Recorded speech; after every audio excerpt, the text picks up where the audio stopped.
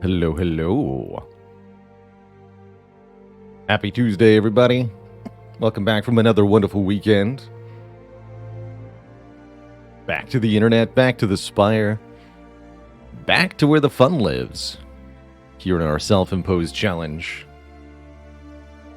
Hey there, everybody. How's it going, DJ Banor, Flintlock, Magnet Suvibin, Lycud, Cat on the Oven, BB Tech, Extension Galosian, BE, Narnaru, Jigglyvon Puff, Dockster, Painzor, and all my lovely lurker crew. Hello, everybody.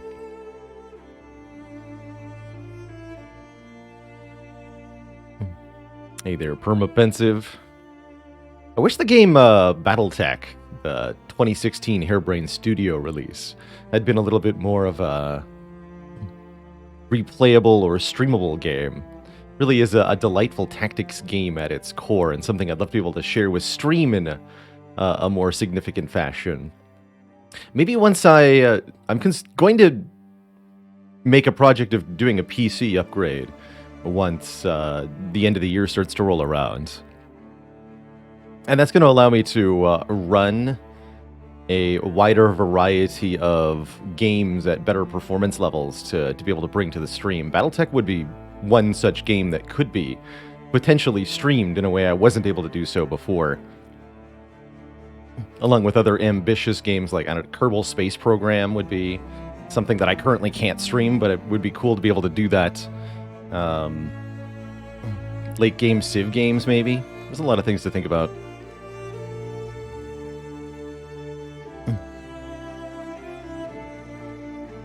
Hey there, Meg Chan. As soon as you visit the node that contains the shop, it doesn't matter whether you click on the merchant and look at his inventory or not. Simply going to the floor with the merchant, you have already lost, so to speak, the relics.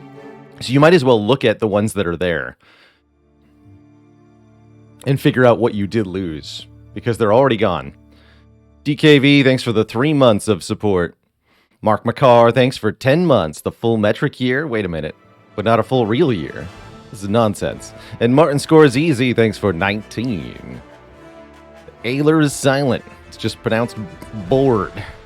My son is also named Bored. Will the bot know which relics we've seen if we don't actually click on the shop? The bot should be able to know, yeah. Since the bot just reads the game file directly. Also, hey, I wanted you to actually stop right there, Battletech. Game soundtrack, thank you. It's time for some Spire jams today. My older, balder, fatter son. Duke of Dunch, thanks for the 6 months of support. How quickly a half year goes by.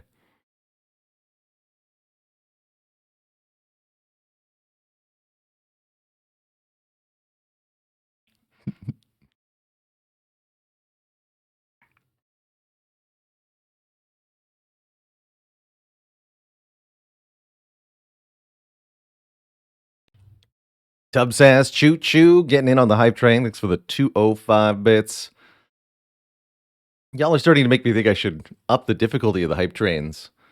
They've such a common occurrence these days with how incredibly the streams grow. Since even compared to a year ago, truly stupendous growth on a constant basis.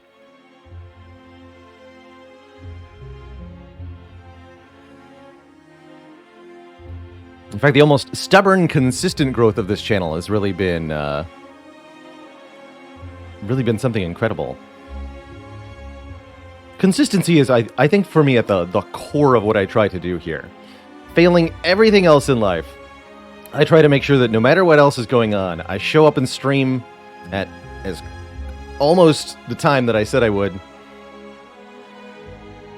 5 days a week for you lovely folks to put on a great show. And that has led to a reliable, cozy place to hang out. It's been great.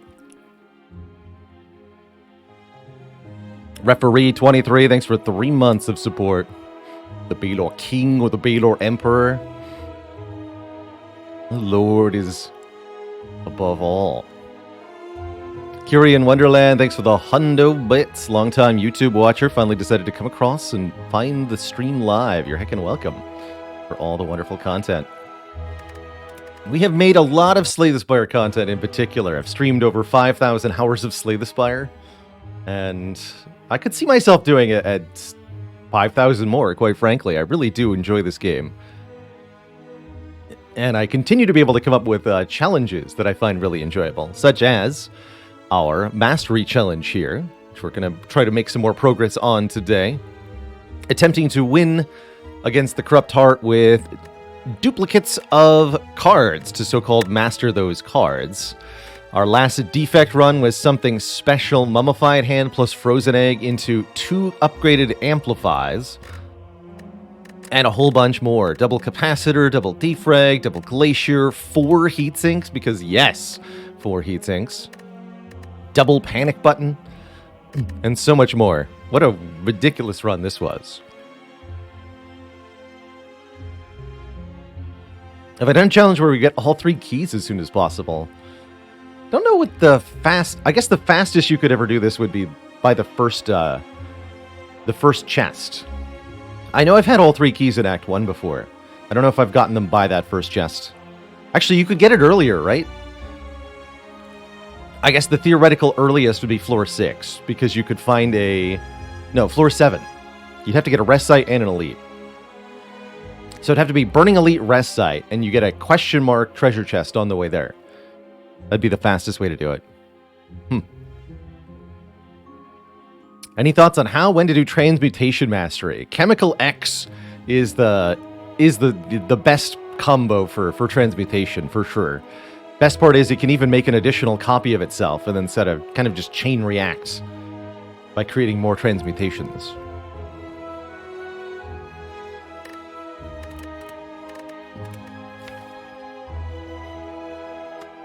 So it's Watcher time in our rotation here. Watcher who's proved pretty interesting to me on this current challenge, just because in the quest to master all of her cards, we do have to make different card picks than sort of the usual. Ooh, this looks to me like a very excellent spot to take 250 gold plus a curse. I'm thinking we should take a few more curse starts in general in order to be able to master the remaining curses. In fact, there are a couple of curses that we can only get by taking random curses. What's it called? Clumsy is the main one here. The ethereal curse, functionally identical to Ascender's Bane here.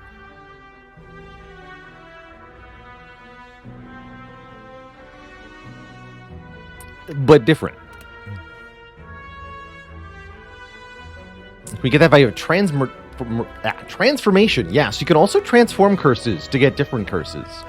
That's actually a tactic I hadn't considered for getting curse mastery, but definitely one to keep in mind. Being able to transform a curse and get a guaranteed different curse. That's pretty valuable.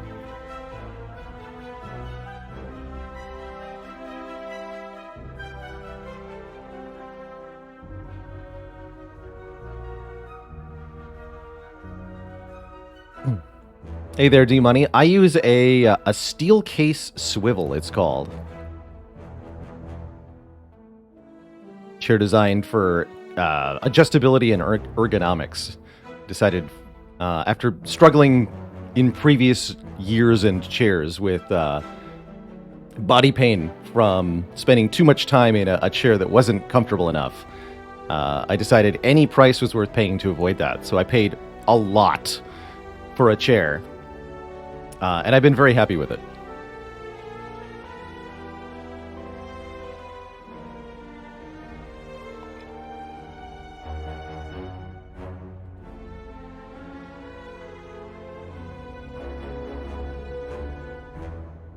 Transforming curses sounds like it will bring you pain.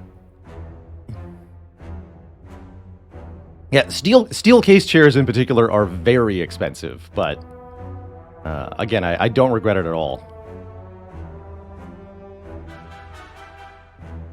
Yeah, you gotta invest in the things that separate you from the ground, the things you spend the most time in contact with. Just like a mattress or shoes or tires, is the advice, right? So we get Parasite as our first curse. This is a curse we have not achieved mastery of. And should we choose to remove it, we'll lose 3 max health. But we're also rich. Hooray. Definitely a card we could try to achieve mastery of. It's not too difficult to get another one of these. All we have to do is encounter a writhing mass later in the run, and parlay with them.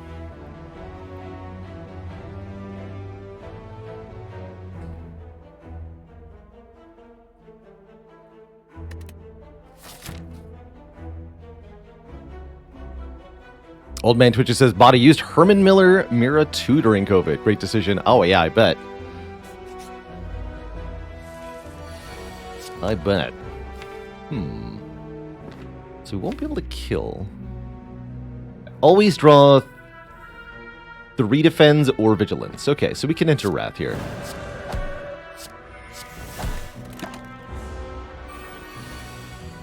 Okay, that's fine. Probably actually want to just play 3 defense rather than playing vigilance and exiting Wrath here. With 1 guaranteed strike draw and lots of chance to draw another strike. What's the worst draw we could have? 4 defense. And then I would take... they'll be attacking for 11? 22. Block 15. Take 7. In the very worst case scenario. I don't think that's too likely. Although the Parasite does increase its odds. There we got the other strike. Almost happened, though. Easy.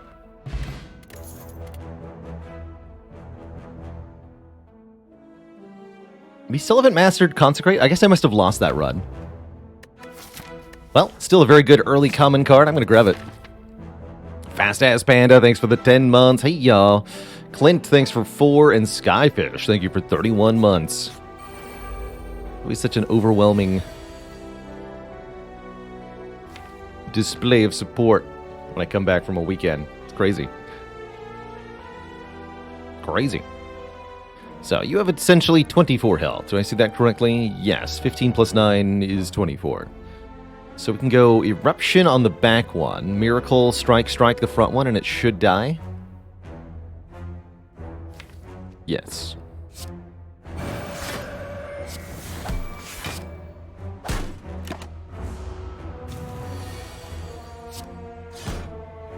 Okay, good.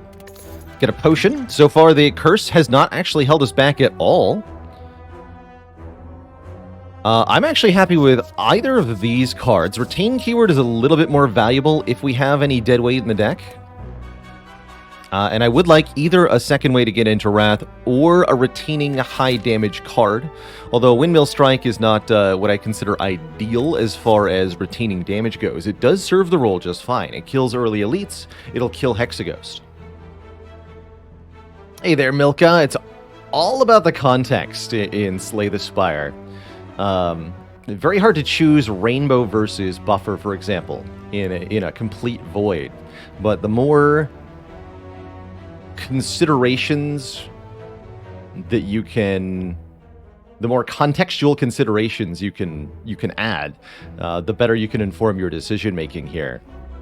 That's what makes Spire such a delightful game, but also a very, very tricky one. It's actually really difficult to just say what are the good cards in the Spire and what are the bad cards in Spire, because which one is which depends entirely on what day of the week it is. Essentially. So when it comes to Rainbow versus Buffer, the first question I would ask is, do you have any focus in the deck? Do you have a defragment, a consume, a data disk, anything increasing the damage per orb?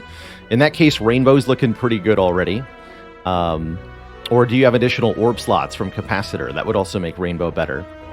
For Buffer, do you have an Amplify or anything that can duplicate a power card? Do you have good block cards already? If you don't have good block, then Buffer becomes more appealing because you need something to block with, and Buffer can work. If you can duplicate the Buffer, it gets better. Do you have enough energy to play the Buffer at 2 cost? Although I guess that applies for Rainbow too. Thoughts like these. are the questions you should ask yourself. Do you have any relics on your relic bar that look like they would help either of the cards? What card is the best day for Wednesdays? Searing Blow. It's a genuinely good Windmill Strike. And it does work with Strike Dummy, that's true. Only as a time buffer for the time saver for the scaling deck, says Meg Chan. Mostly, yes. It's also a really good panic button for the occasional really big hit that you don't have an answer for. It's great, like Bronze Automaton's Hyper Beam, big boss attacks in Act 3, surprise transient fight you weren't prepared for, stuff like that. What's my favorite starting bonus? Either remove 2 cards or 250 gold, I would say, are some of my favorites at the moment. The one you have to trade a downside for is often very, very strong. Might not seem immediately apparent why you'd want to remove cards right at the beginning. Highly advise getting rid of strikes and defends. Depending on which character you're playing, you may want to go strikes first or defends first. But either way, getting rid of starter cards allows you to draw the added cards you've put into the deck. You know what? I am going to take Windmill Strike.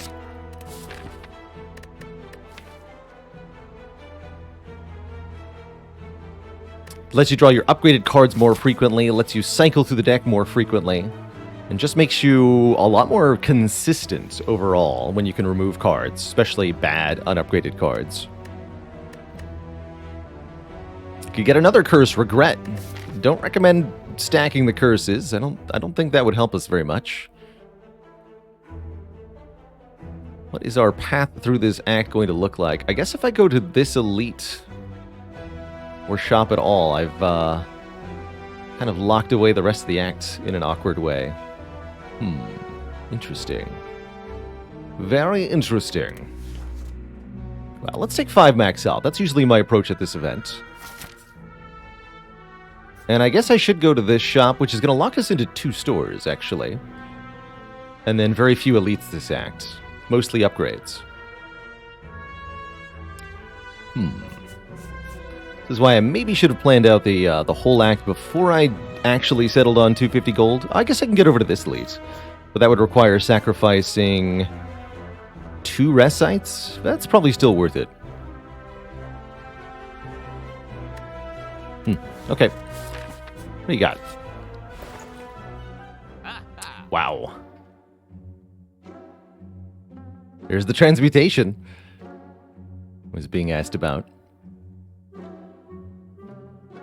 On sale Battle Hymn is actually not bad here. If I'd taken Crescendo, it'd be a bit more appealing.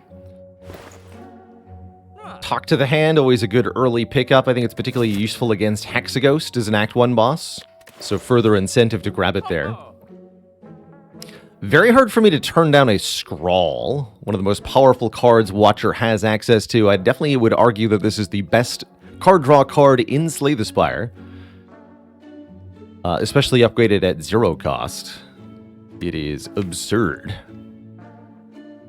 And I would like to remove cards. I don't know if we're actually going to remove this Parasite or try to live with it. Maybe we should live with it.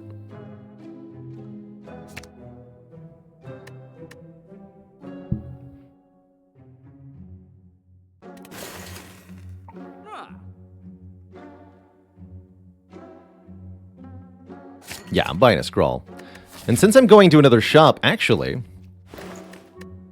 let's keep our money here. Get enough money from this elite to be able to afford another relic choice at the next shop. But probably just remove a card when we get there. Yeah, drawing an entire hand is truly ridiculous. Alright, I can reliably use a Miracle on the Scroll turn, so it's got a bit more value to it now. That's for sure. Give that Jawworm a bit back. Sir Artemiel says, what are some upgrades that are better than random relics? Some cards you absolutely upgrade over having a relic. Yes. In any deck that is... Here's a blanket rule for you, actually. Any deck that is 20 cards or smaller An upgrade that says either +1 draw or -1 energy cost that is also reusable. So cool-headed into cool-headed plus, acro into acrobatics plus, skim into skim plus, battle trance into battle trance plus, or a reusable energy discount like dual cast into dual cast plus, havoc plus, phantasmal killer plus, anything like that that doesn't exhaust and gets either plus draw or plus energy. Super good. Super good. Better than a relic by far. And a great example of that for Watcher is Eruption Plus. Gets a -1 energy discount, does not exhaust. Very, very, very, very, very good upgrade.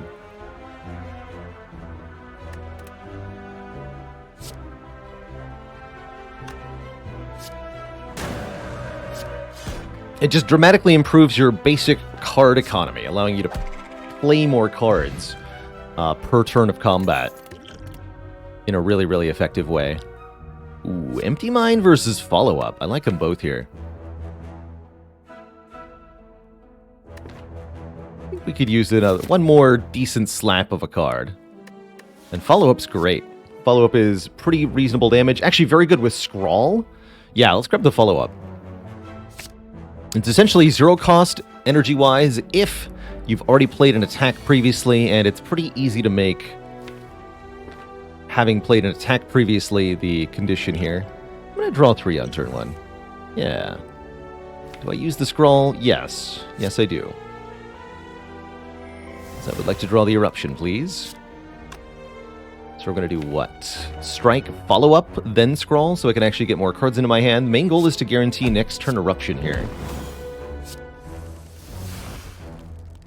And we don't get it, but we can bank 2 energy via Vigilance, and I'll be doing that.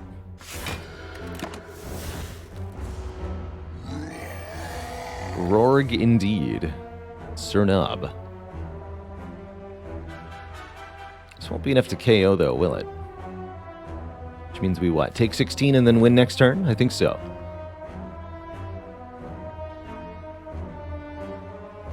Haggard Falcone, thanks for the 2 months of support.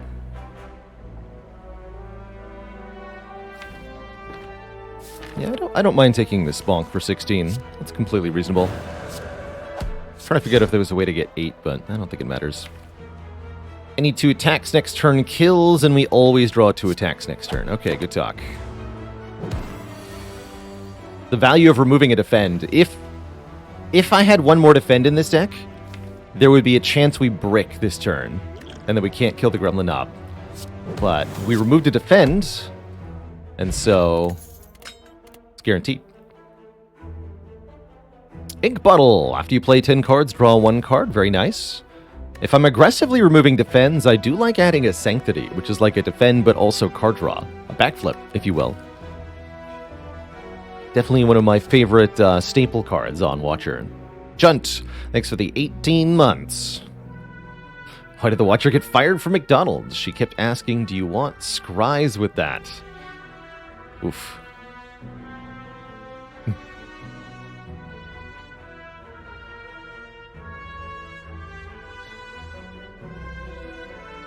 Working at the Golden Eye Arches.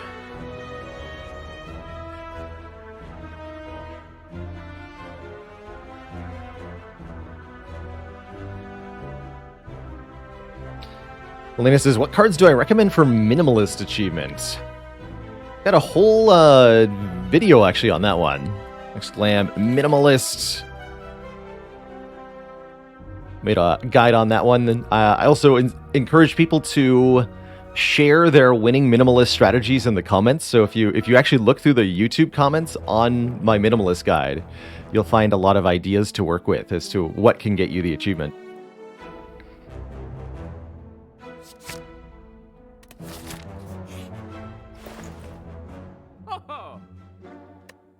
Abacus is the relic that we are offered here, that we can afford. Giving us 6 block whenever the draw pile is shuffled. That can be quite a powerful block relic on Watcher. And we've already got a lot of what we need to make that pretty successful. Interesting. Very interesting.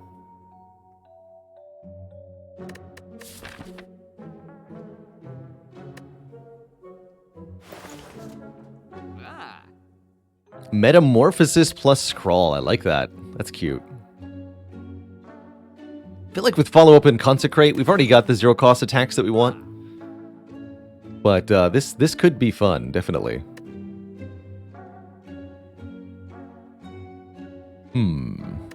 Wallop plus Remove? Pretty solid. I could also see Cut Through Fate plus Remove. Or just good old Remove. One does wonder how well Abacus might work. You could definitely shrink this deck down further if you wanted. Substantially so. I'm gonna do it. I will purchase you. Fine counting device. Don't forget, you can always count on Abacus. Alright, Eruption's our first upgrades. Probably Scroll is the second one.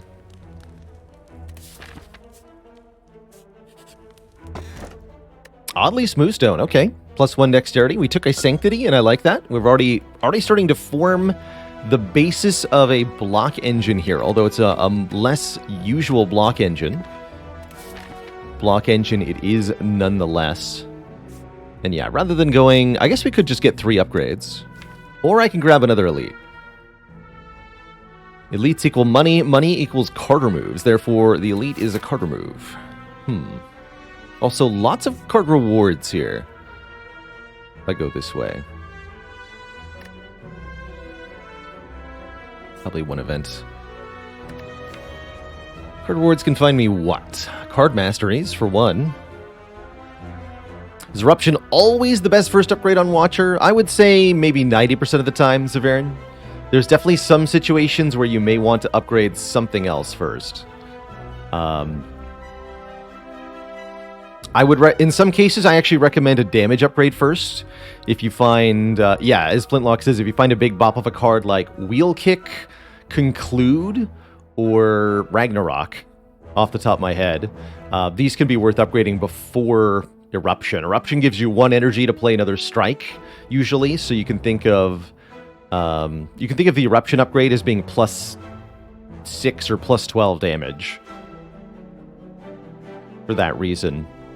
But if you're able to add that much damage onto another card that you're doubling, or better yet, duplicating, then that upgrade could be better.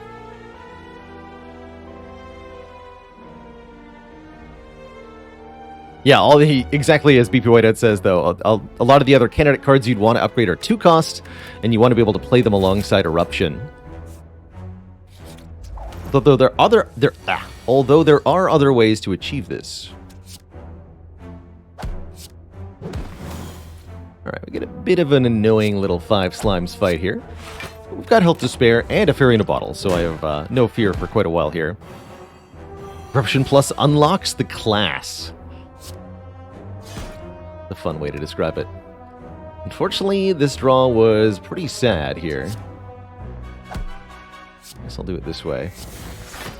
So we take some more damage. And then we win. Hooray, winning. Everyone loves to win.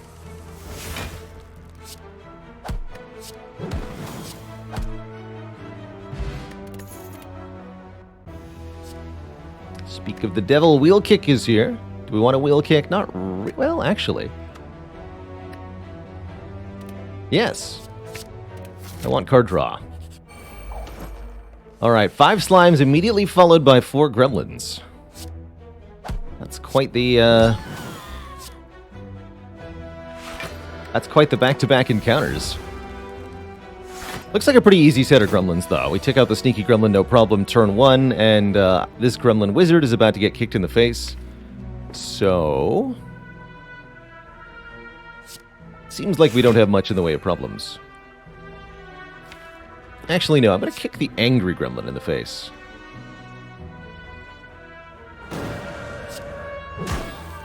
Exactly.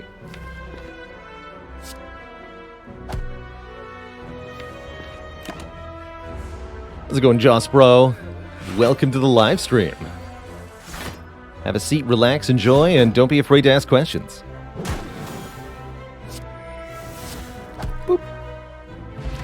Bippity boop.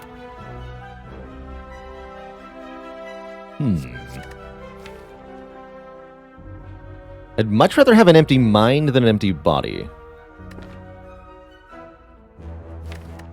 The card, that is. Don't think we want any of the other stuff. I think we should be starting to skip cards unless they're either very, very good for the deck or they say plus on them, which they won't start doing until next act.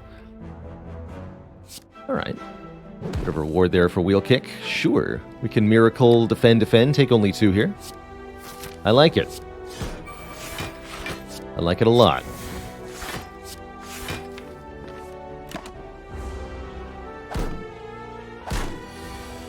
What do I think top level Watcher win rate would be if Rushdown was gone?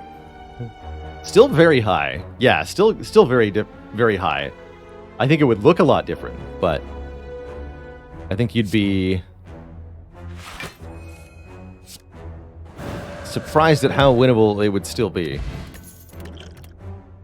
Even if you were to take out, say, Eruption from the Watcher starter deck, I think you'd still have a hard time giving the Watcher a hard time.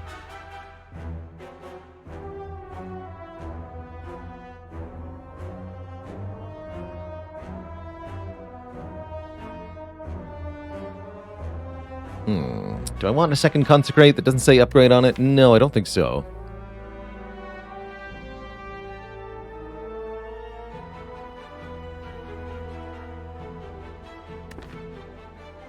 Nah.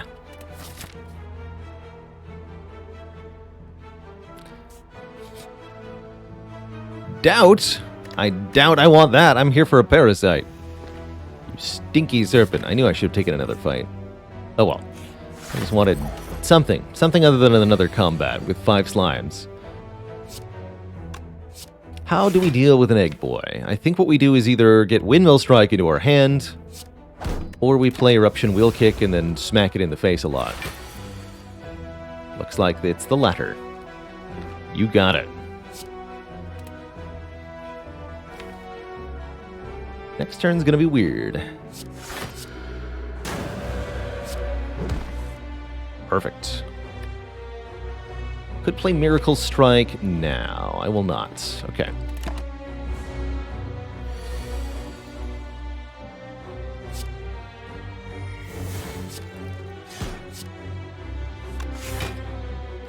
Ink Bottle Abacus Synergy. The power.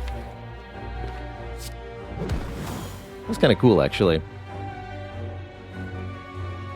So do I scroll now? I think so. We did not get Vigilance. But I can draw one more card with Sanctity to try to get it into my hand. Or I can go aggro here. I can do Eruption Wheel Kick. Not enough to KO here. Tricky. Really don't want to be in Wrath here, taking 40 damage. We'd much rather it say 20.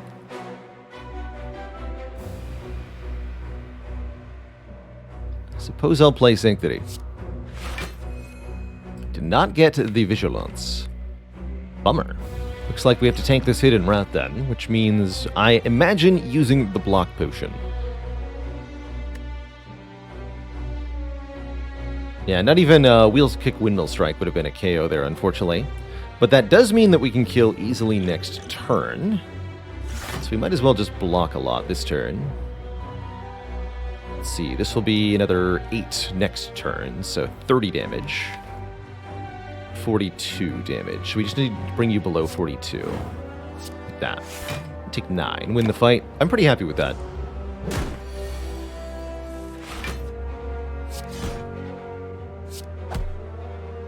We probably could have gotten away with blocking one more time last turn. The Dexterity Barrage continues. We get a duality. Whenever you play an attack, gain 1 temporary dexterity. Very glad to have gone the route we did and picked up another relic here, because duality is a very good one. Adonis Incarnate, thanks for 47 months. Life hack showing off waffles in a resub message. Dang.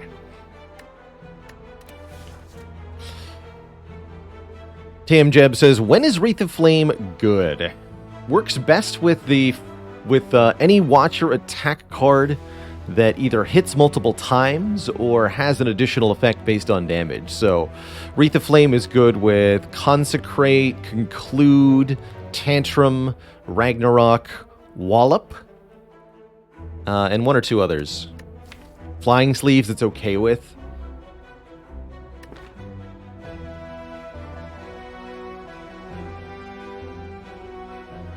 Lesson Learn? That's kind of an interesting one, because you can use it to make the Lesson Learn more lethal. Is Wreath of Flame 10 damage in Wrath? Yes. Wreath of Flame is also 10 damage with Pen Nib, and 20 damage with Pen Nib in Wrath. And Vulnerable also multiplies. It's a physical damage addition. Van Burglar says, the Lesson Learn upgrade is permanent and persists after the fight. Yes. Yes. Actually, odd little tidbit, it doesn't apply until after the fight. So you cannot use the upgrade it gives you during the fight. It's only afterwards that you'll benefit from it. But yes, it's permanent for the rest of the run, and that's what makes it so good. Stack with Akabeko? Yes. The buff that Wreath of Flame gives you is the same buff as Akabeko. Akabeko. So it's actually kind of takeable here just for the Consecrate, if nothing else. But, hard to turn down a Lesson Learned. Definitely hard to turn down a Lesson Learned. It's being offered to me for free. I'm not going to say no. I am going to upgrade, I guess, Scrawl? Although if I want to kill Hexagos comfortably, maybe we upgrade Windmill Strike. Let's upgrade Windmill Strike for this fight. Lesson Learned says we'll upgrade everything eventually.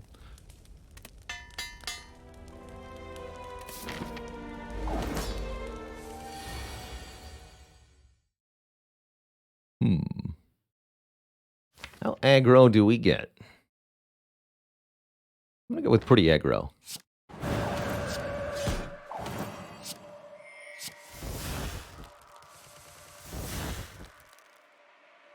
Eerie silence.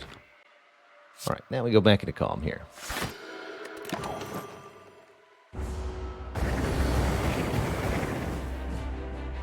Get him, Abacus. The power. The blocking. Yeah, we want to do the attacks first, that's right. So here, for example, we can go Eruption, follow-up. Do I Windmill Strike for 30, or do I keep retaining? I feel like I keep retaining here. Just go Strike. Vigilance. Yeah, we haven't held on to this for enough yet. Abacus, go! The power.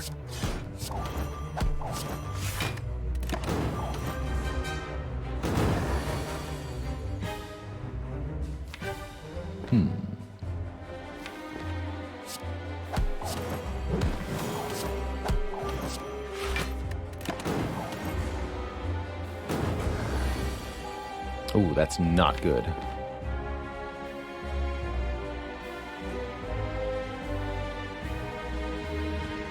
So now we have to shuffle without the Windmill Strike. Oof.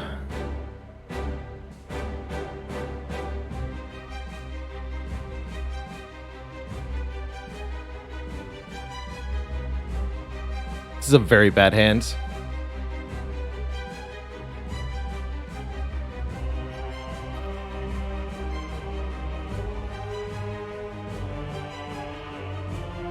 Yeah, Wheel Kick, Eruption. That means we're shuffling the deck without Wheel Kick, Vigilance, Sanctity, or Windmill Strike. So our draw pile will be this, and we'll be in Wrath stance. Is that what we want? That sounds pretty bad. Like, we're just going to draw 3 hands in a row of absolute trash and die.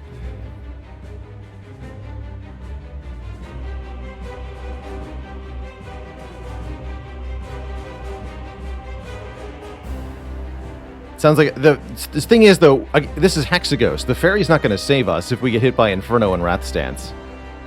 We're going to be dead 3 times over. And we have only 3 turns until Inferno.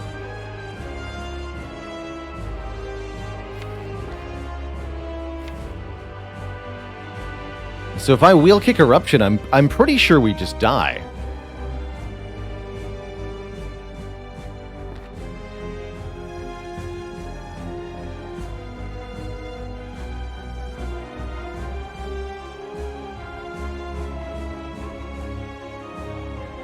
The energy potion lets me do more damage this turn, but does nothing about the problem where... I guess I could use the energy potion to play Vigilance at the end, huh?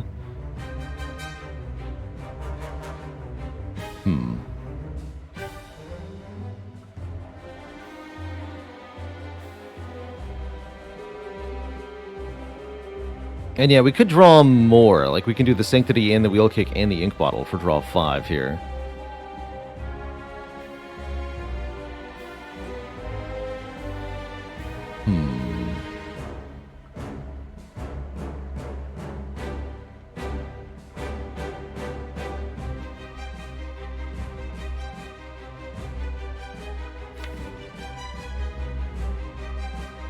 It's somewhat tempting to play just Windmill Strike, Strike here. Reshuffle all these into the deck. I guess we could keep holding Windmill Strike, too. We could do Lesson Learned Strike. That's awk. It's very awk.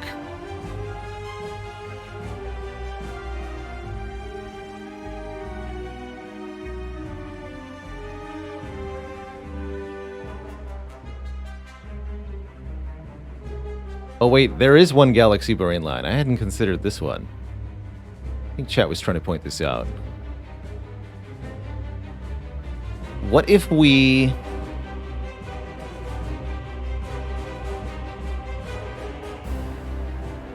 Yeah, Strike Sanctity Vigilance. I'm actually thinking Strike Sanctity Lesson Learned.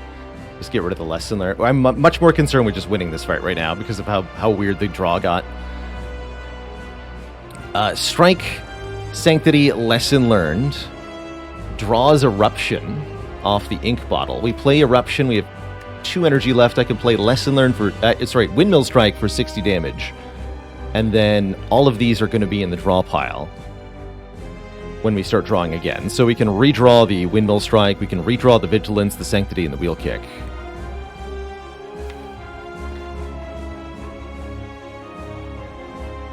So I think that's what I'm going to do.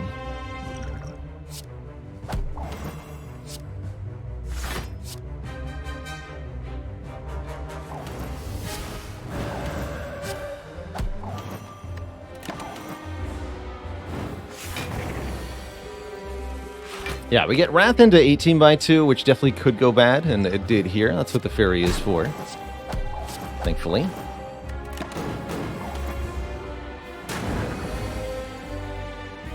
But we get the kill. And like I said, if we got to the Inferno, the Fairy wouldn't save us.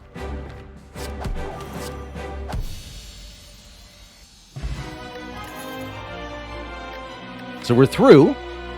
Was that the ideal way to get through that fight? I don't know. But what I do know is that we were certainly staring down death, potentially, with some of the draw weirdity we had there. So I'm pretty happy with our outcome here.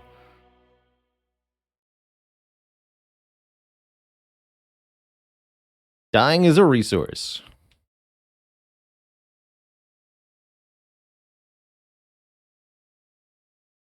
Duet's been having some success, decent success taking Wish. It can be very good. You have to be willing to not always try to play it for money if you want Wish to really be successful. Sometimes you just have to not play it at all.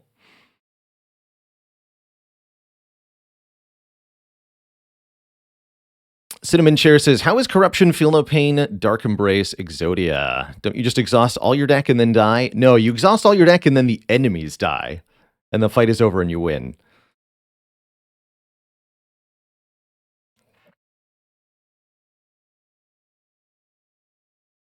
But that does require some deliberate deck building. It's certainly possible if you don't have enough. I like to call it fuel. If you don't have enough fuel, then yes, you'll sputter out, and you will perish against enemies. But as long as there's enough skills in the deck, and you really don't need that many, you can just do whatever you want. It's great. I am not sure what I want to pick here. Vault Windmill Strike is actually really nice. Because Vault will make the Windmill Strike do more damage. Can't scale Windmill Strike normally. You have to get extra turns, and there's no way in Slay the Spire to get extra turns. Or is there? Or is there? We've got a Runic Pyramid or a Pandora's Box. Wow, what choices. Oh, those are tough choices. I don't even think I get to look at the Philosopher's Stone here. These are two of the juiciest boss relics the game has. Pandora's Box transforms all remaining strike and defend cards, which would be 7 transforms. A very good Pandora's Box. Random cards are on average better than strike or defend. The other option, Runic Pyramid, we no longer discard our hand at the end of each turn. That allows us to make each hand maximally impactful and is going to make the lesson learned way easier to land.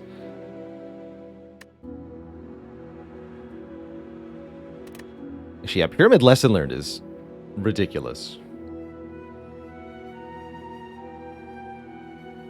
And would let us build Divinity really easily. Oof. Arguably even makes the Abacus better.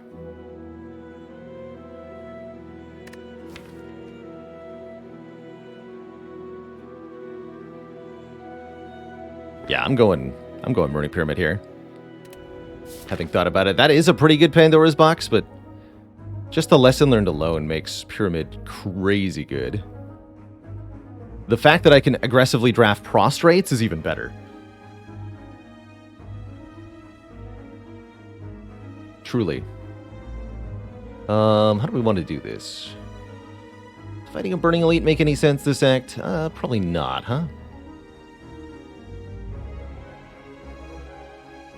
Path up the left looks more reasonable. Okay. We'll leave the Burning Act for the last... The Burning Elite for the last act. Do something like... either this or this. We'll see how the early fights go. I think with Runic Pyramid, though, we'll be, again, mostly fine.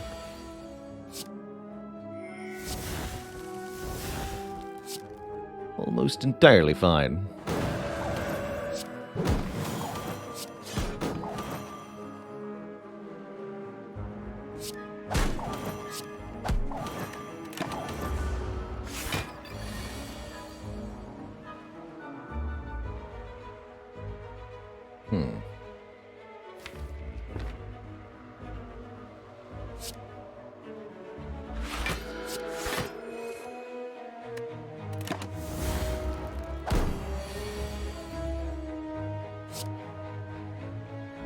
Next turn, please. Thanks. I think we'll just triple defend on this turn, unfortunately. Not quite able to get the lesson learned kill in a way that I saw, but now we are.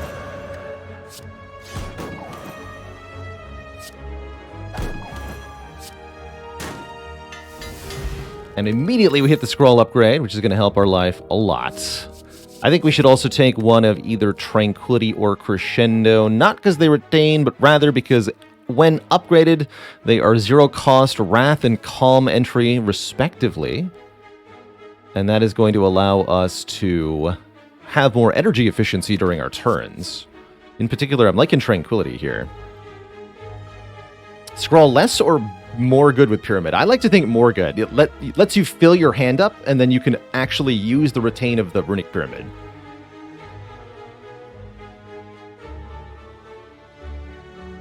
Is Duality insane with orange pellets? Yes.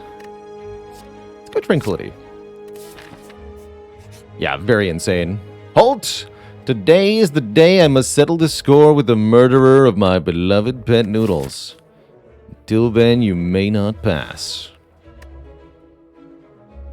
I'm all for a good cause, sir. For Noodles. Clash Krang Pow. You win the bet.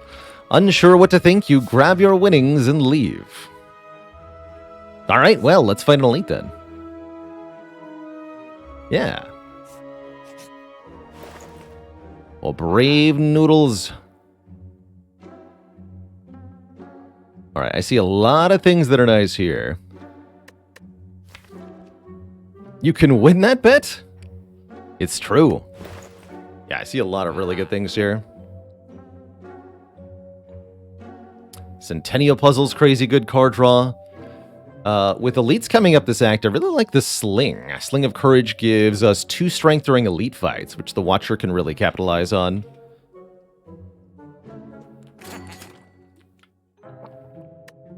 We can buy another card remove, which definitely looks good to me. Might also want to buy a Fear Potion or a Swift Potion. I'm thinking a Fear Potion going into the elites. Do I want a Talk to the Hand? Maybe. Puzzle? Maybe. Mental Fortress? Maybe.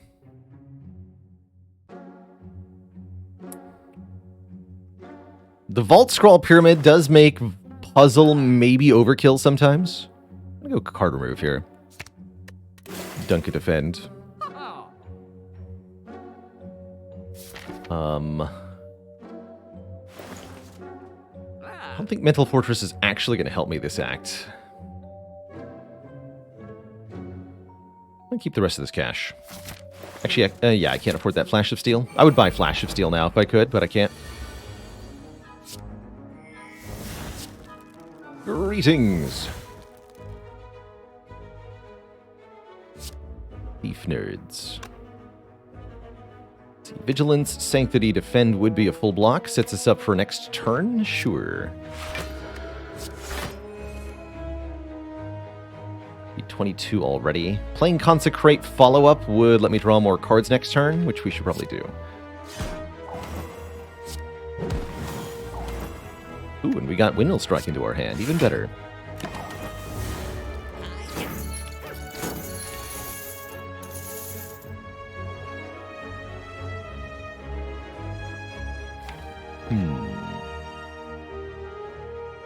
Eruption, Windmill Strike kills this one. We can go back into Calm with Tranquility. I don't think I can get them both. And it feels like I have to take 11 here.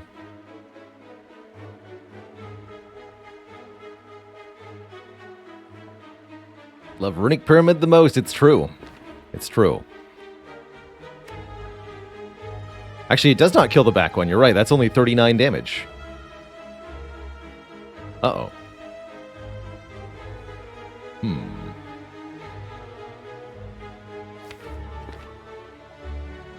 Bummer.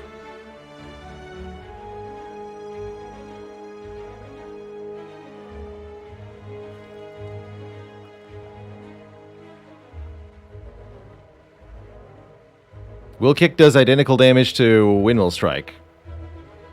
It's not an upgraded Will Kick. So that has the exact same situation, right? We go to 4 energy. After playing this, we have 2 energy. Okay, so I can actually still do that.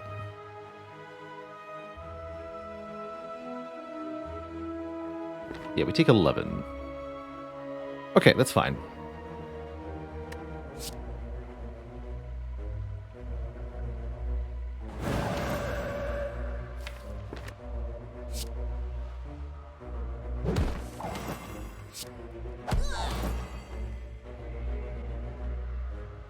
Only 2 more to play the defend? I don't think that's going to help.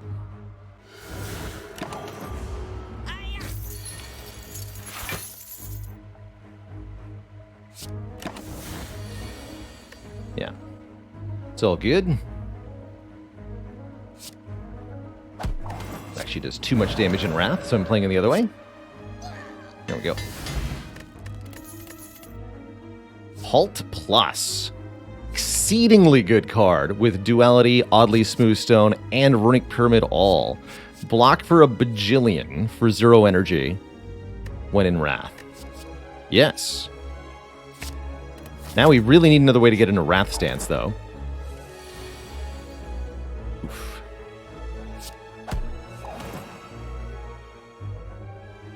It's not the opening hand you want against the Snecko here. Confusion plus Runic Pyramid equals a little bit of yikes. This could be bad, or it could be really, really good. Looks like it's pretty bad at first glance. Got some 2-cost cards that really ought not to be 2-cost. Plays hard. Okay, 0-cost Vault makes up for it, though. Last I checked.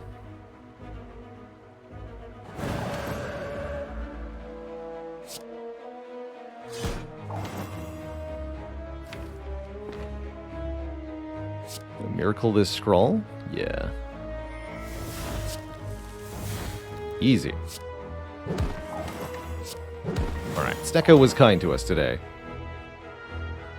It looks like.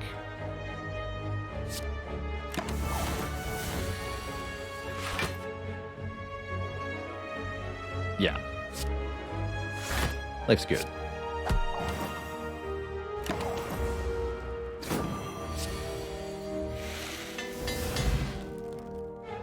Another upgraded strike ain't so bad. Conclude Plus slaps pretty hard in AoE. We've got Consecrate for that, though. Empty Body Collect. I'm a little bit afraid of this elite fight. But only a little bit. Not afraid enough to take a Conclude here. It's Gremlin Leader, and we drew Scrawl turn 1, so life looks pretty good here. Yeah, life looks just fine. You got. Excellent. 11 plus 14, kill you 2.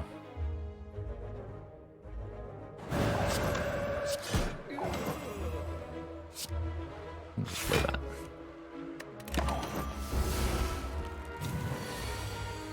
Summon your minions, if you must. But they will not save you. Do I want to use the Fear Potion on the Gremlin Leader here? Get some extra damage dealt. Doesn't feel to me like that's necessary, but it might be.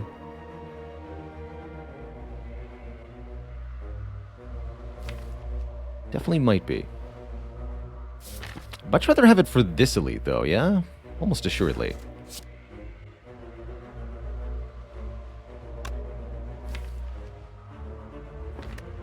Just get some damage dealt.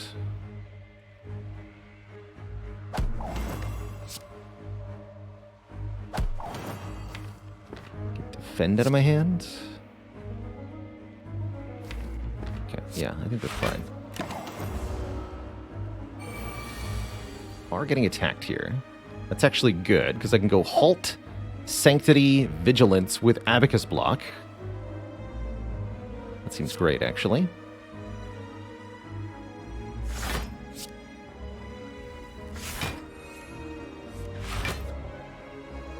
And I could even snipe both gremlins with Strike and Wheel Kick here.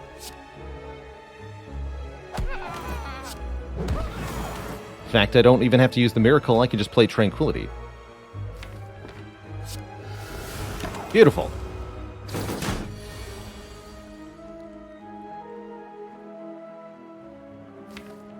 Simply beautiful. Wanted to draw one there. Not a very good vault. Really need to upgrade that vault so that it's not so bad. But that's a problem for future Baylor.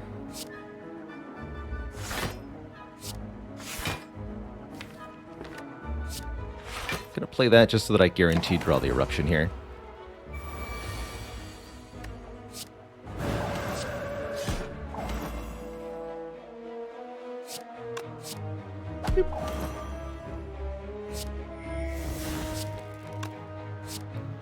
Strike you, lesson learned you. Just get Ink Bottle of 9 here. Strikes are all plus now. And we get a Bottled Lightning. Click. Draw a full hand on turn 1.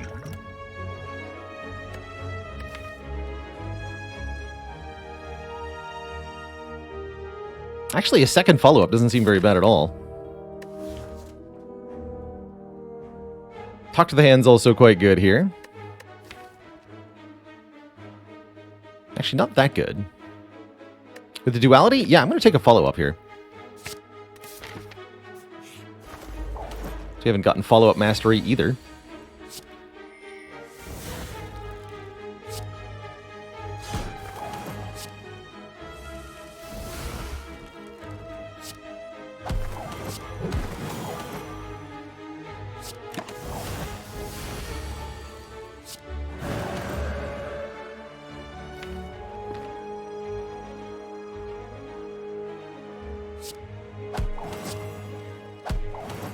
Move this way.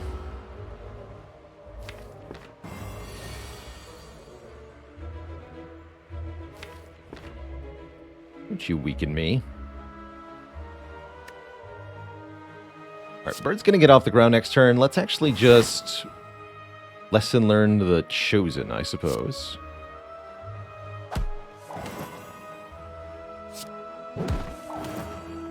That'll work just fine.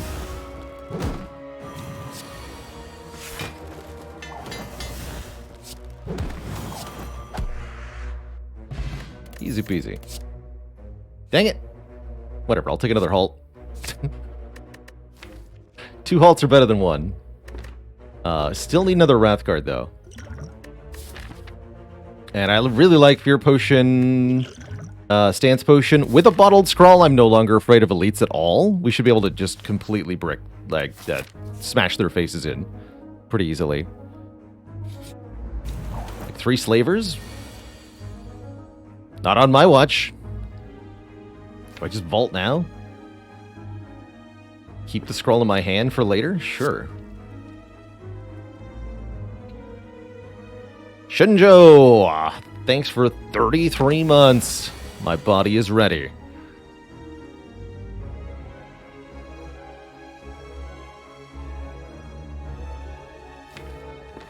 Decent time to consider the Stance Potion. Ready for Shunjo to join the list of channel cuties? Heck yeah. Welcome, Shunjo. Welcome to the list. Cutie alert. Show those waffles, Twitch chat. Let's get some celebration going on for another beloved channel cutie.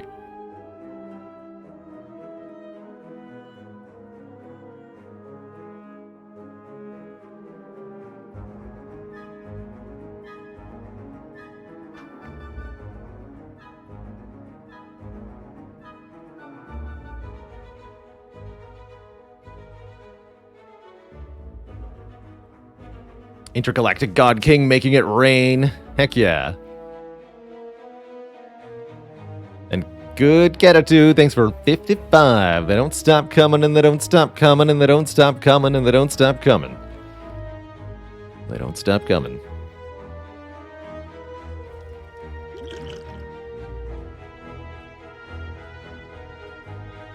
So how do we want to play this?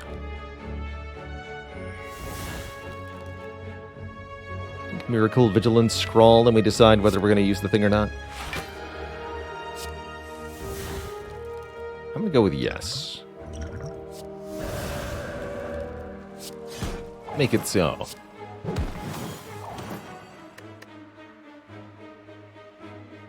34. I guess that's still fine, right?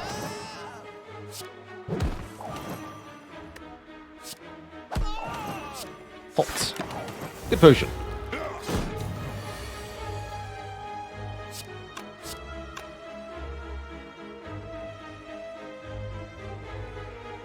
Turns out having a bonus strength in elite fights really makes a difference. Get a ceramic fish, additional money per card we add, although I don't think we're going to add that many. We would at least like to add another parasite, right? Skip all that. Eternal Feather heals us when we visit rest sites. Sure. Sure, I'm all for a first sustain relic. Currently, this will be a 12 hit point heal for each rest site, which will be 36 health this act, if I do this path, which I probably will. So that seems good. Seems pretty good.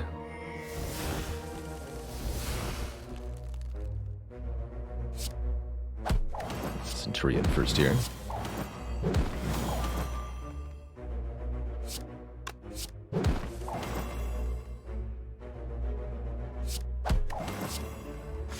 Halt for 10 block. Seems nice.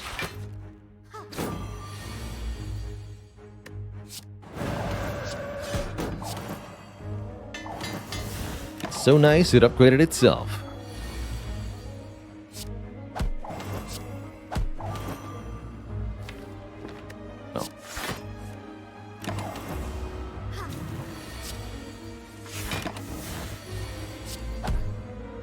Bonk. Deck spot's not too bad. Could take another Tranquility here. Feeling like I should have taken that Crescendo. Keep skipping.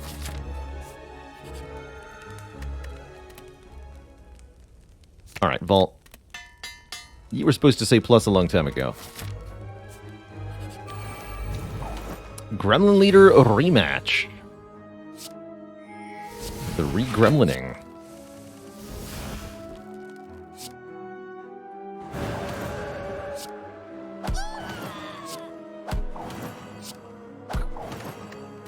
Attack me if you dare.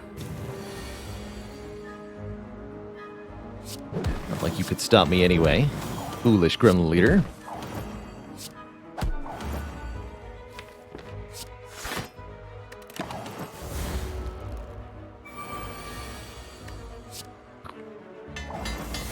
Alright, freest fight ever. This is a bit late. You don't really get much out of that, although it's good incentive to go to some more rest sites, I suppose. Or question mark rooms, rather. Second scroll is not something that we need, but it doesn't seem like a bad thing, so I'll take it.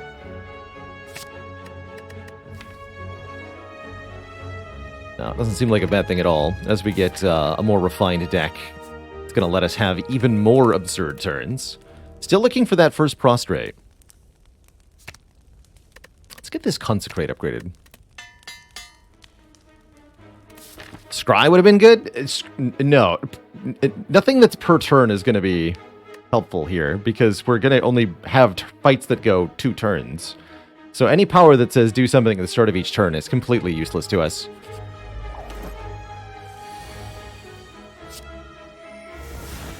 If it weren't for the fact that we have a Vault, we wouldn't even get to turn 2.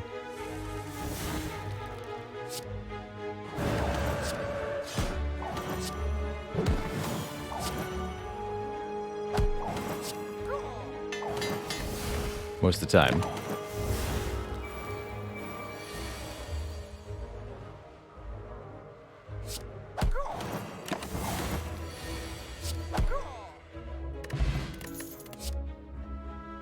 Here's Wallop. Wallop seems strong. Not what I'm looking for at the moment, though. Not at all what I'm looking for currently.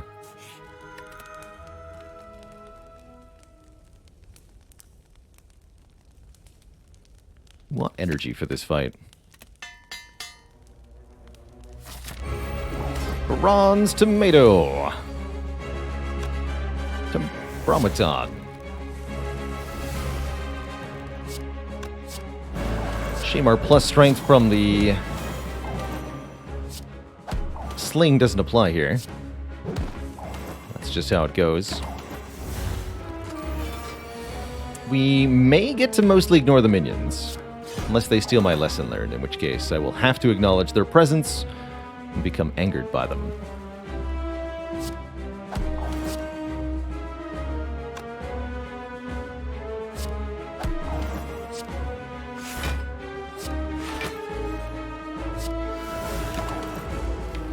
You can steal Vault. Vault stealing is fine.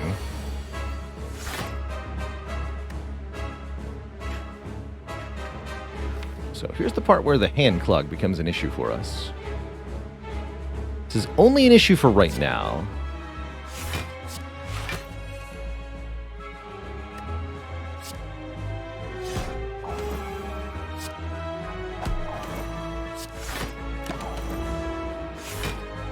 As soon as we get a little bit more energy, 1 or 2 more card removes, this stops becoming a problem in the same way.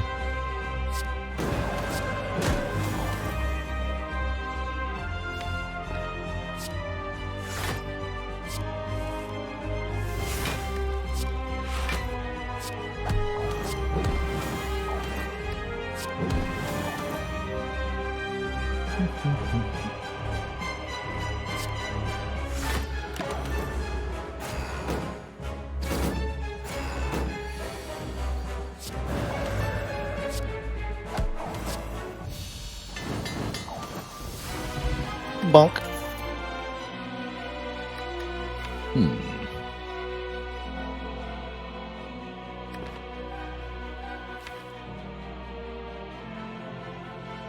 Zach almost wants a blasphemy.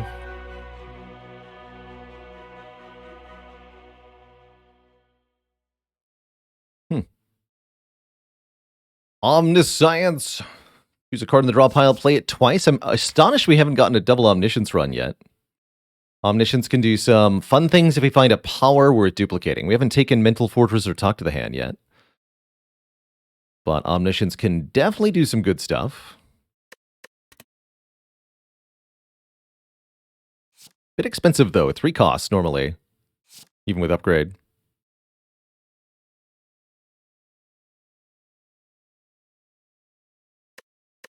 I'll take it. I'll take it. Almost unplayable? What if we had just an extra energy every turn? No downside here. What then? Get an extra energy at the start of our turn. We can no longer smith at rest sites. Well, we weren't doing that anyway because lesson learn's a thing. So, yeah. Shops are going to be in short supply, it seems. Oh well. That's how it goes sometimes. In Act 4 and 3. Verily, it do be hammer time. Fusion hammer time. Alright, now we're going to find far less issues with Handclog, as we're able to do just a lot more with each of our turns.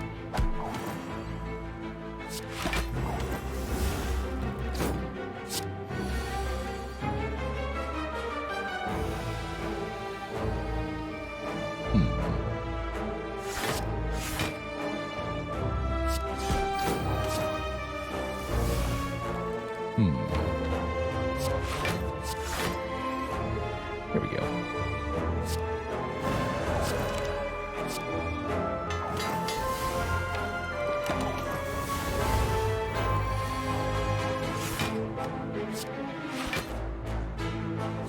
Bonk.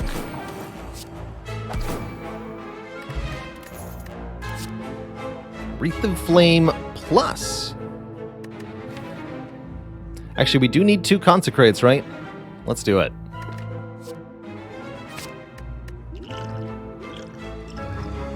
I'll lose this here potion. I'll do it.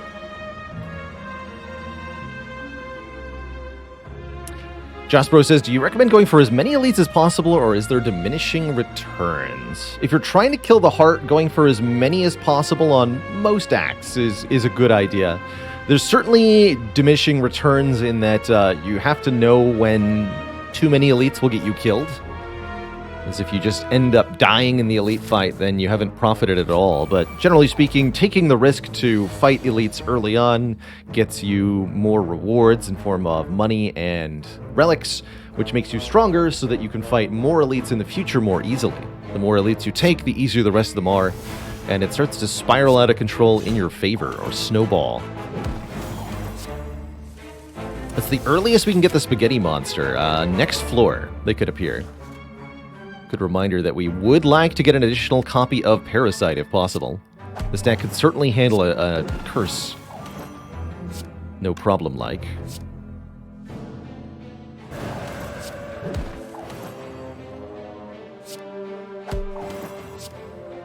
During Wrath, gain 22 additional block, so 34 block from Halt, 0 energy. Like, what is this card?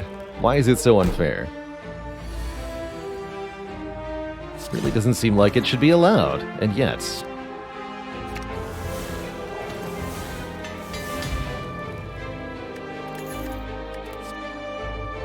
Second wheel kick. Add it in. Duplicates of everything, I say. Any slice and dice tonight? Planning on some Monster Train after the Spire today. Spire, then Train.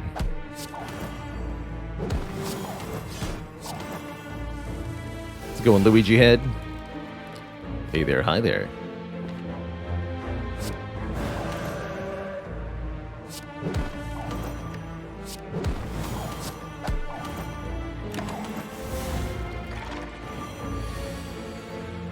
A meager 10. Guess what? This already blocks for all the stuff that I need. So, yeah. I'm just gonna wheel kick you in the face now. Good talk.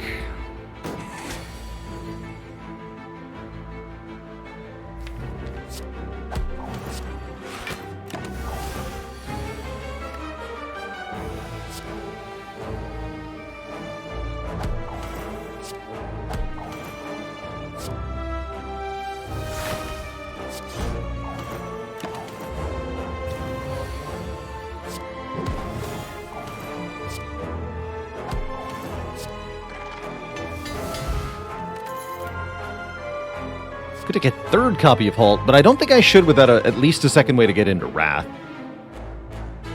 Hey there, Hexith. Just wanted to say my Events Explained videos were super helpful, doing a rotating Ascension climb, and got to A7 on this first or second try with every character last night. That's awesome, Hexith.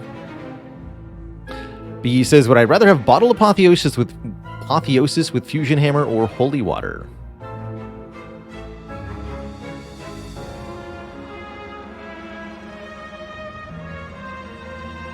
I assume you're meaning Bottle Apotheosis with Fusion Hammer or Bottle Apotheosis with Holy Water. Because then you get an upgraded miracle. Or 3 upgraded miracles, right? The upgraded version, this is the pure water.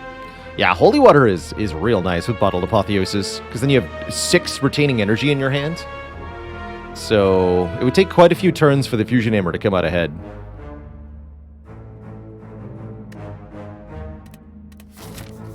Quite a few turns indeed. I really want to go to this shop, but I'm not allowed to. We have to go to the Burning Elite here. There they are, the writhing mass. Hello, friend. Just the person I've been waiting for.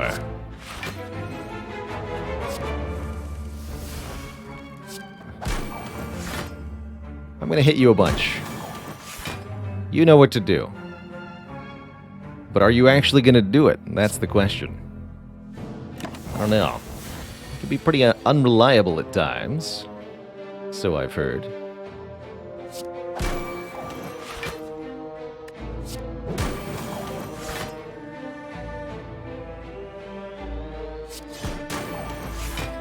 There you are. Exactly what I wanted to see. This Intent permanently adds a curse to our deck, in this case, a Parasite Curse. Which we already have 1 copy of.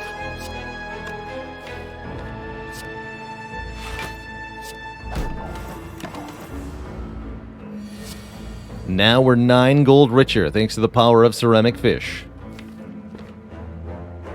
Excellent.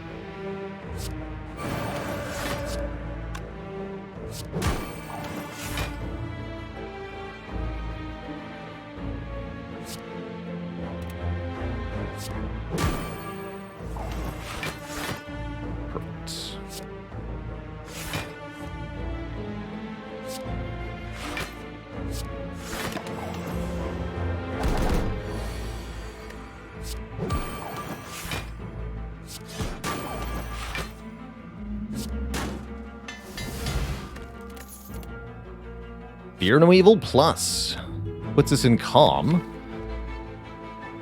Nice and cheap. Still need a second Wrath entry, but that'll help.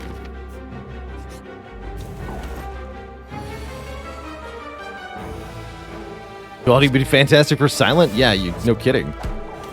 I tend to say that Duality is better than Kunai, which is quite telling.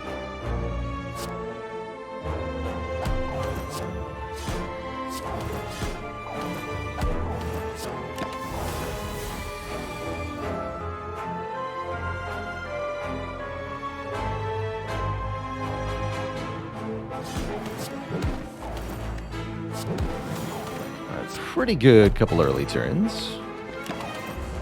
Thankfully, with Runic Pyramid, Nemesis is not too bad, because we can just hold the damage cards in our hand until they actually do something.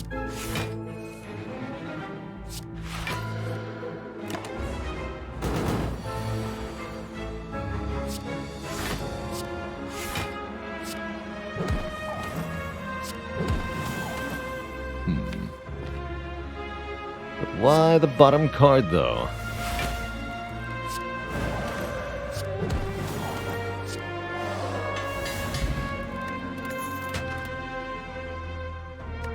More of the same. Cards we already have in triplicate. Or, well, duplicate. Each of these would be triplicate if we added them. And therefore I say we don't need any of them.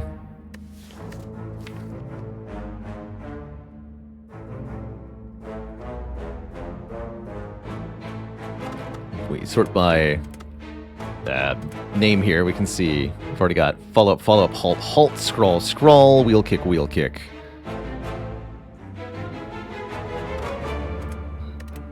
Nope. Nope. Oh! The Matryoshka actually pays off. Our next 2 non-boss chests contain 2 relics each. 2 relics here. Bag of Preparation, which is arguably not useful. And boat thingy. Or we can take the blue key here.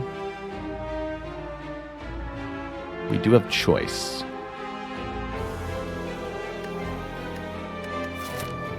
Yeah, if only we could have swapped which one had the blue key attached to it.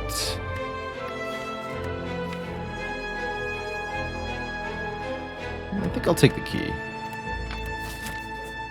With how powerful our turn 1s are often, I don't think we're going to need 10 block.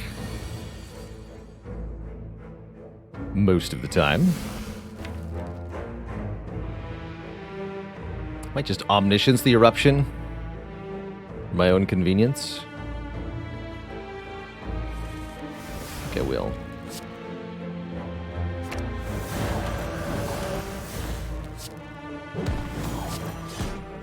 I should save those for next turn. Too late. Repto's gonna be dead next turn. Don't worry about it.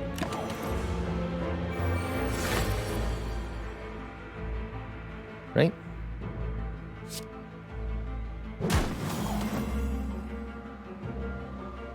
$22, $34, $26. That sounds like enough. Let me just double check that.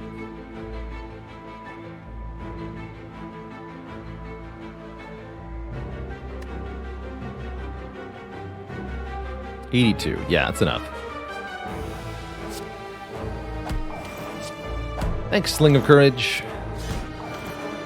Made my life a lot easier there. We get a Shuriken. Okay, there's our offensive scaling, and now we're really going to start to slap.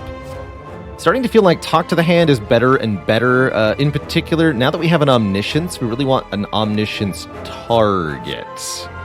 And this is that. Just Lucky is also kind of absurd with Duality here. But I'll take a Talk to the Hand. Deck's getting a little bit large.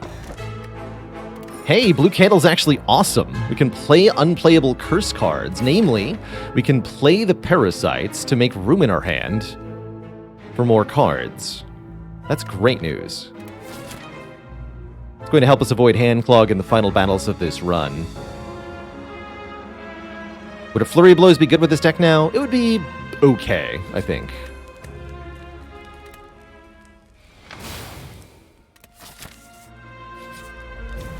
Merely okay.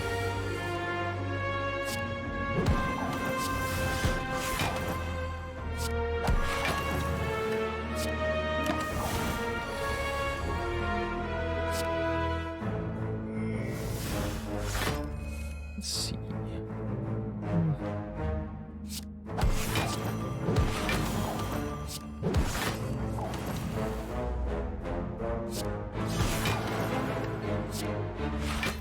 So here I can play this. And since we have healing from rest sites, I don't even really have a good reason not to do this. You can get all the health back. It's that easy.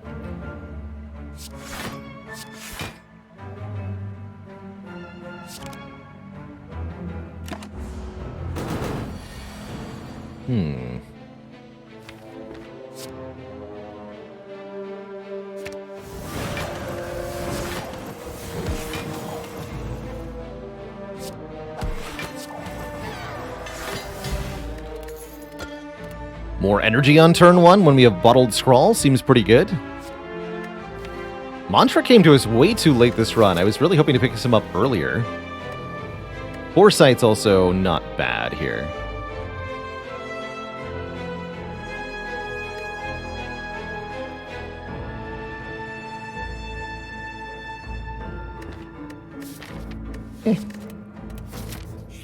Not feeling it.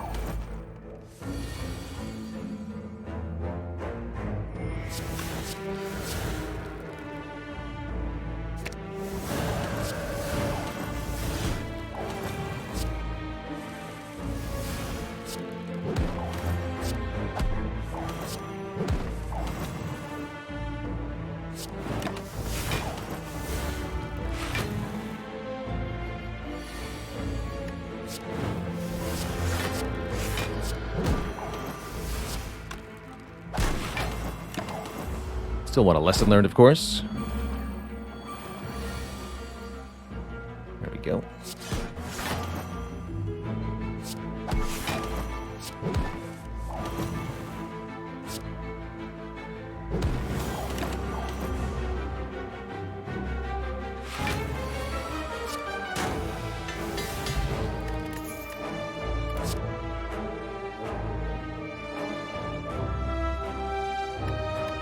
Wrath cards? Hello? Establishment doesn't do much of anything. It doesn't work with Runic Pyramid, which is not legally retained. Infidel Zombie, the Double Baker's Dozen. Thanks for 26 months of support. But yeah, Pyramid Establishment, not the combo you want it to be. Alas. Alas.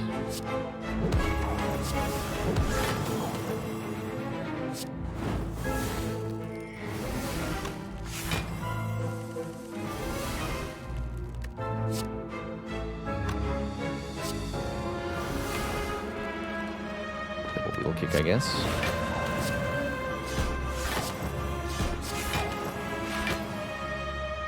Sure, that sounds cute.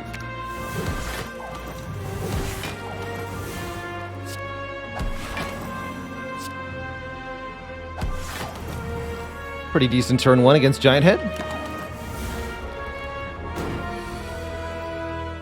I do say so myself.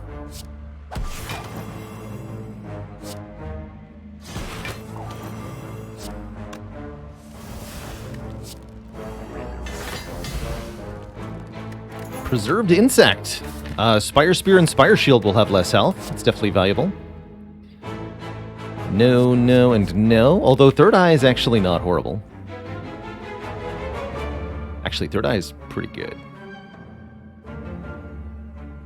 Okay, I'll take a Third Eye.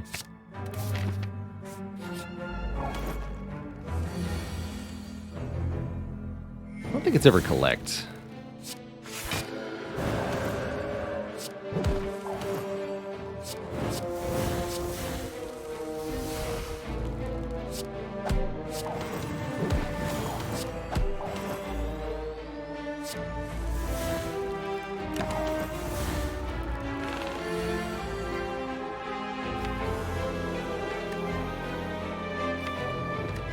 Go wheel kick. Oh, I can't omniscience. Lesson learned. Okay.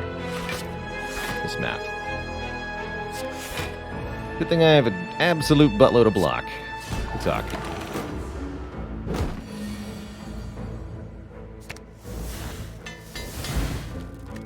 Duplication potion. Very, very, very strong. How many unupgraded cards are we at now? Gotten almost everything. Literally just talk to the hand? Oh. Literally just talk to the hand. So we can take just lucky here. Sure. Oh wait, Crescendo. Of course, I need the Wrath card. Yes, Crescendo will have to do. Don't be foolish. Crescendo will do.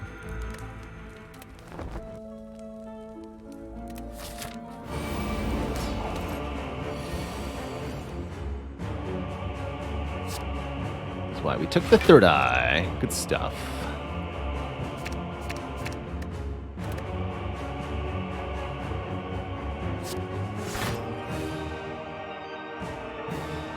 Let's do it like this, I guess.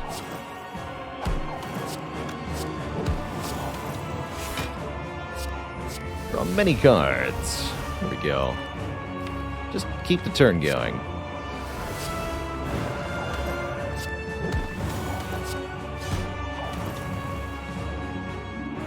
Don't really stop to ask why or who or what. Just do. Do as much as possible, quickly as we can.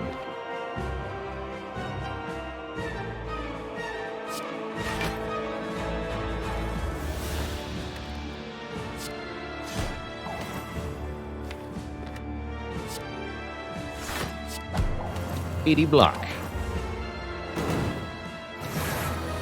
You played Parasite 2. Actually, this worked out.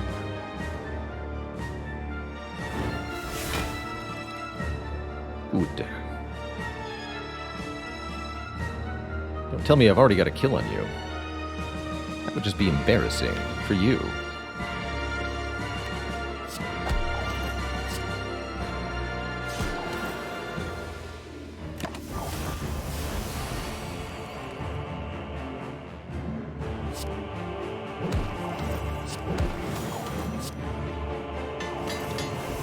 Donut.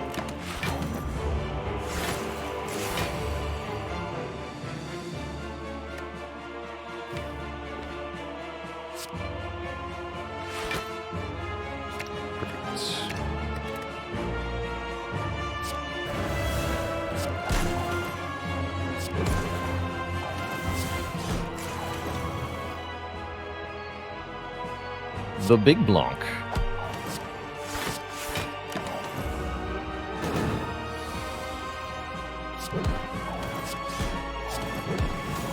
And boop.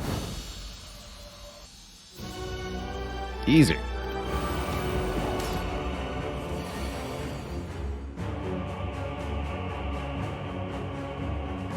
Awakened 1 is next. I think Awakened 1 will probably be even easier than the previous boss was. This boss doesn't naturally scale unless we play power cards, which you'll actually note there are no power cards in this deck. My grandpa's deck has no power cards.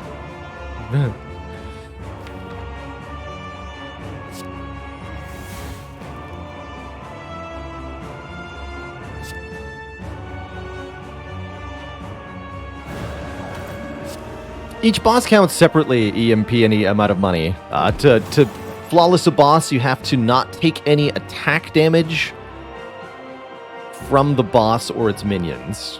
You are allowed to take damage from your own cards, other than burns and decays.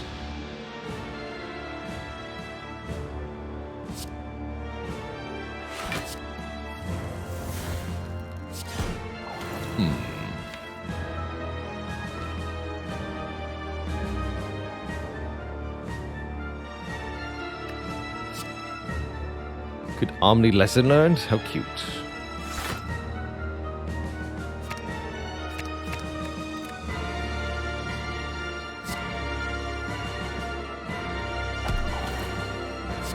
Let's just do this.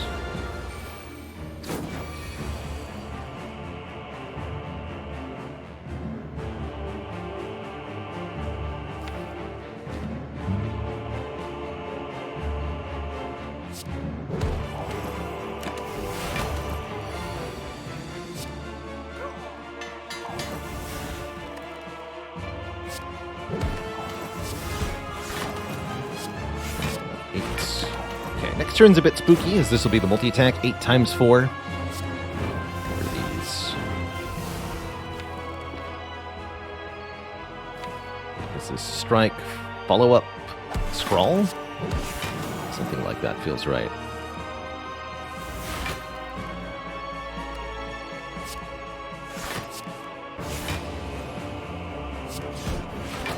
Alright, no problem. As long as we just keep gaining strength from Shuriken, this won't be too complicated.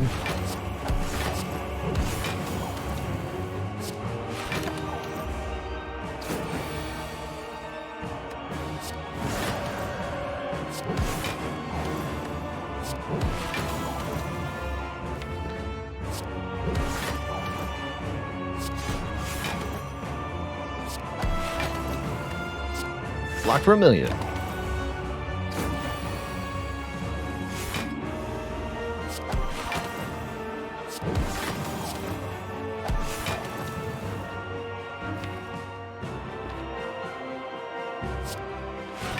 drawing into here. Double halt sounds excellent. But the Windmill Strike has charged up to 94 damage now. This could be something useful in our remaining few fights. Boop.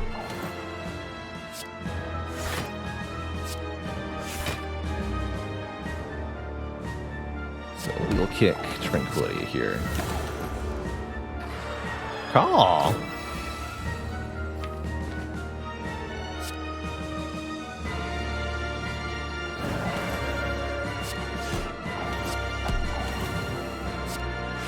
Sanctity.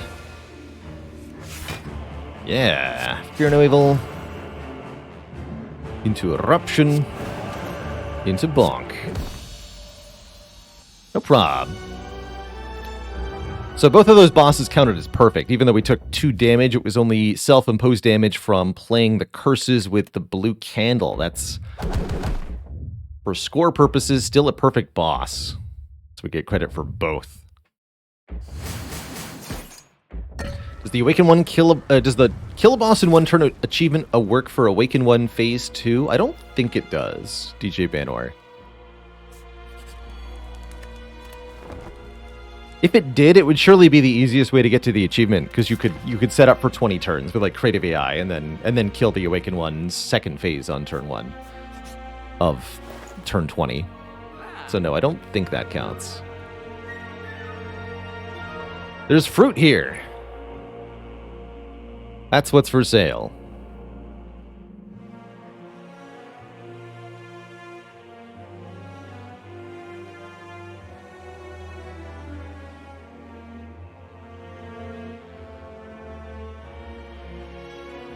We could remove Lesson Learned now. Yes, we could. That is the most logical removal. Clockwork would block probably just 1 dexterity from Duality, although that's not a bad thing at all. We could also not play any attacks turn 1 to block Vulnerable from Heart, which might be very important too.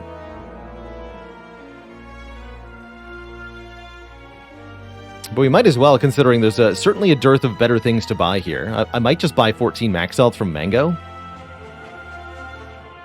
Considering maybe Liquid Memories in place of the Bottled Miracle.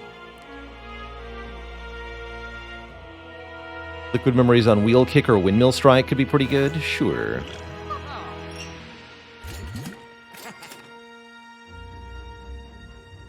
And I could buy Pear card remove, but not Mango card remove. Alright. Deal. I'll take 10 health, thanks.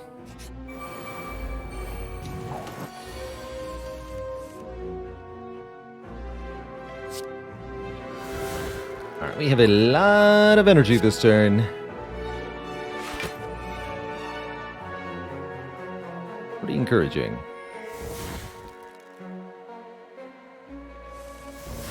Oh yeah. Alright, you're actually attacking for the bigger number Spire Shield, so you are now priority target number 1.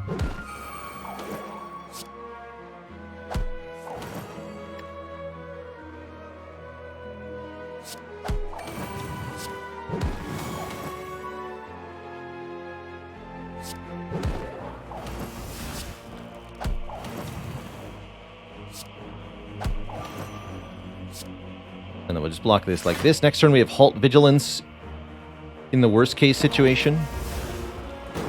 Realistically, I'd probably just win here, yeah. Well, that was a good fight. Let's just make sure Ink Bottle's on 9. Excellent fight. We got a Liquid Memories anyway. Could have bought the Mango. Coulda, shoulda, woulda. Swivel's not terrible, but I love the fully upgraded deck, so we're going to stick with that.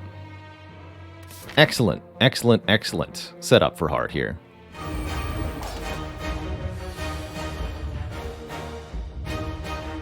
So again, as long as we play no attacks this turn, we can block Vulnerable. Is that a thing I want to do?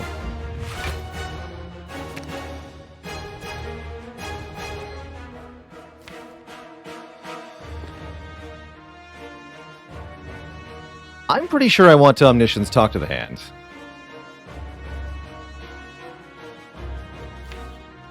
instead of not doing anything. Actually, wait. I want to discard Omniscience and Liquid Memories it.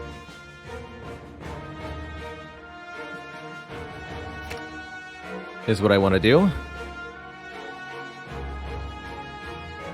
And then I want to hit the damage cap this turn.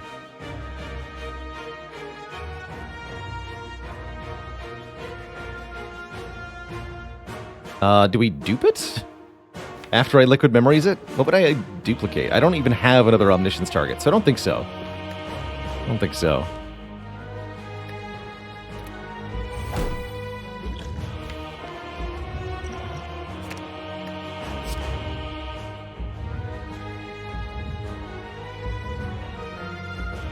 Can't use this to get a third tuck to the hand, right?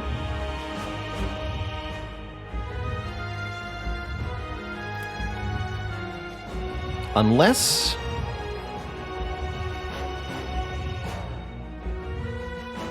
Yeah, can we drink the potion after we play Omniscience? I don't think so, but let's find out. I'm actually not 100% sure about this interaction.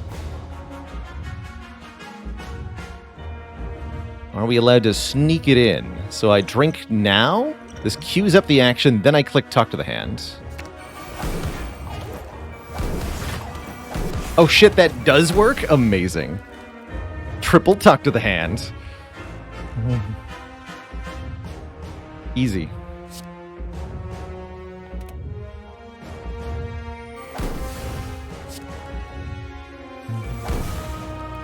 Easy, easy. I'm probably going to need to keep this.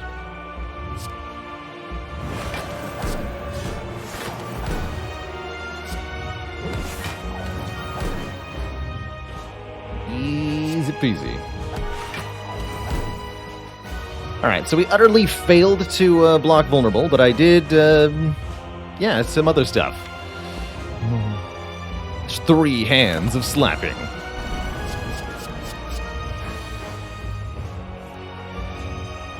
The triple slap. I'm going to go ahead and beseech Art of War here. Help!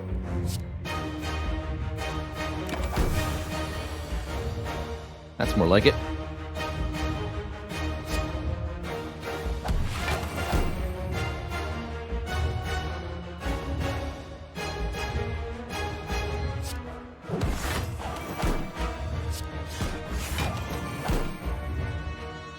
It's now 6 plus 14.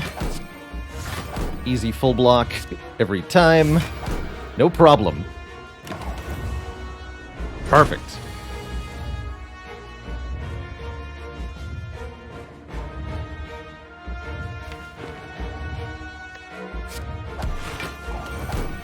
Well, this hand's bad. Hello?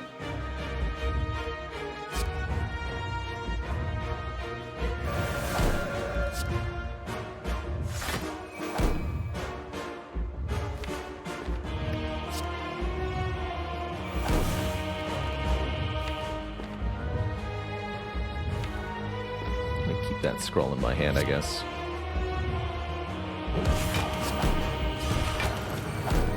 So we'll take a little bit here. Tori means it's really not that much damage, thankfully.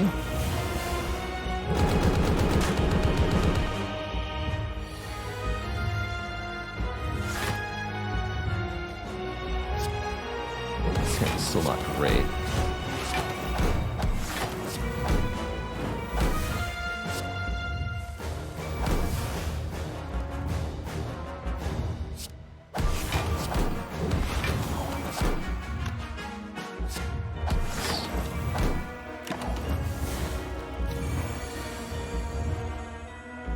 And both halts are here. That's good. Tori again shuts down the next multi-hit. It's also pretty good.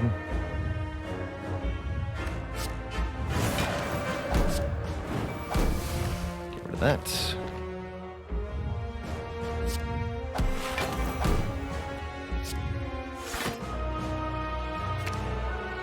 Keep these 3.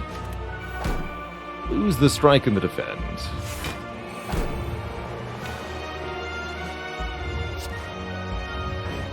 Could stay in Wrath if I wanted to, I think.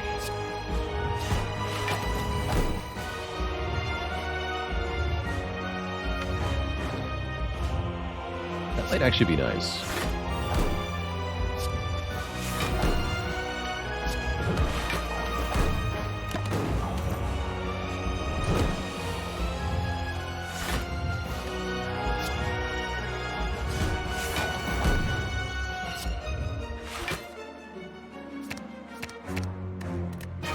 So I can go wheel kick, follow up, consecrate. Heck yeah.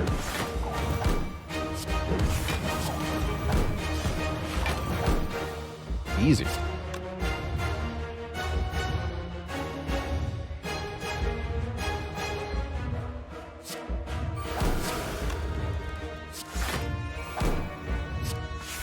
Full blocked again.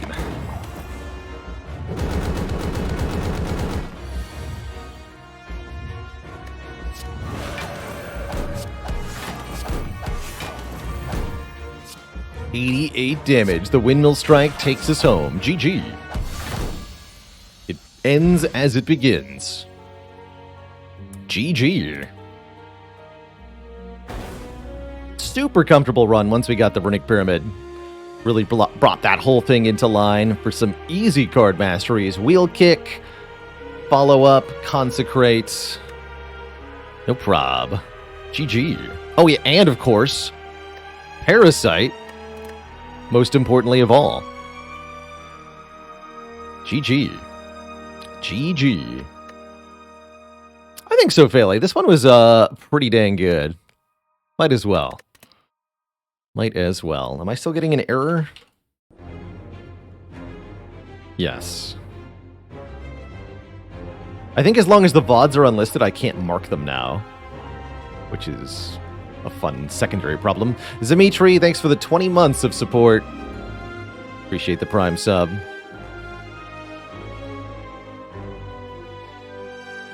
Highest score we've had? I think we've had over 4,000. Wow, that was a long time ago now. Pretty good score, that's for sure. GG. Look at that beautiful deck. 2 scroll, 2 wheel kick, 2 consecrate, 2 follow up, 2 halt. Another watcher run that managed to get double defense. Still haven't mastered strike on defect though. And of course, 2 parasite.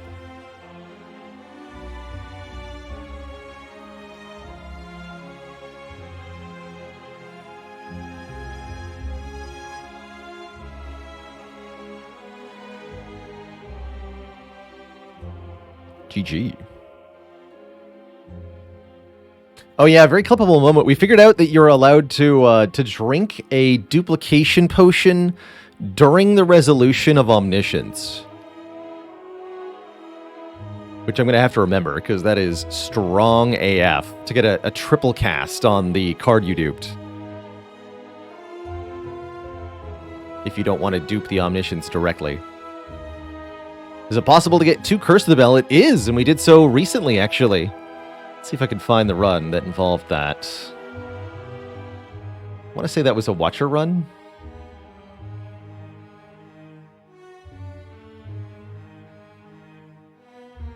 This was our Doubt Mastery.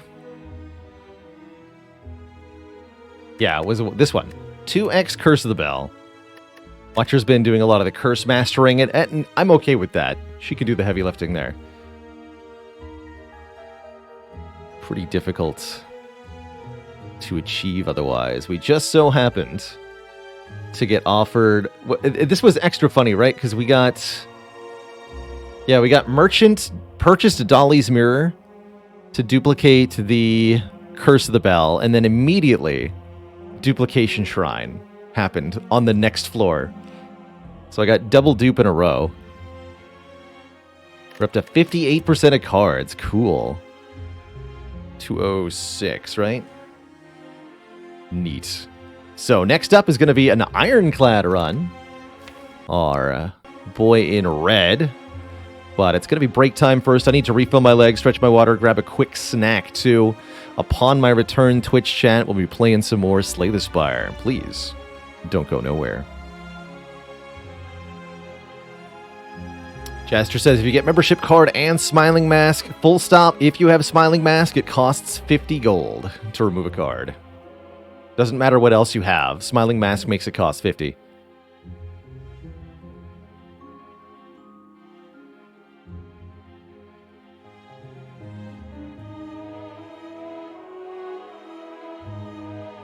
All right, back in a few, everybody. Don't go nowhere.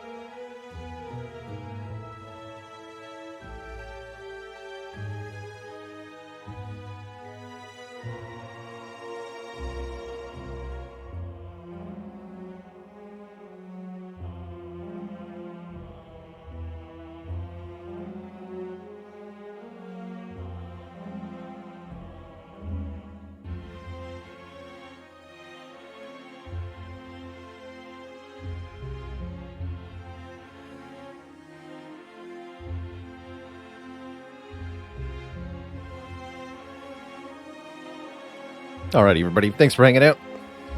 Really needed a peanut butter sandwich, so I had to devour one there. But now we can play again. Hey, 039, congrats on the first unfair win in Slice and Dice. All sides heavy. I've heard good results about that one.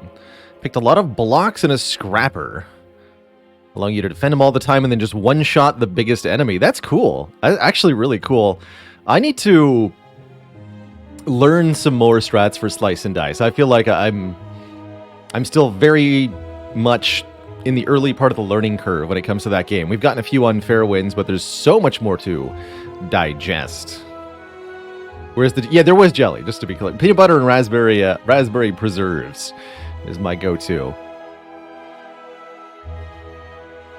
Love me some raspberry.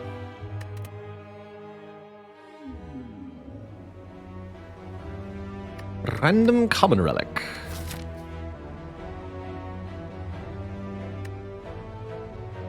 Guardian start.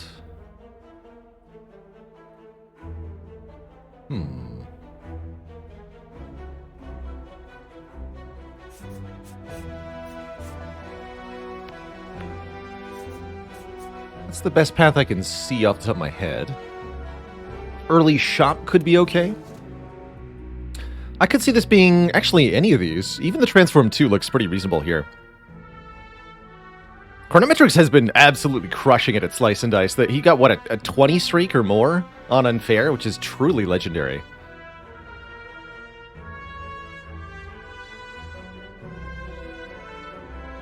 Everybody else is still trying to figure out how to win once or twice on Unfair. He's just crushing it. Streak. 20 consecutive.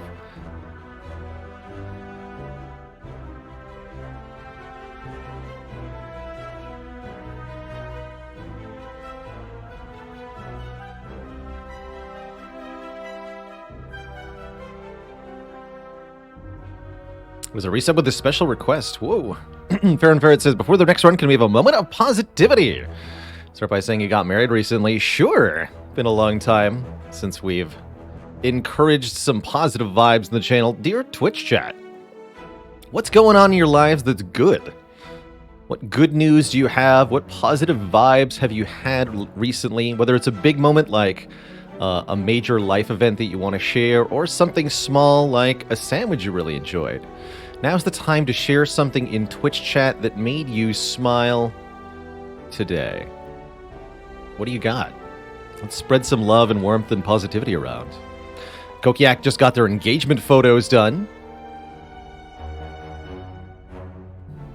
Again, another congrats to Farron Ferret on the wedding.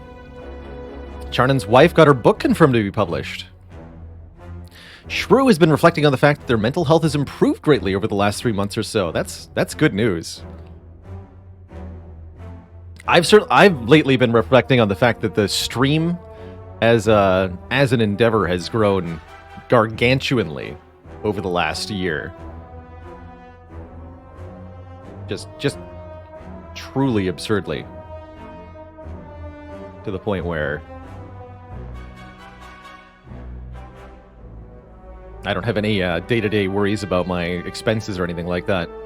It's a good feeling. Coaxer had a sandwich with sriracha mayo. Tasty.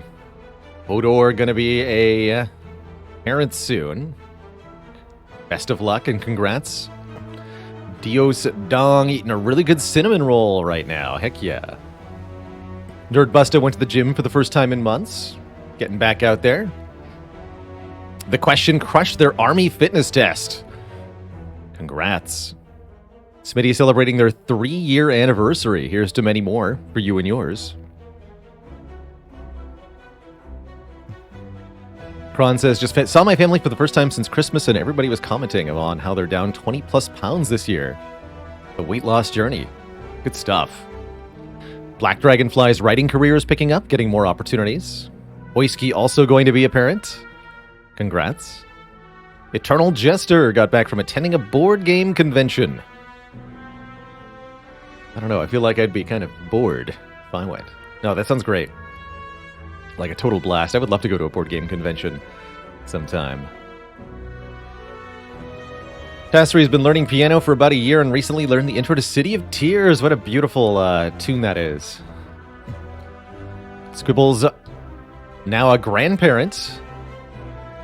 Hope the little kiddo does well as time goes on. Piece of pie. Yeah, congrats to all the new parents.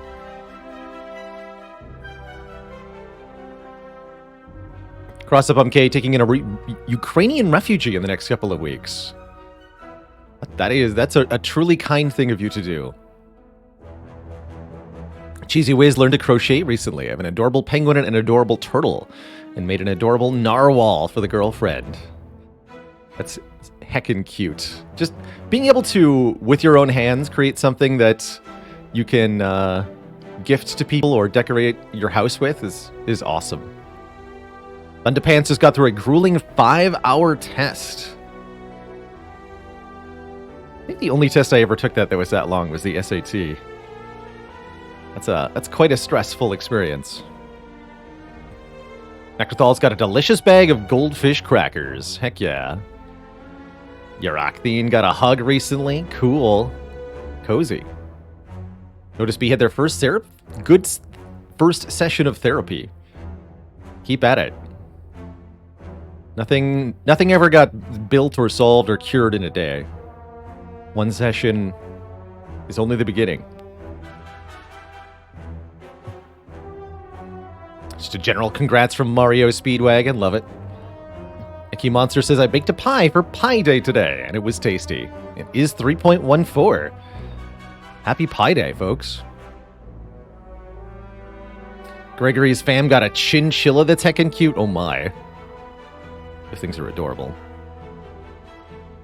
Ronigal says, my mom just got into contact with her sister by blood at the age of 70. No time like the present. Danny Boy says, yesterday moved from Austria to Berlin to start their first job after university. Good luck. It's quite a journey.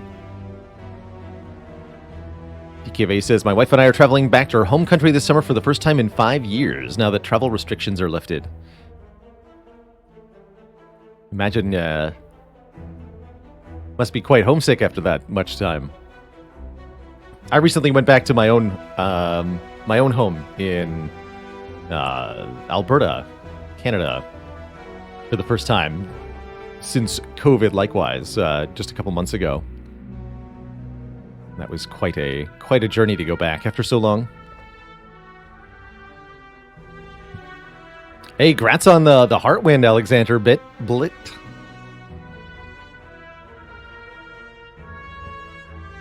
Finally caved and downloaded Spire. It's a fun game. It's a very addicting. Very, very addicting. The really cool thing about Spire to me is that you can watch every video I've ever made about Slay the Spire, then download the game yourself and play a run that's unlike any of the ones you watched.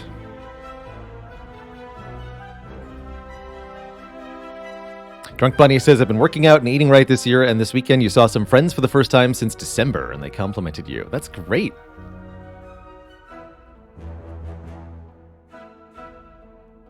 Compliments from other folks don't always come often all that time, but they do feel really good, especially when it's something that you care about for yourself. It feels really good to get a compliment like that. Skyfish enjoying job and life. Hey, good stuff.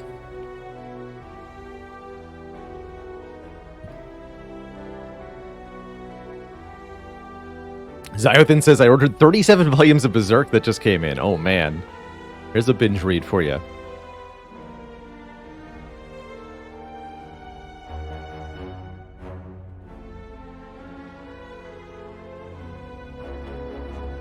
Didigo in chat says they are being treated for ADHD and the treatment has really improved their life. Self-esteem hasn't been this good since they can remember.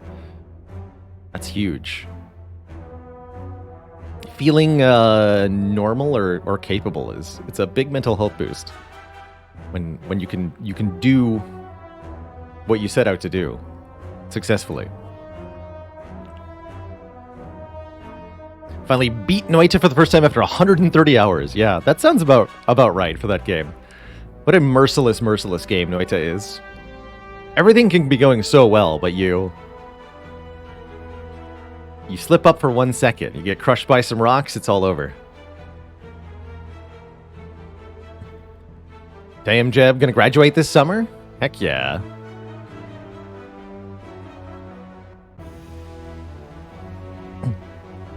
Darkstalker Drago. All right, an oldie but a goodie. A science joke, a favorite of mine for the moment of positivity here. 2 atoms are sitting next to each other in a bar. One turns to the other and says, "Oh my god, I've lost an electron." "Are you sure?" replies the other one. "I'm positive," states the first.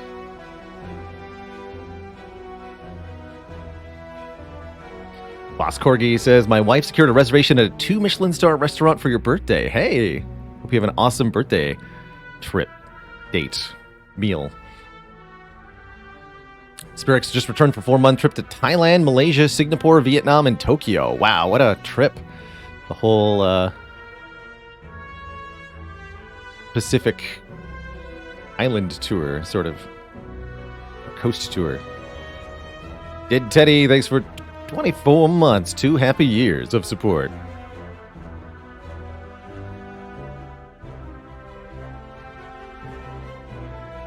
John Art got a new awesome job after searching for 1.5 years. Wow. Scott Wins booked Egypt for their 30th birthday. Nikki T says, in 1.5 months, my new job is 1.5 months in at their new job, and it's going really well. Tuet ran a 5K. Biggleby just happy to be healthy again. Chef Long Weenie got into medical school. Congrats. Dang.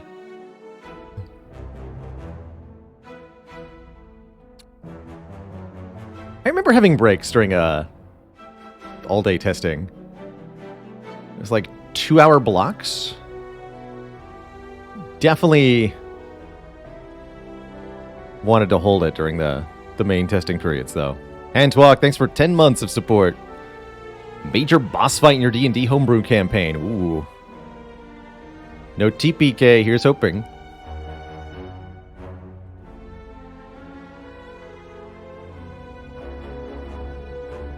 Clerky Turkey just started a new job. It's going really well. Heck yeah. A cat-sized Tarisk? Miniature? That is pretty excessive. I'd love to see that thing just get like slapped on the table by the DM. Glorious. Camel Crush, thanks for 20 months of support. How many cool-headed cards is too many? Like 4 or 5. Fluffy Mittens, thanks for 3 years. Tell us something interesting about Krypton. This 36th element of the periodic table. Oof, can I remember my Krypton facts? We did a series on all the elements on stream a long time ago. I looked up facts related to everything. Do I remember anything specific about Krypton specifically? I don't think I do. Let's see.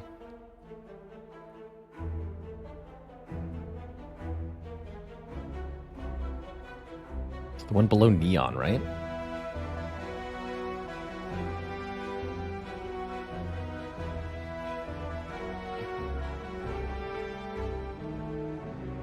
One of the things I learned when looking up all of the different elements on the periodic table was that some of them are so similar to each other that even the scientists who study them as for a living struggle to come up with interesting things to say about them. Some of the elements are just so boring that no one can describe them in amusing terms. That's just science.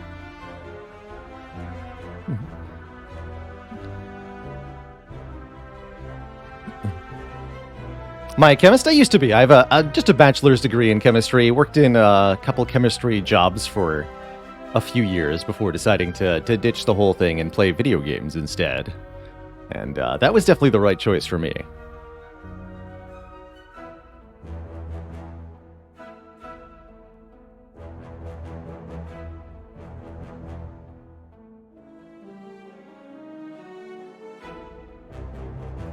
That's why you love the potions. Wrote a haiku ode to Neon once. Yeah, Chemistry poetry, I like that. I like that.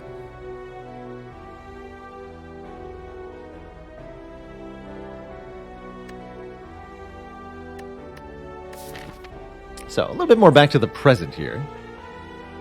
With less elites and more fires, Transform 2 does seem like a pretty good start, actually. Let's try and take 18 damage Transform 2 strike start on Ironclad.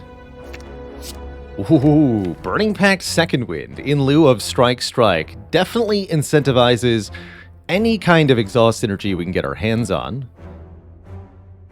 I think that's pretty cool.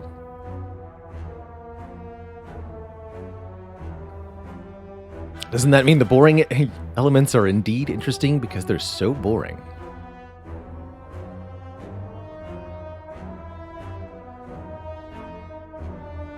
That is kind of remarkable in and of itself, right? Need some damage now? Now we just need one anger. Just one.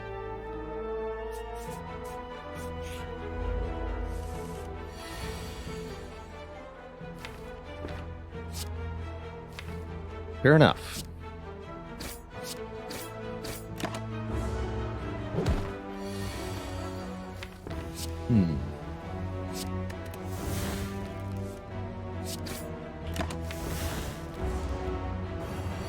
Classic? This is only 17 damage? Wow, what a bad fight.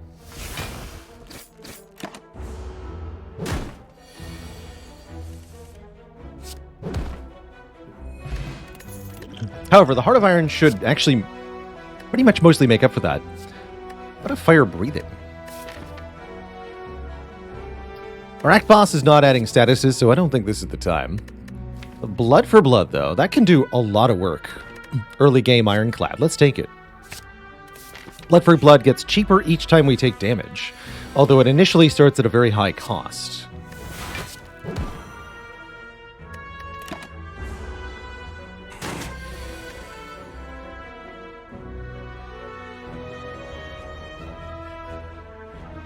That's a funny theorem, Hariaz. No number is boring, because that would therefore make it the first of the non-boring numbers.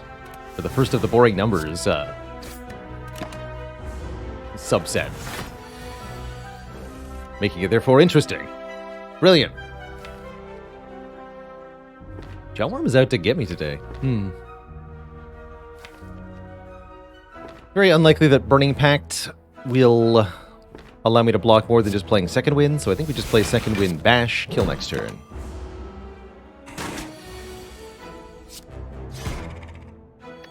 Hasn't exactly been great watching our health plummet so rapidly here. However, we get some premium cards. Headbutt, Shrug, Battle Trance are all awesome.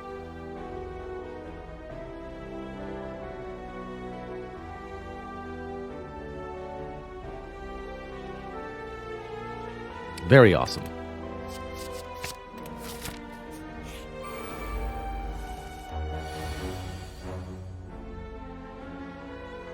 Alright, here's Second Wind can full block.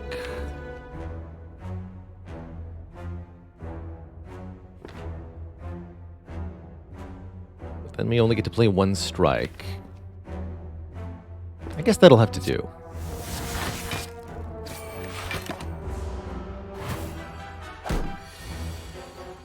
Good. This is fine. They can't both attack me next turn. This one has to do something else.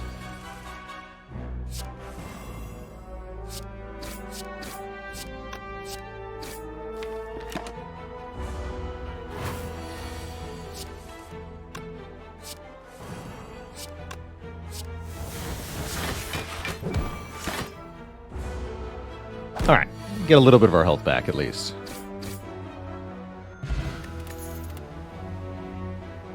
Headbutt. Decent damage, very, very good combo with Battle Trance. I really like being able to headbutt Battle Trance back on top of the deck. It's good. And it's looking more and more likely that I'm going to dip into this shop and do something crazy like remove another card. Oh. Or I can take the Serpent Curse, remove that Serpent Curse and buy a relic. I like that even more. Yeah, let's do that. Give me Brimstone. Toolbox. Or White Bee statue.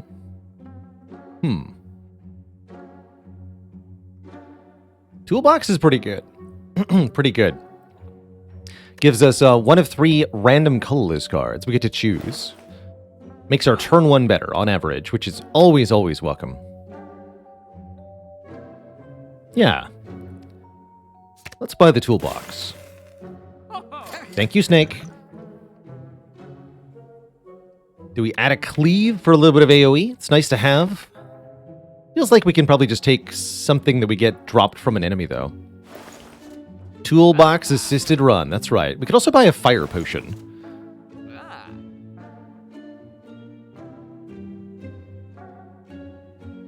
Fire potion is pretty nice considering we don't actually have that much health.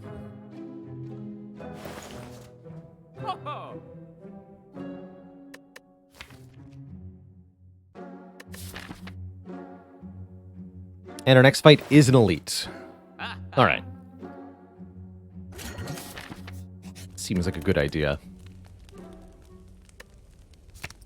Mostly need to upgrade Blood for Blood first. It improves the damage, but more importantly, discounts the price, such that we can play it even if we haven't taken damage yet. Ooh. Don't mind if I do.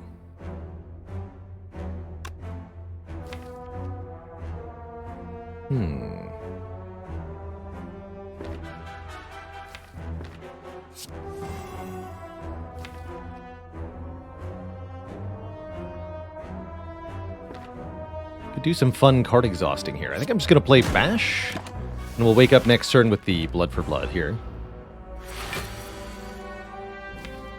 Perfect.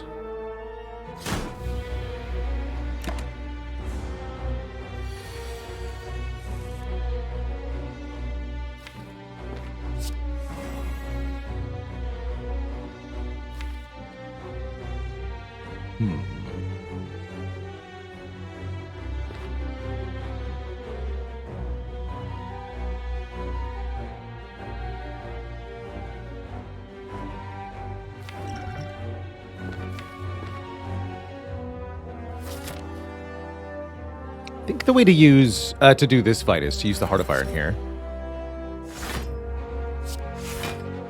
I do this.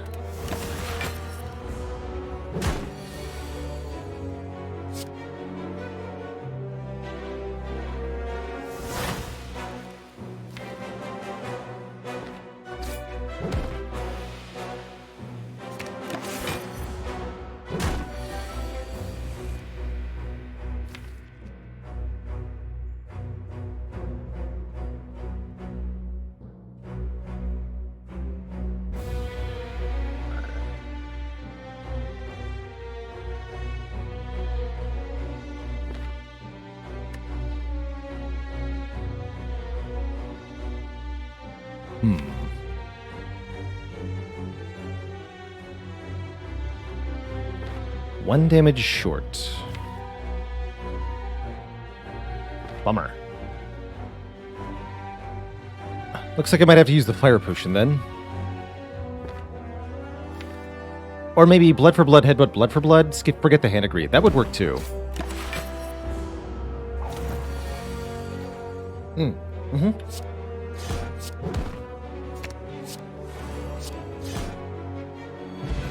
That's how we do it.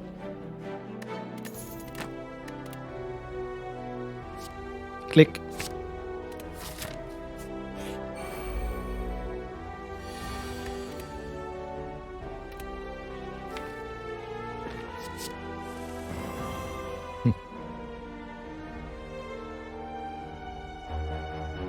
But the money. But the hit points. The hit points are what we need, unfortunately.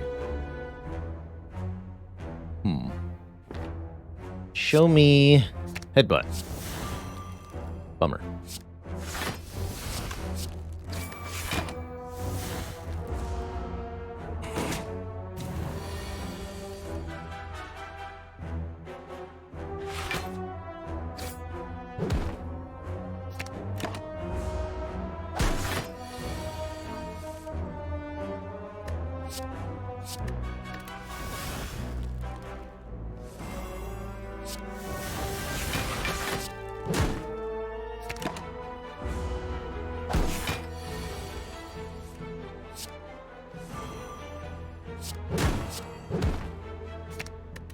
This is why I like Headbutt and Battle Trance together.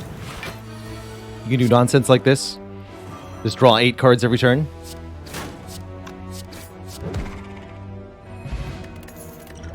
Really good reason to upgrade the Battle Trance, too.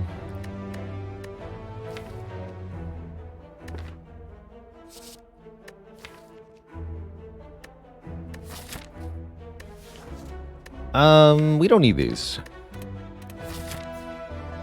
Attack cards are for nerds who don't have bag of prep, bag of marbles, bag of tools, and an upgraded Battle Trance. Bag build, go! Ooh, bomb build, go. Although, turn 1. Give me this instead.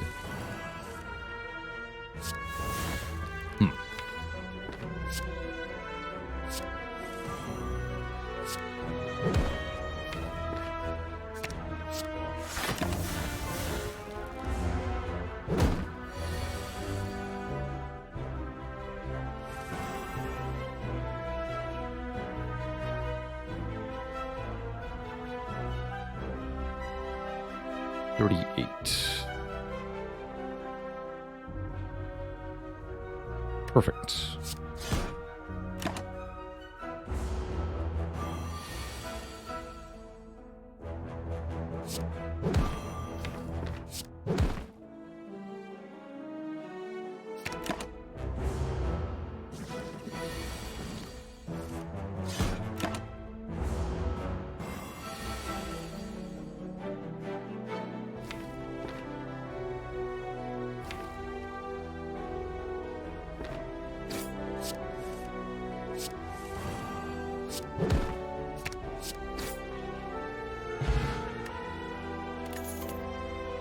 Ooh, shrug it off. Another card draw card. Definitely welcome. Wild Strike's kind of interesting. We could get rid of the status pretty easily. Armaments to upgrade the cards that we're drawing repeatedly. Also not too shabby here. Just gonna go with a basic shrug. No Gremlin Knob for us. Instead, we face sentries with a turn 1 bomb draw. I can just go bomb Second Wind. I guess I'll do that then.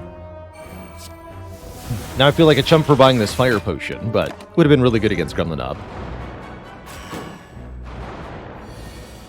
So I shall not complain.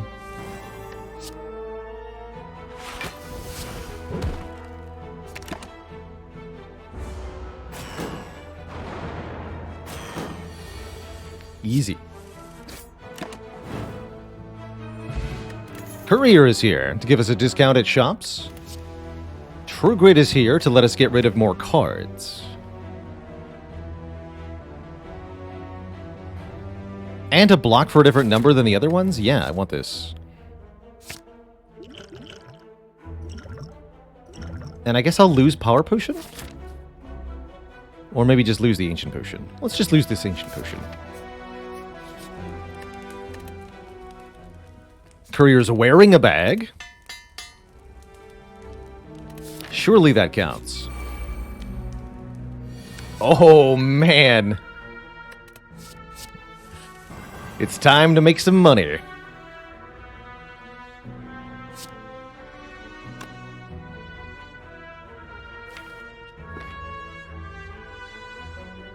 Although... Hold on, no, we can do this right. It's 80 gold if we do it right. Might have to be 60. We'll see. I'm not sure about the wizard here.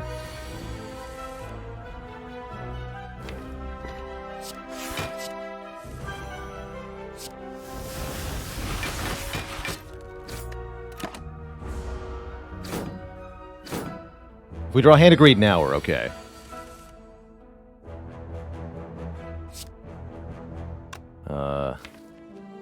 Pretty sure we can almost... No, I can't afford this, right? Because I still have to block. Hey, easy. Perfect. Okay, just play this. Lose... that. Take one more. So we get 80 gold and we take 2 damage. Beautiful.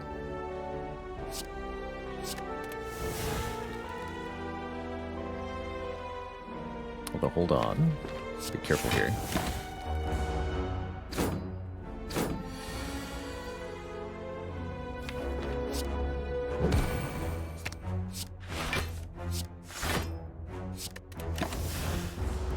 Jergsy, thanks for the Prime sub. Welcome to the Cozy Sub Club.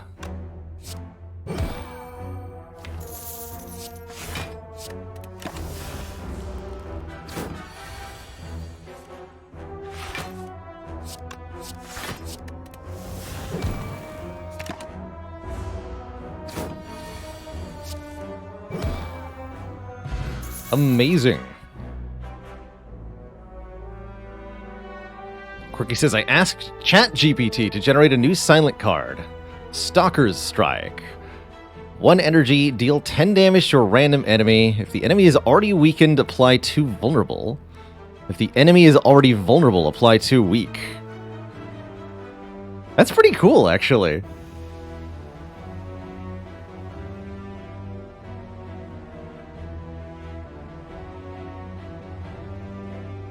Yeah, that's really cool.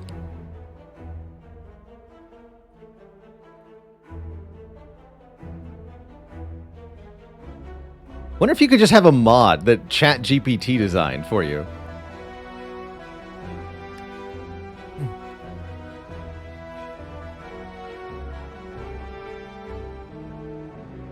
The effect is quite strong, but because it hits a random enemy, it's all kinds of useless in certain fights. But in any fight where there's only one enemy, it's like super good.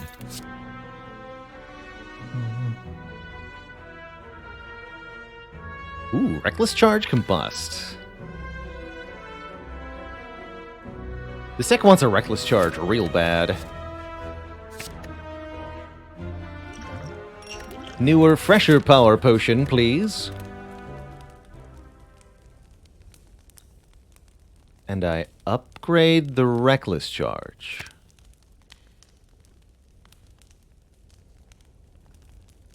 Okay. I believe me. Yeah, I believe me. I'm just not sure why.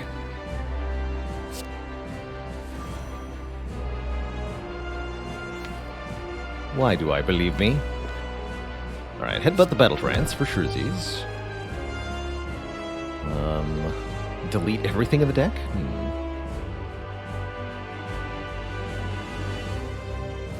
That would definitely be a fun way to do this.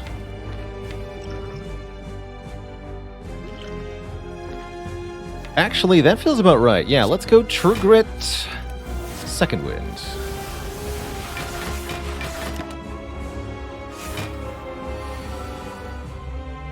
And then actually blocking 35 sounds pretty good to me, quite frankly.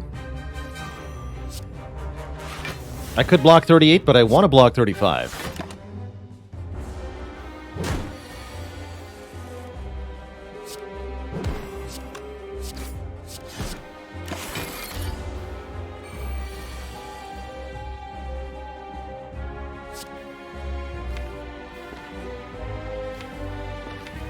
We don't need Second Wind anymore.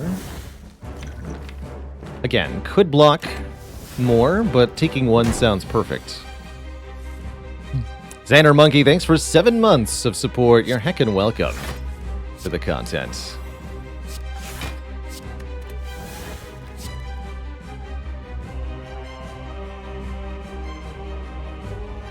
$16. It's just free damage. Kodorin, thanks for 3 months. The Spire.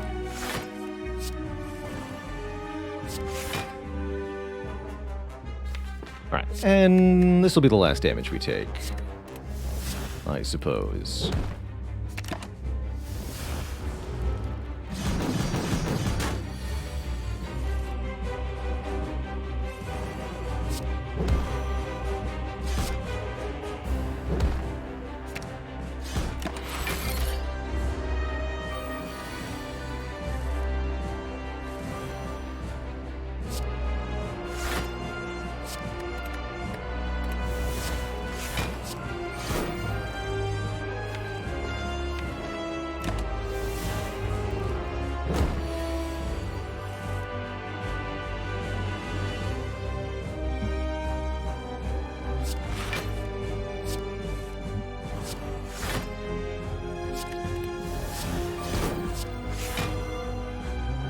Don't daze.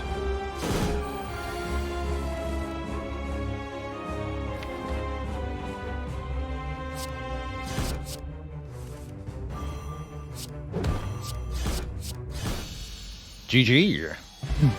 It's really showing that we can just slap pretty much any enemy around if we get the blood for blood discounted and then draw it over and over again. It's a very, very strong card. And what if we found a card that both made blood for blood cheaper and drew us more cards? What would we think of that? I think we would think that it would be pretty freaking sweet, which makes Offering very, very nice. Immolate also very powerful here in that it hits every enemy. Can be headbutt back on top of the deck, and we have definitely got ways to deal with the status card too. Immolate would also be pretty dang sweet here, but I doubt it's going to be as sweet as Offering. Clicky clicky the Offering. Come on, Runic Cube? Question mark? Well, it's not Velvet Joker, that's for sure. It's either Fusion Hammer to give us extra energy every turn, or Black Star to make elites drop extra relics. Quite frankly, this deck operates very well on its limited energy. We have astoundingly good turn ones thanks to the relic setup and really good purchasing power. I think Black Star is a very takeable choice here. But I think Fusion Hammer would also serve pretty well.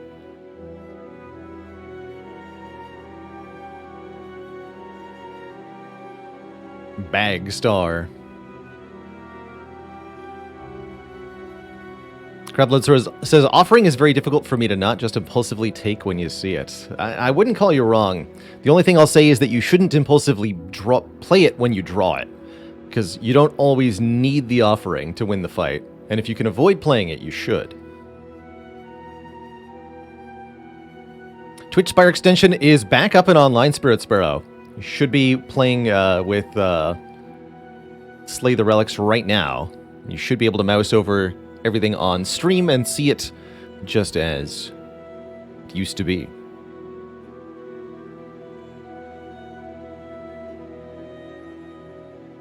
I'm taking the Black Star here. Black Star Courier is a really nice recipe for long-term value.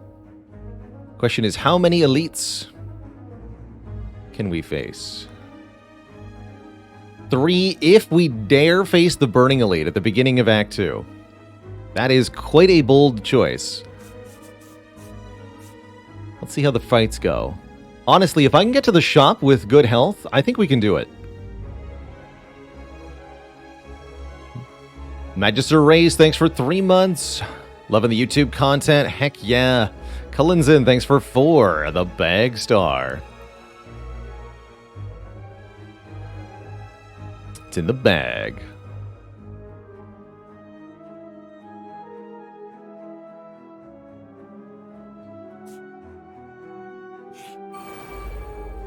But will the thieves get my bag? Blind, Trip, or Dark Shackles? Actually, a really tough choice here. Ooh.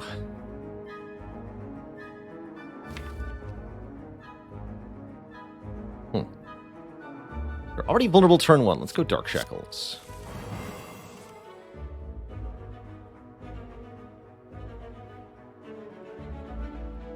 So I'm thinking Bash, Second Wind, Dark Shackles. Full blocks. More vulnerable on this one. Although if I just Second Wind, we will take 2, which might be a good thing. 2 would save me an energy, rather than full blocking. Is there a way to take 1?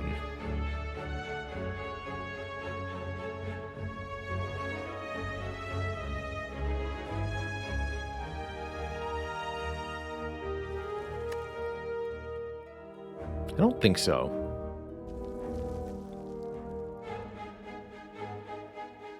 Okay. Take 2. Again, we could have full block, but I'm choosing not to. Ironclad things.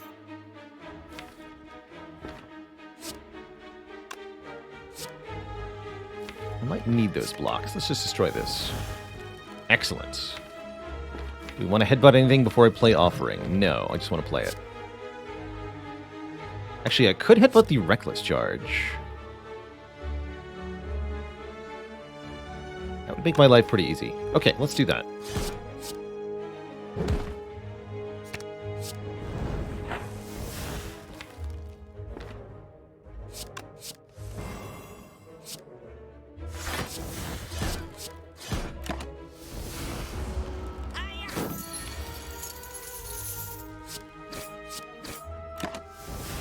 Should have a kill here. Yeah. Okay, that wasn't bad. Speed potion. Havoc plus. Twin strike plus or dropkick. Normally, I am not much one for a card like Havoc, but with a headbutt and a free upgrade and a 3 energy deck, it sure looks tempting. And a lot of card draw, too. Merc, thanks for the 7 months.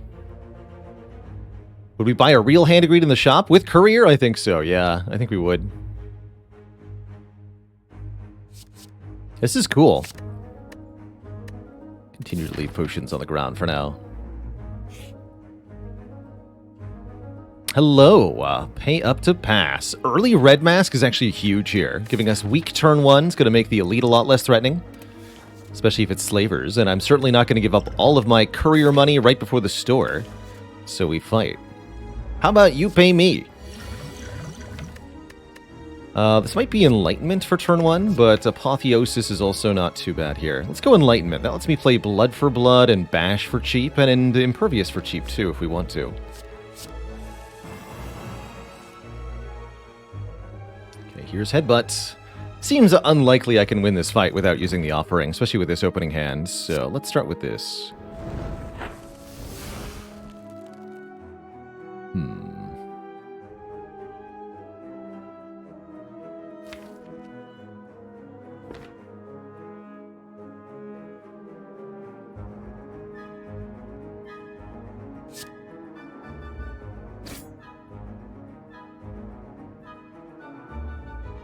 I think we just draw 2. That's fine. Okay, yeah, we got Blood for Blood. Perfect. So we Blood for Blood. Slap. Headbutt. Blood for Blood. Play it again. Slap. Second win all this garbage.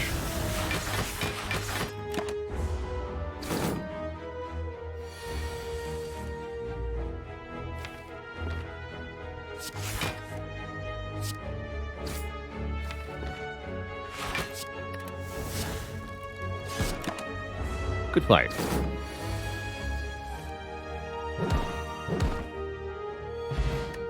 So we didn't take any damage there. Just played Offering and then got 6 health back. Warcry. Draw 1 card. Put a card from your hand on top of your draw pile. Normally, Warcry is not that good of a card. It's okay at best. However, when you have a Havoc, putting a card on top of your draw pile is pretty desirable as an effect, so I'm going to go ahead and put that into the deck here. Yeah, normally such a nothing card, but the combos. Now we just need a Demon Form to cheat into play, or a Barricade would be great too. Oh! We could get Jaxed? Wait a minute, Jax does damage to us and gives us strength. That is actually ideal. But another very reasonable option, gains strength on turn 1. With vulnerable and such. We have yet to master Jax, so it seems that we will need to keep taking the drugs so that the opportunity to master Jax might arise. He's juicing. He's juicing. So let's test the Jax.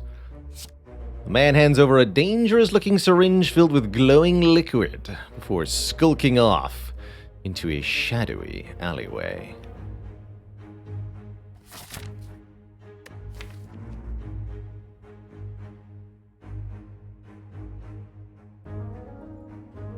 So, lose 3 health to gain 2 strength. Upgraded becomes 3 strength. Bird nerds. Maybe I'll have energy to spend on transmutation, but I kind of doubt it.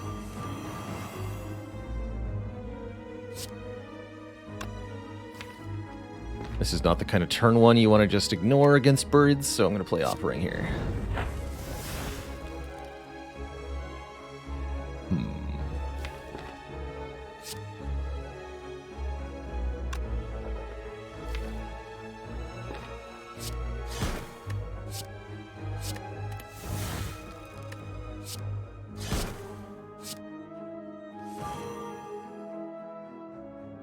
Okay, we can kill the middle one.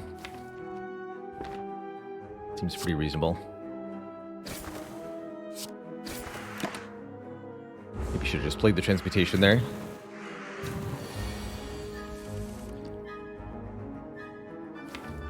So yeah, normally this would be an issue, right?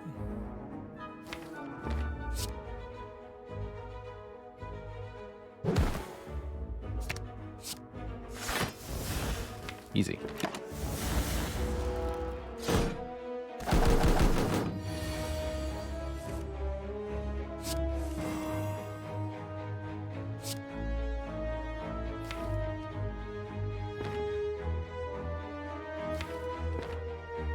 I better play this.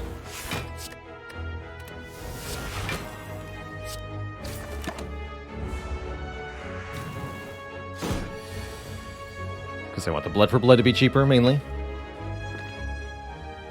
So we can go Reckless Charge, Headbutt the Reckless Charge. Draw the Reckless Charge again.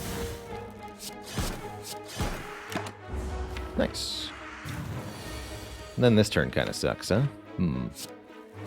Transmutation, save me! Dang it. Well, it was going so well, Twitch chat. Ow.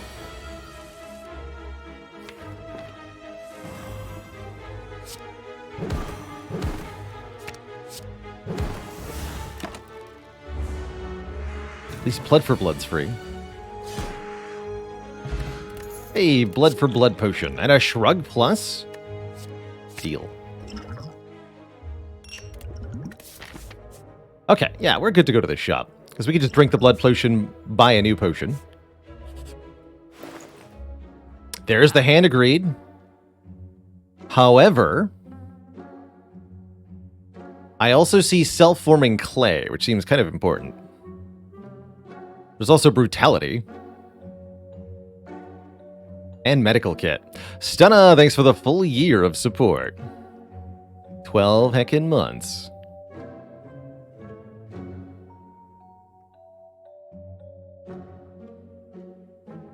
It's like a genuinely good clash if I take the medical kit.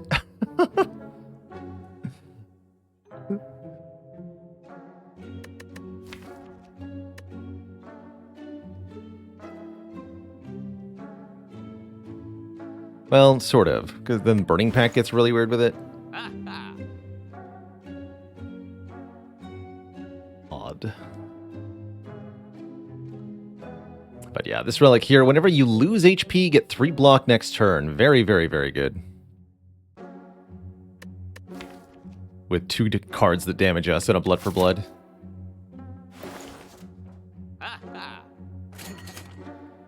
Gremlin Horn underneath would be pretty sweet, too. Could also go card removal.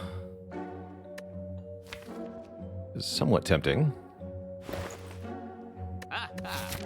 Though I think I'd rather have the extra health going into this Gauntlet of Elites. Block pot over Liquid Memories? Maybe Liquid Memories is better. Well, let's just go block pot. We've got the damage. We've got the damage. I don't actually want to clash, right? No, I don't actually want to clash.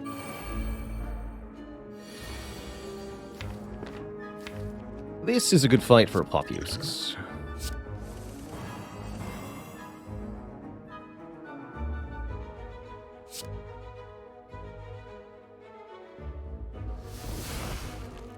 Just upgrade the whole thing, really? Tell you what, put the bash on top. And hit me for 2. I like it. Seems completely reasonable.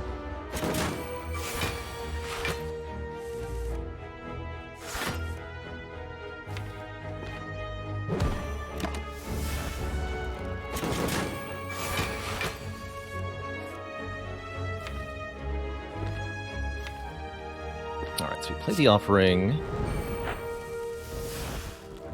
Let's go Battle Trance Havoc.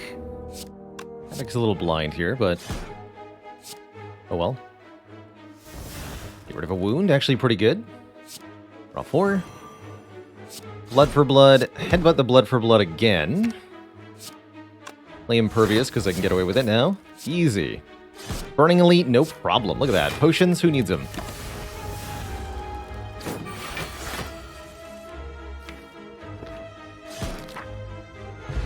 Get a Mummified Hand and a Molten Egg. Seems good. And a Corruption.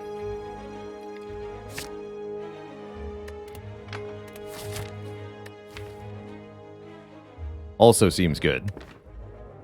Does Clay always had a red outline like that? No, that's part of our Mastery Challenge tracker mod. The red outline here indicates that we have actually not won a run with Self-Forming Clay yet. But today's the day, I think. Bonus Merchants.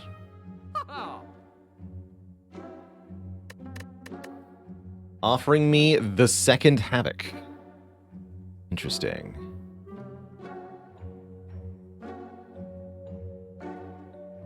Or I could remove, which is also very good.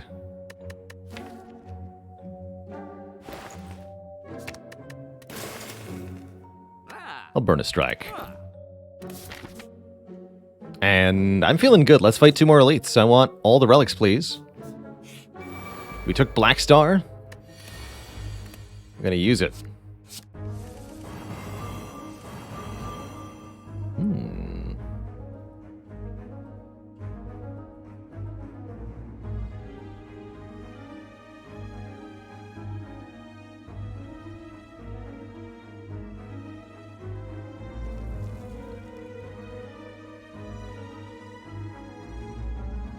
Having Headbutt Havoc in my hand is pretty sweet. Can double play one of our cards. Probably the True Grit is what I'm thinking. Let's draw one more first. Second Wind, okay.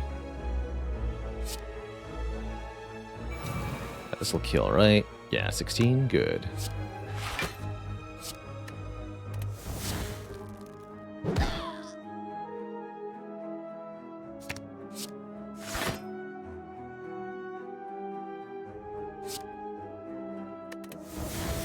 And I can either Burning Pact or play the Strike. I think I'll Burning Pact. Just exhausting down a bit is a good idea here. Oof. Hey. Alright, we'll do it this way. Draw that Daze. Thanks.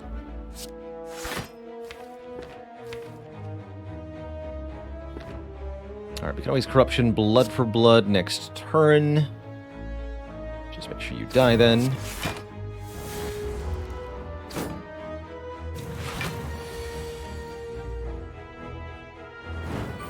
Note that Corruption makes all the skills in hand free, and then the Mummy hand chooses a target. So that was guaranteed 0 cost Blood for Blood.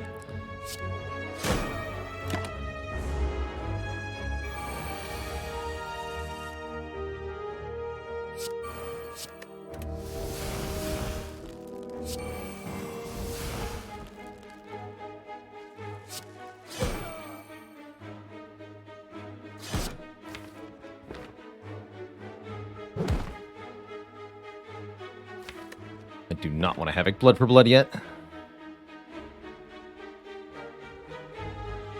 Don't want to double play Reckless either, actually. Okay, let's just stop there.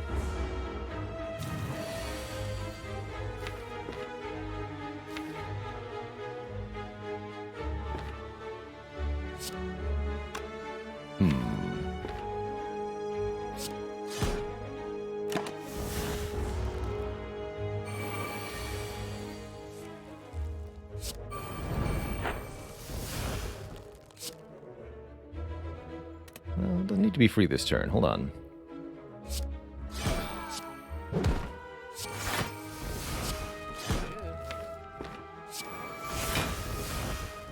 Fine. Get rid of this one, too. And get rid of that, actually, also. Oh, we should have done that earlier. Alright, we really need to end this fight as soon as we can. Get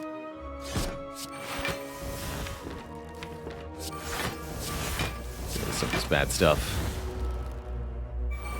Just want to be able to double blood for blood here, if possible. Good enough.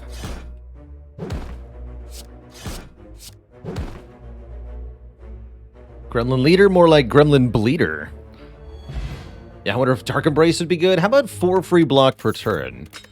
And the ability to gain max health from getting cursed. And a second blood for blood, when we haven't mastered blood for blood, apparently. Okay.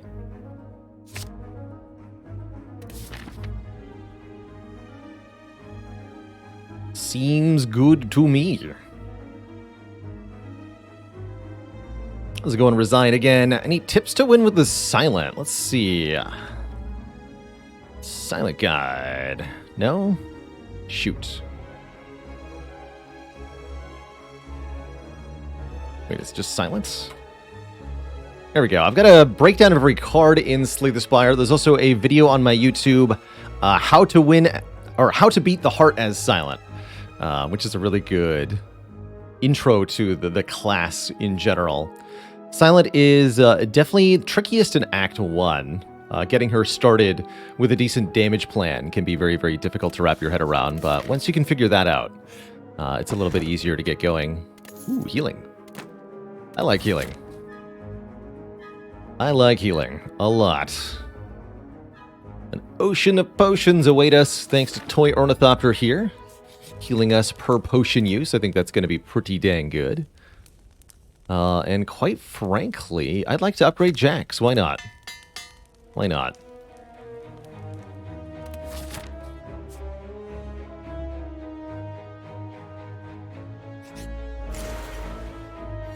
Ooh. Let's make some money together, Twitch chat.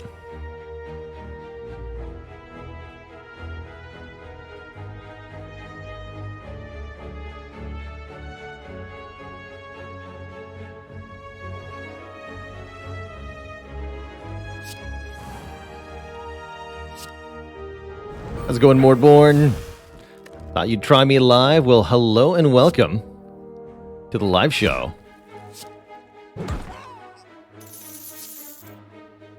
Please enjoy the nonsense that is about to occur. I'm going to headbutt the battle trance. I'm going to try to triple hand agree these cultists. Get some serious cash to work with the courier here.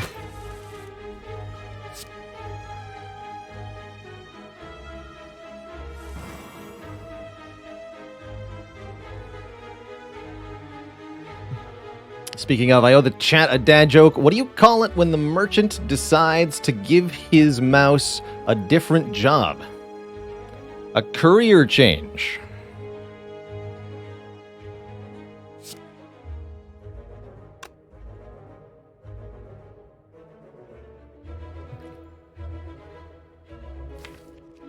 I think this is just Strike, Reckless, Second Wind.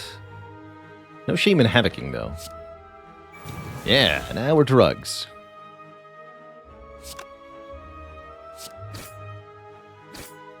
Beautiful, beautiful drugs.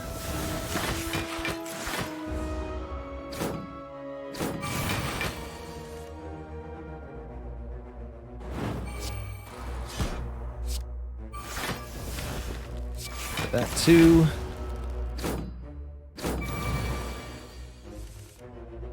Uh-oh. Alright, no triple hand agreed for us. Hopefully we can do a double, though.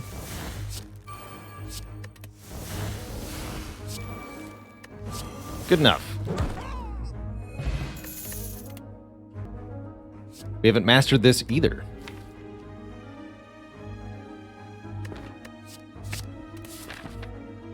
Sure. I think I'll take an event rather than a combat here. We still have 2 good potions for the elite. It's an upgrade. Don't mind if I do. I'm thinking Burning Pact, Warcry, and Offering are all good upgrades. We could maybe think about Corruption, too. Make it cheaper to get into play initially. But let's start with the reusable card draw. Burning Pact.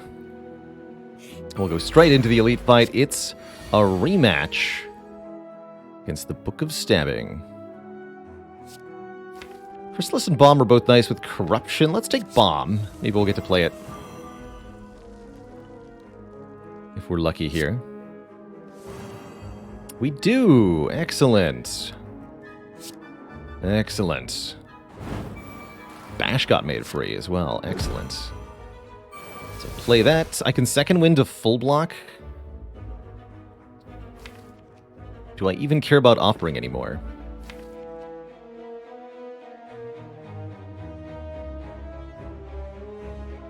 Let's see if I can do without.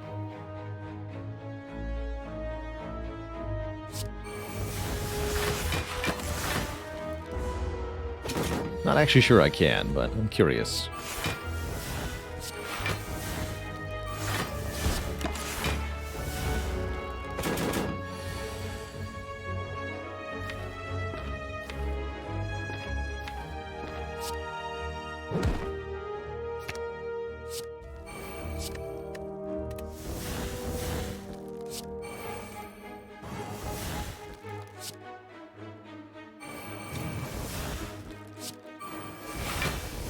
Impervious.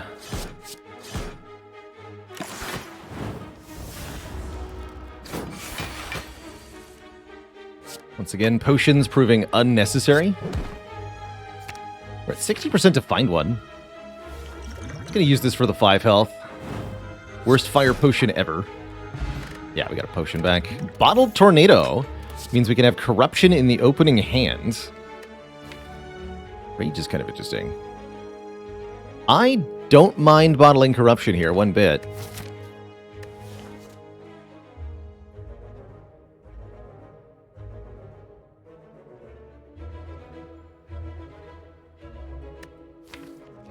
And if I have a bottled Corruption, I might as well take a Flame Barrier, right?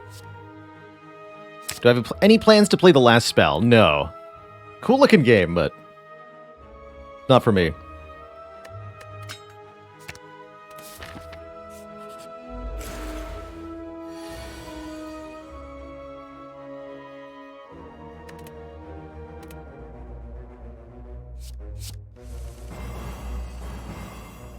For fun, you see.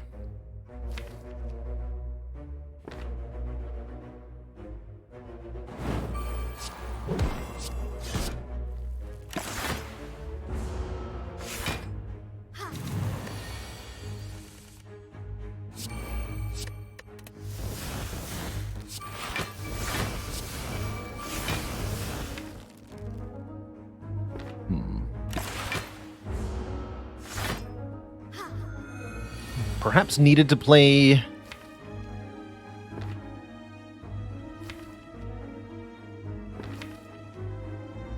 No, we're fine.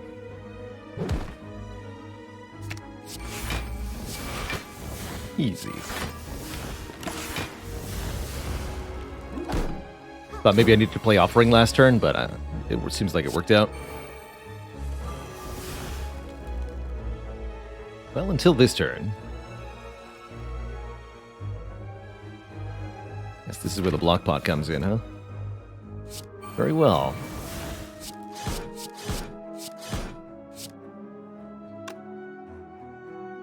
So close.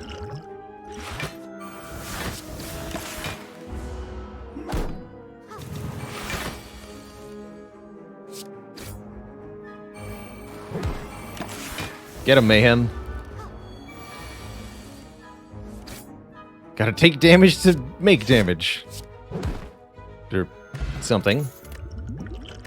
Gotta drink potions to find potions. A while ago, I would have said Anger would be really good for this deck, but now that we have double Blood for Blood, double Reckless Charge, I don't think it's necessary anymore. Had we a Barricade and Trench be okay? Don't need it, though.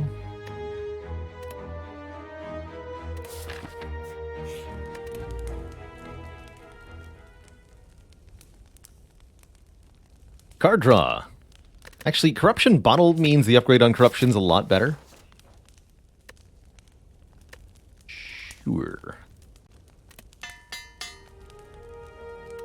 don't think I want Snekawai in this deck. If we're trying to draw and play Blood for Bloods over and over again, we do not want to be re-randomizing them. Trip actually seems quite good against Champ, as much as Hand of Greed might be tempting here. Trip for more vuln-up time seems exceptional. This actually seems like a fight where we really ought not to play Corruption. We don't want to...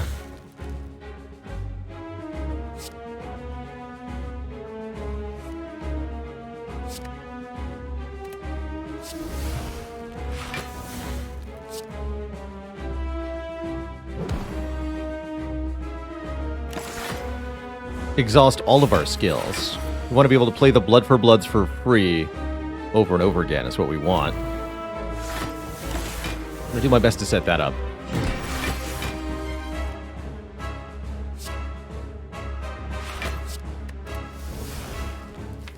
By exhausting all the bad stuff.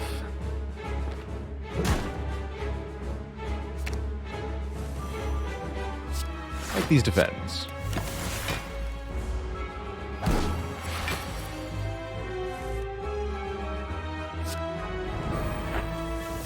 And quite frankly, this Corruption.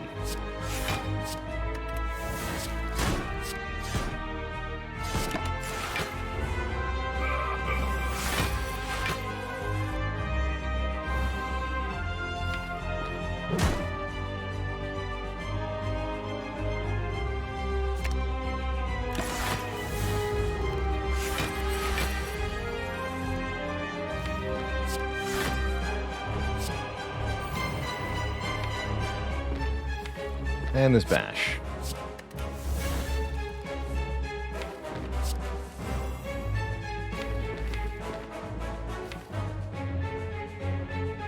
Nothing really bad I could hit there. Okay. Good. Get rid of this.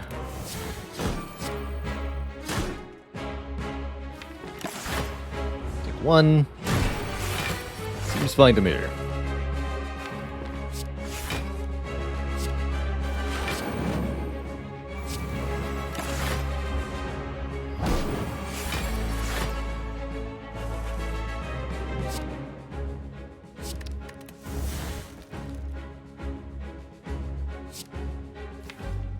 Get rid of both of these reckless charges.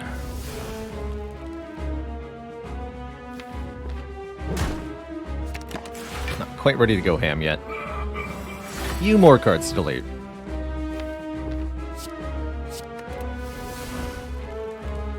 Now is a good time. So, Blood for Blood, Battle Trance. Blood for Blood again. Havoc. Hitting the other Blood for Blood. Get rid of this. Keep this.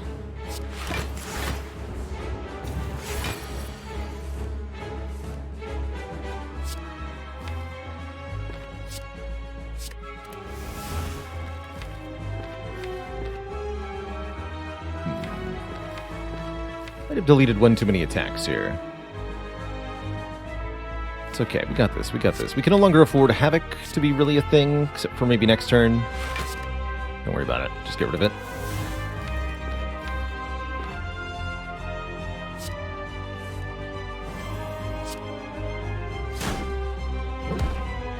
Put that back. Probably should have played this. I'll do it anyway. Impossible, he says. This turn we're not weakened. Okay, perfect. We go Trip, Blood for Blood, Headbutt the Blood for Blood, draw it again. Only 51 damage, but we've got drugs to make it a kill. GG. Second offering, Immolate Plus or Feed Plus. Ooh, Feed Plus to get chunkier is kind of nice.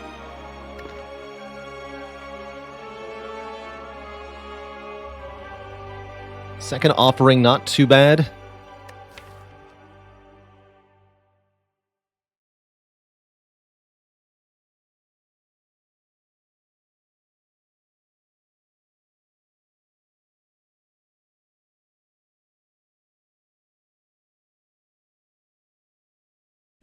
I think I want offering. Overfeed here. Ooh, an empty cage, mark of pain, or cursed key. Cursed key says we get cursed for opening a non-boss chest. Empty cage removes 2 cards. The mark of pain says gain energy at the start of each combat, but add 2 wounds. Empty cage to dunk 2 strikes is rather interesting, especially with bottled corruption mummy hand. We can definitely manufacture our energy elsewhere.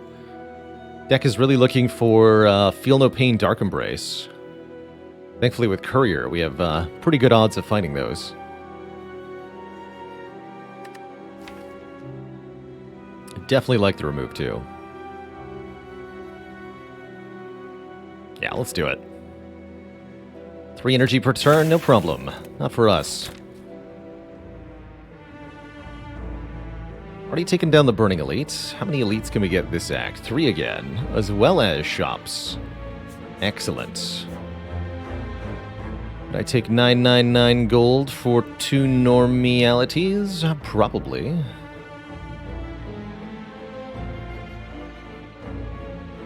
Very probably. Yeah, especially when the shops are here and here, right? Yeah, I would.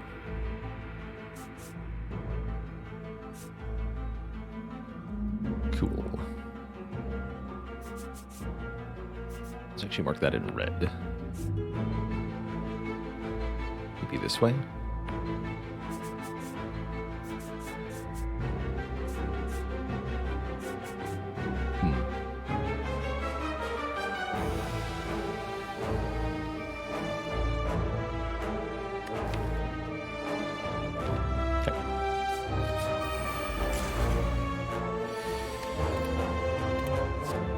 Something free.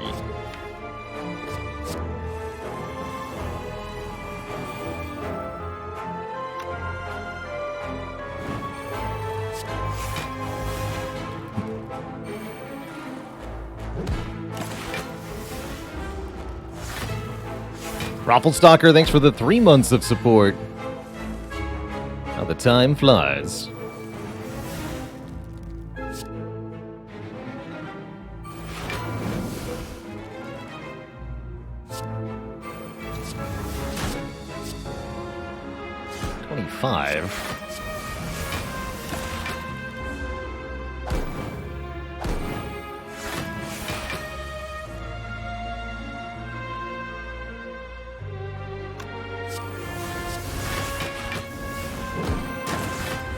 Toasted.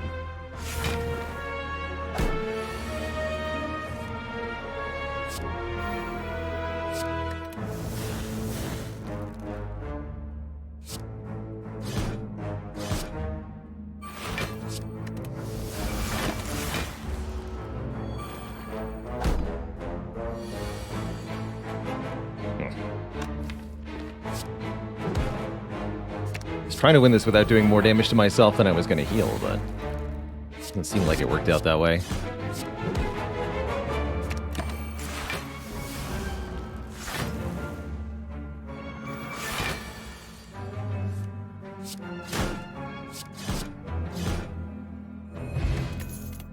Mostly worked out. Second Havoc, if we want it. With Bottled Corruption, it really doesn't matter whether it's upgraded or not.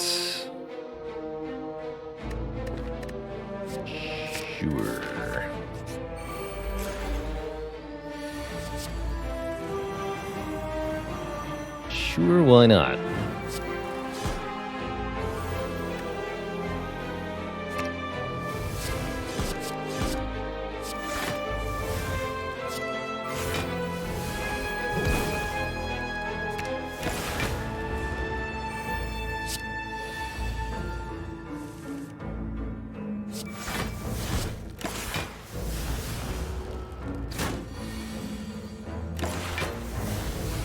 Deck definitely wants some card draw quite desperately. The battle trance we have is... I mean, we've got offerings and such, but we really want Dark Embrace or something similar. Ow.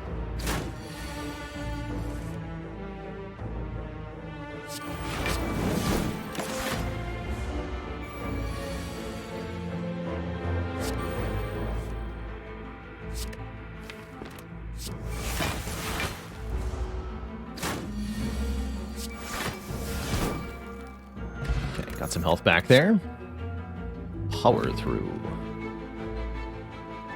It's a useful block effect, but the wounds are definitely a problem for us at the moment.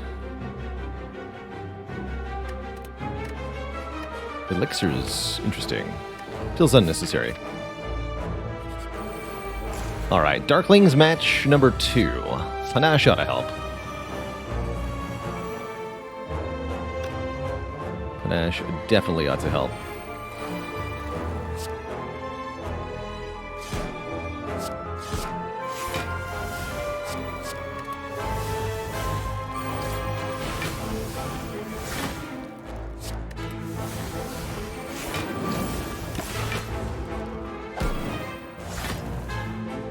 Get toasted.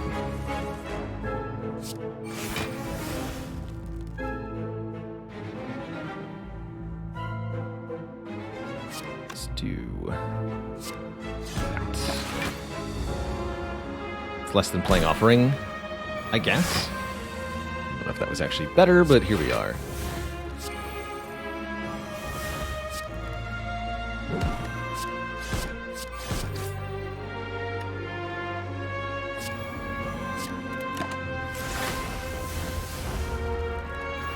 Quinn351, thanks for the Prime sub. Welcome to the Cozy Sub Club. Population U.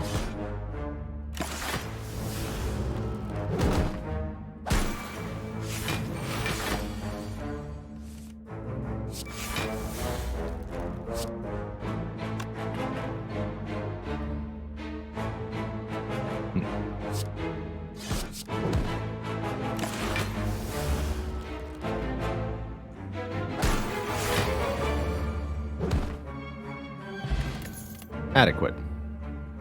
Body Slam. Yeah, actually. Offered Winding Halls. We could receive 2 Madnesses. Or lose some max health. I think we're just going to lose the max health. And last event. Don the Red Mask, gain 222 gold. Alright, this shop is going to be loaded. All we have to do is beat 1 giant head. How difficult could it possibly be? Winky face.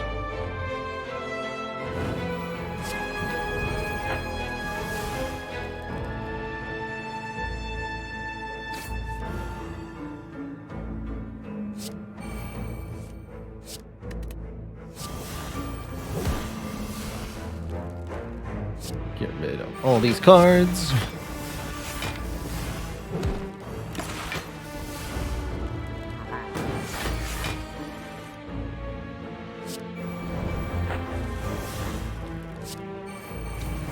They can't afford to not play the Offerings and the Jacks.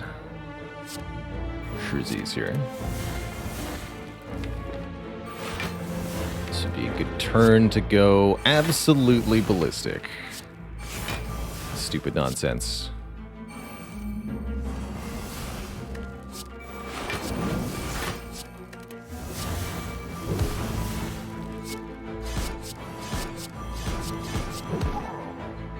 Rip. Third Blood for Blood? Terraresh, thanks for the tier 1 sub. Welcome to the Cozy Sub Club. How about a Fiendfire? Fiendfire with strength?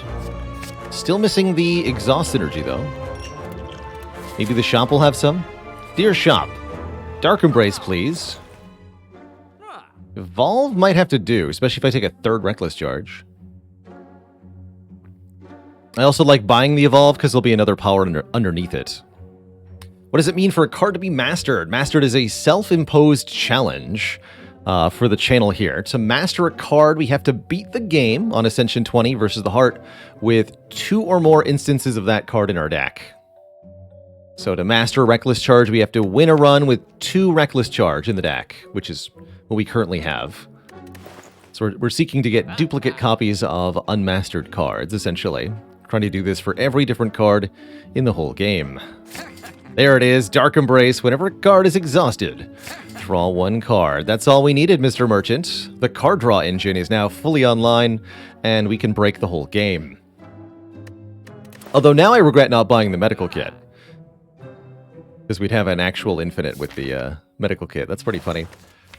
Anything to remove? Honestly, not really.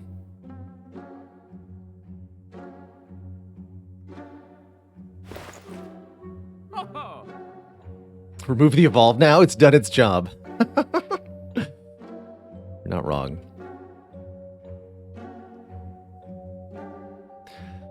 Could take Sling of Courage for some bonus strength in elite fights. That's not too shabby.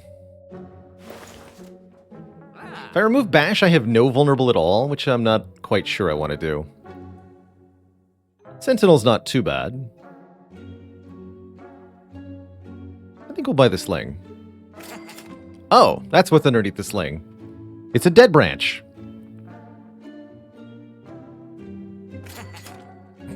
Oh, I guess I'll buy that.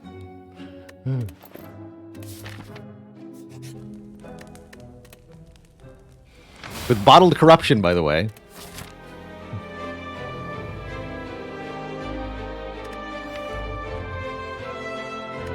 Yeah, I want to upgrade Dark Embrace. Alright, we'll go this way. Blue candle. Amazing. Only. Can heart just give up? It really ought to. So there is no hope for the poor heart.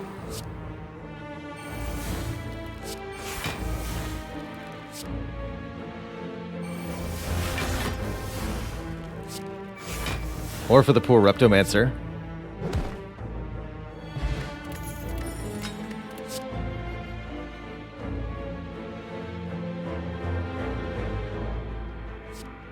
Take another Burning Pact.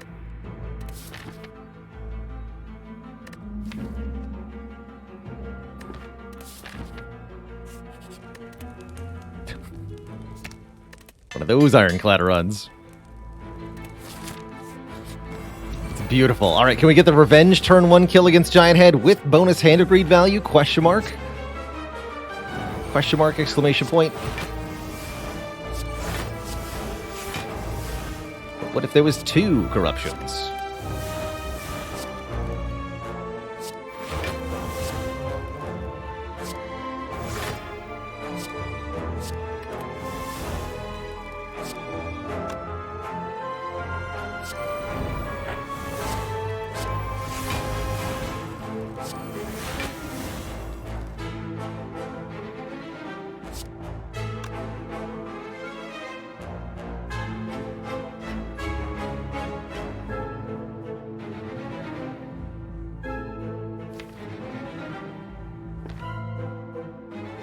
This quite works. I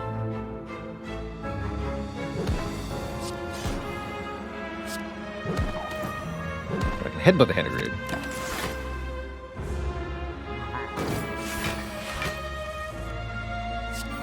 I'll make money off you if it's the last thing I do.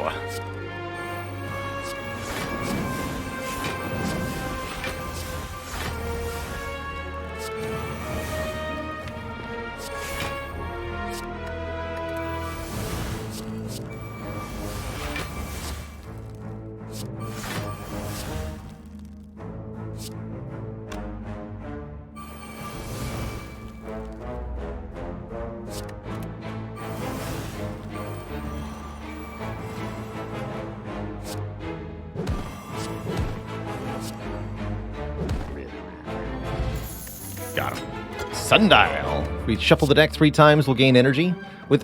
Without Dead Branch, that could have allowed for some absolutely nonsensical stuff. With Dead Branch, not quite as much so, but still pretty absurd. Sure, I'll take the sad nature.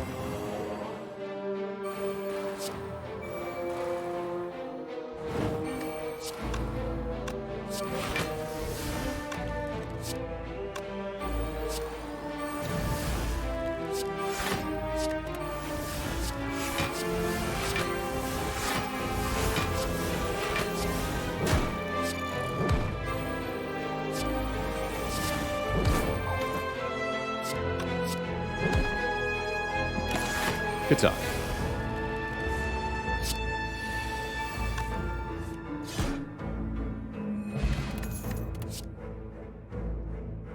Second headbutt, second flame barrier. I'll take one more flame barrier. Basically, no such thing as too many skills when you have Dead Branch Corruption. You essentially just want to be able to play as many as possible.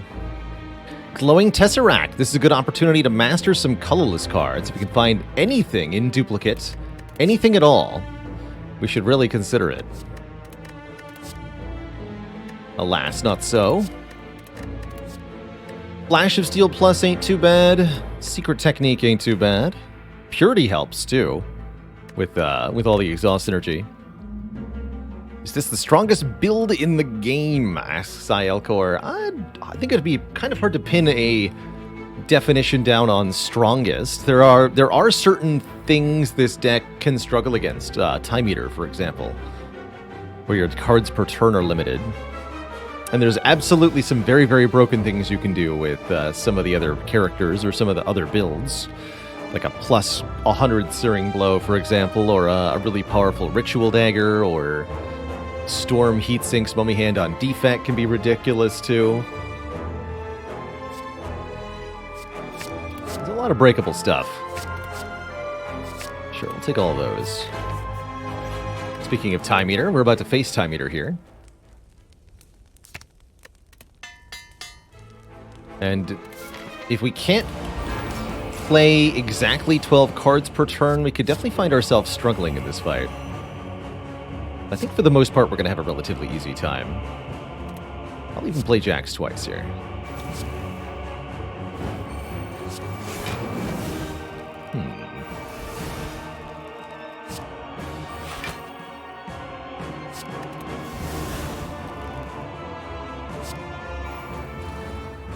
Blood for blood free, sure. Alright, well now you're just asking for it. Banefire.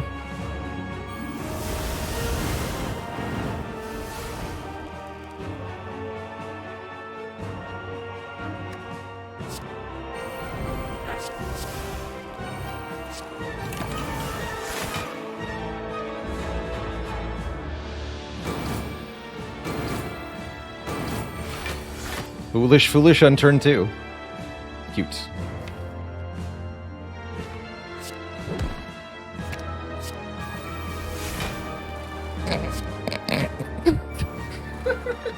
Play one demon form for free, it creates and then makes free the second demon form instantly? What?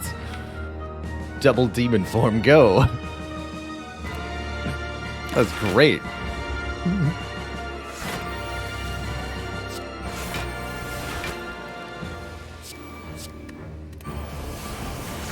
That's amazing.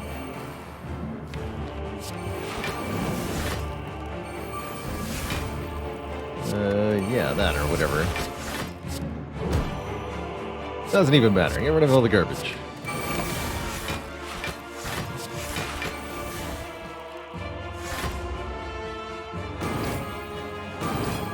Do the thing, they implored. You mean this thing? Actually, wait, is this enough? No, it's not. Alright, well, let's try this then.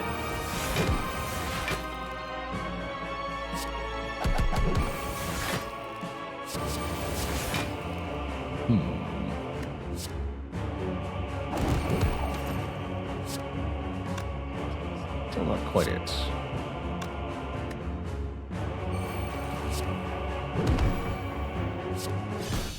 Nice. Alright. On to Donu and Deka, who will not be nearly as challenging as the Time Eater.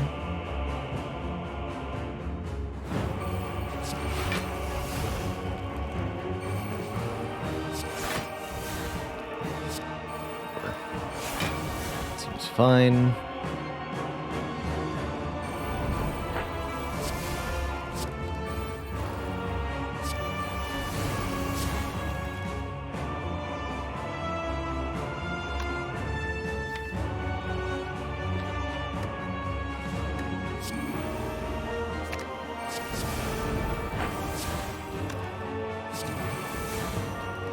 Get him.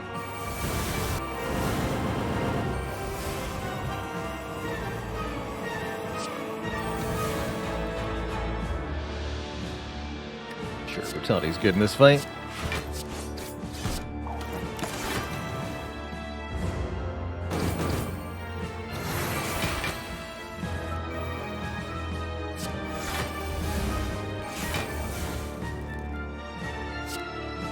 Theoretically, we can make, using our magnetism hand upgrade, and make some money here.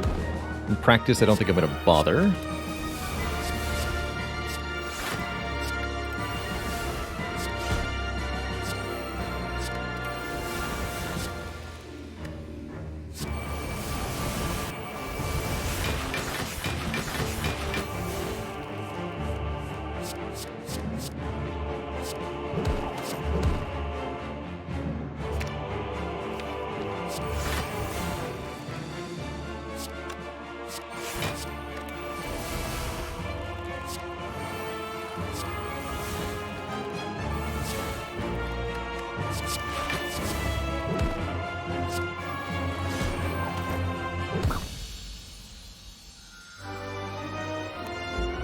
Two thump, a deep pulsing red. Before thought the room is this, the heart of the spire, the source of all this silliness.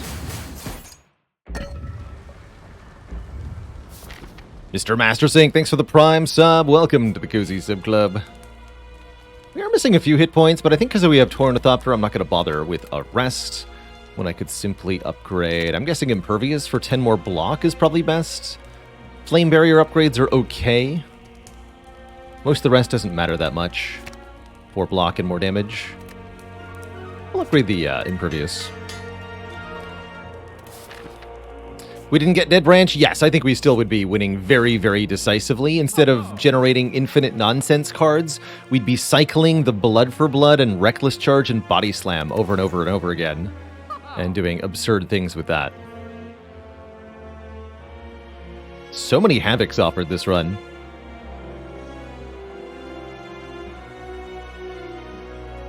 Always expands on the right, Oju. It can actually go off the right side of the screen.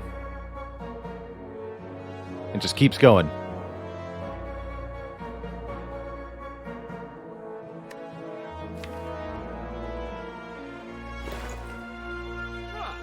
We're close to mastering Havoc. As long as we win this run, we'll have mastered Havoc.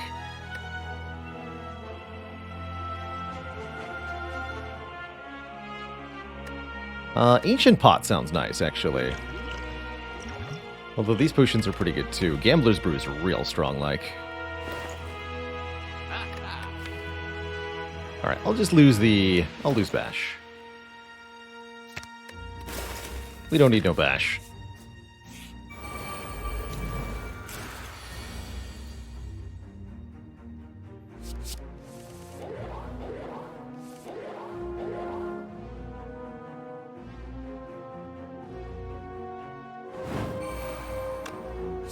Something fancy.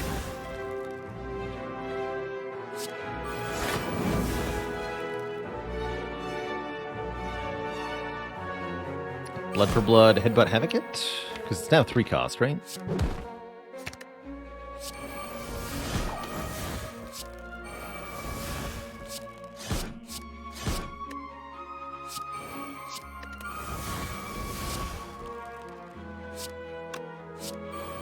Kill it full. Even with that damage.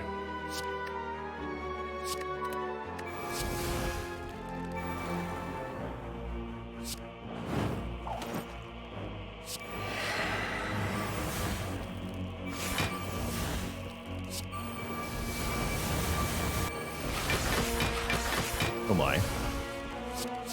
What have I done?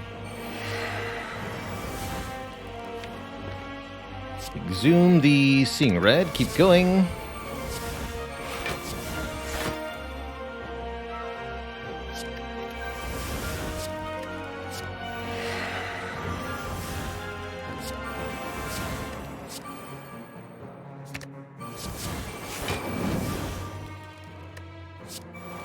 Behold. Clash.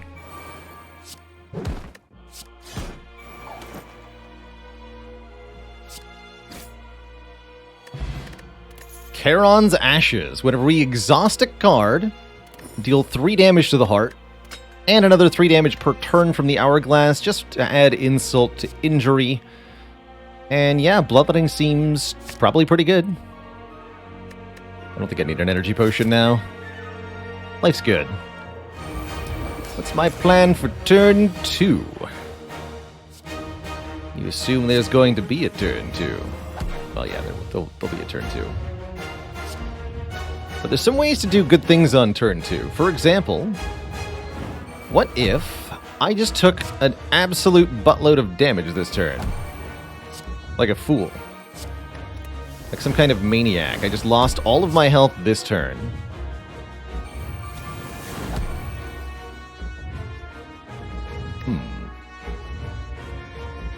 I'm going to be vulnerable anyway.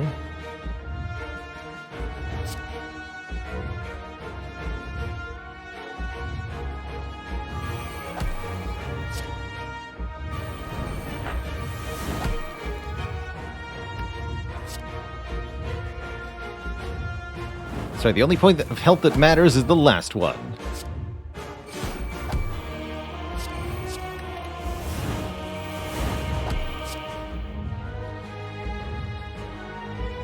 We want to have some modicum of restraint here. Oh, there we go.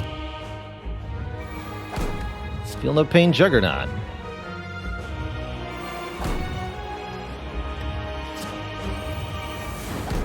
Dark Embrace.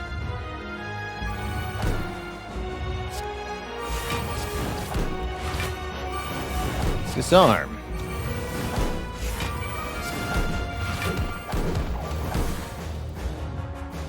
Just never don't be vulnerable. Whatever. It's fine. Alright.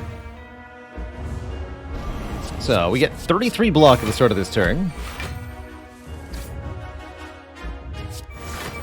And then some more.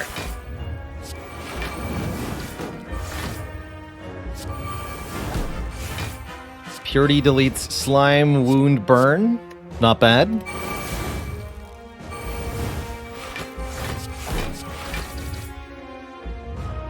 I guess I'll play Demon Form. Why not, right?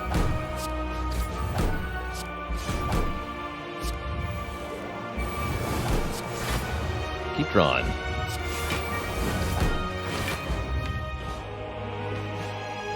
But Havoc, what? Couple good options here. This Body Slam will work just fine.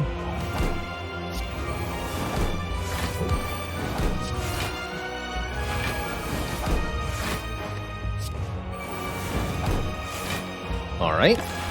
Good turn.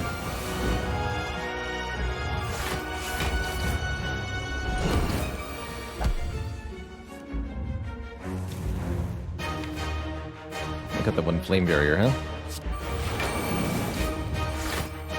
That's truly tragedy.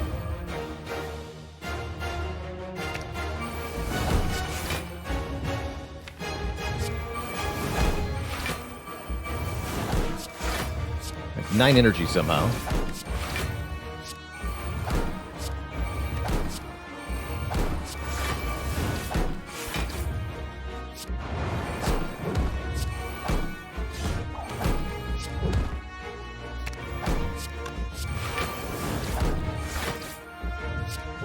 Yeah.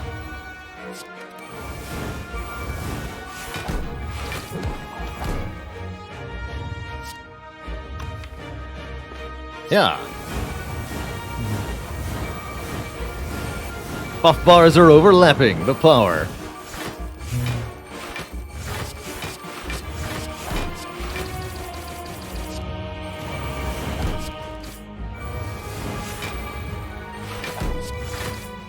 More. All attacks. Activate Kunai with Clash.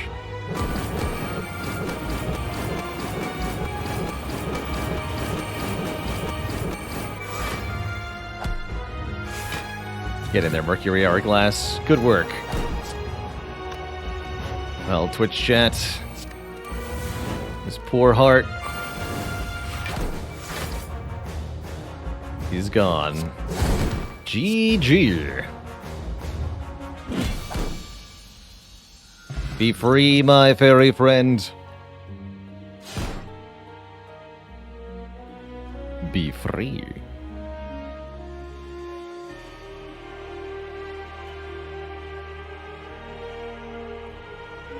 Release it at the top of the spire so that it can tell the others.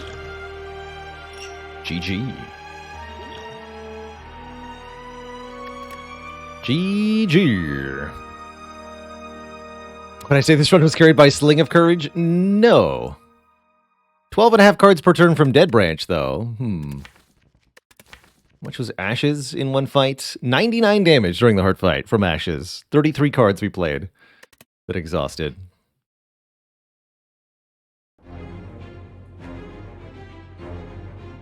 That run was in the bags.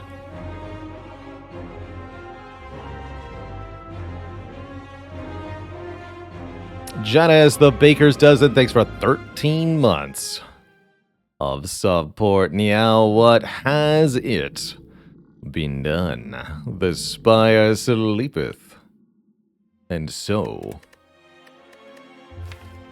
shall I. GG. GG.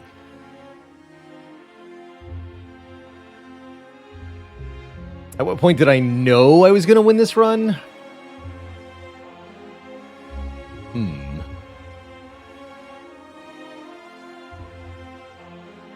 Good question. Arguably, I knew it at the first store. But I don't think I actually knew that.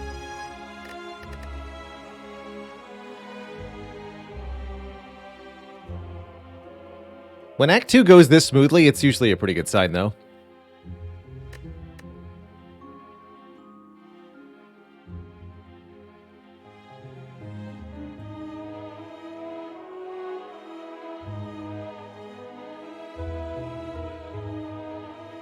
When did we actually bottle corruption?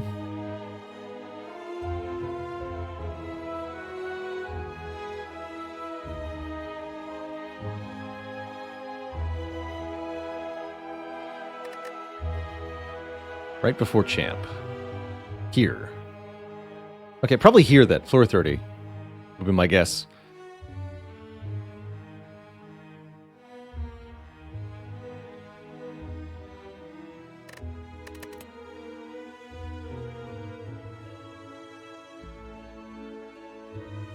Well, Twitch chat, an amazing couple of runs of Spire. We got some really good card masteries today. A new Curse crossed off the list. Double Reckless Charge, double Blood for Blood. On this Ironclad run. Double Havoc, too. Some difficult to get commons. I want to switch games here and play some Monster Train for the second half of stream. So that's what we're going to be kicking things on over to.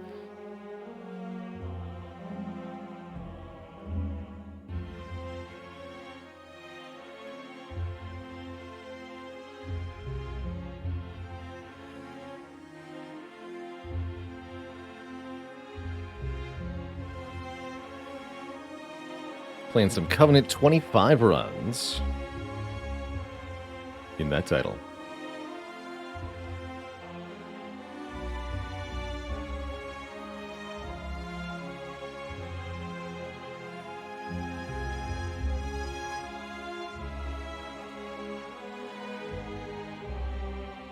I think I'm going to take a break before I switch over as well. Last time I switched and then tried to take a break, I forgot to take the break. So let's not do that again. Asuki, you're heckin' welcome for all the Spire content. Just got platinum. Nicely done. Good luck on your A20 heart-killing quest. It's quite the doozy, but I believe in you. All right, Twitch chat. I'll be back in a couple minutes upon my return. We'll kick things over to Monster Train. BRB.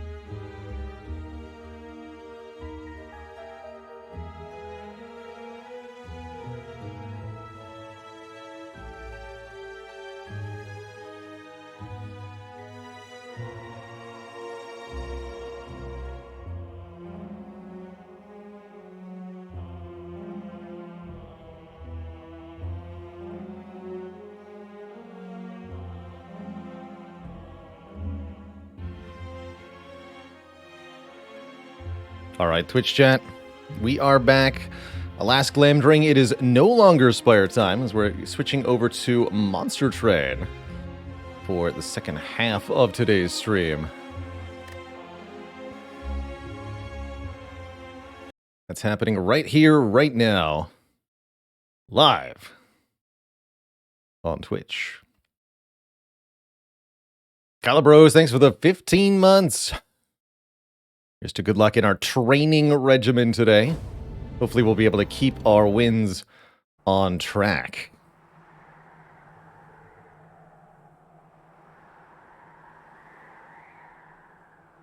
How's it going, Cat Centaur? What a name, what a player. Life's good. You're just joining us for some Monster Train action here. My second favorite deck building roguelite. Still on our quest to fill out the logbook here. Not sure when we're going to switch over to trying the expert challenges at Covenant 25. Right now I just want to work on getting some more crowns. Some Covenant 25 wins with various clan combos.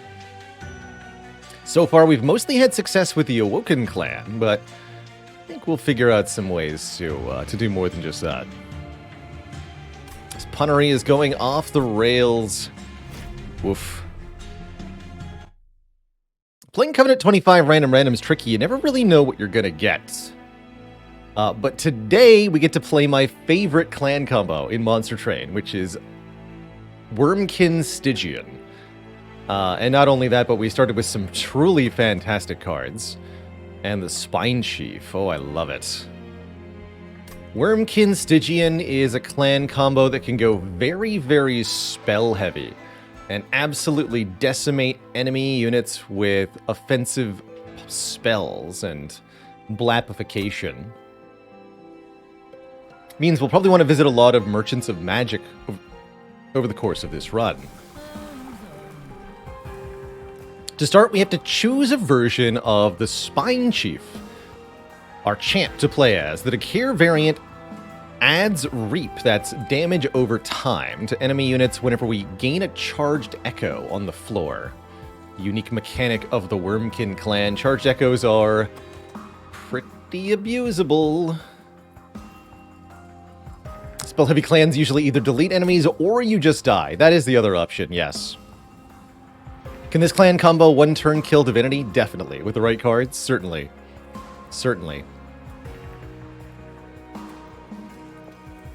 Let's go Decayer version. I really like that. And we get to choose an artifact, actually 2 if we want, to start our run. Split Anvil. When you play a spell in hand, any cheaper spells become reduced to 0 cost. So Split Anvil is excellent if you have a couple of expensive spells and a lot of card draw. That's already a good start here. Let's grab one more artifact. More max health on the champ, or a very early Capricious Reflection.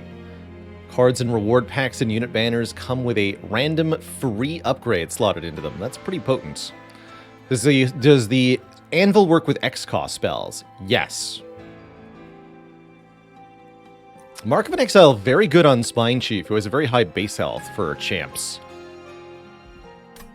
But this early Capricious Reflection, also quite good, so I could see this being either of these.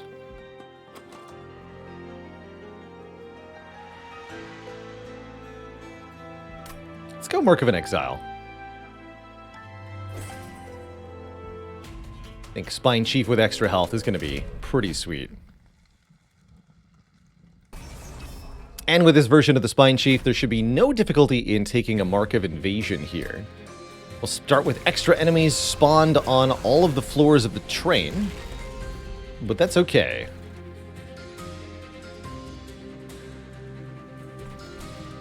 So, on Monster Train, you've got a 3-tiered train, bottom, middle, and top floor, that constantly have waves of enemies coming in from the bottom. Each turn, enemies will move one floor up higher on the train until they eventually reach the top, which is where the last shard of the pyre resides. That's where what our health bar represents, is the shard of the pyre. And so the only damage that we can take that's permanent occurs when enemies reach the top of the train. Other than that, it's mostly a game of trying to stop them from getting to you. There we go. So put this train sword in front to chump block for the spine chief, wipe out these two clergymen, and let's wipe out this fellow as well.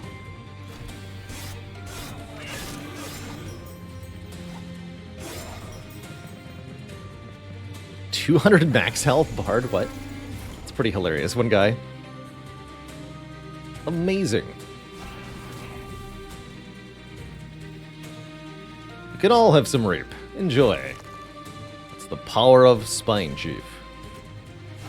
You can go in the middle, friendo.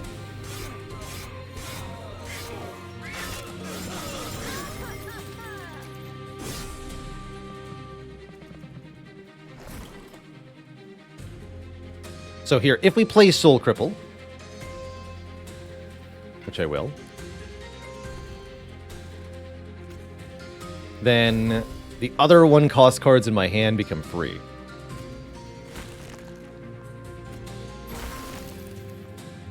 I should have done that. Oh, whatever. It matters not.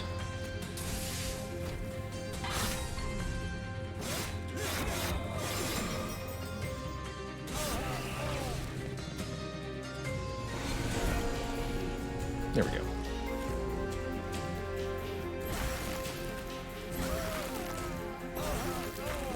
Got him.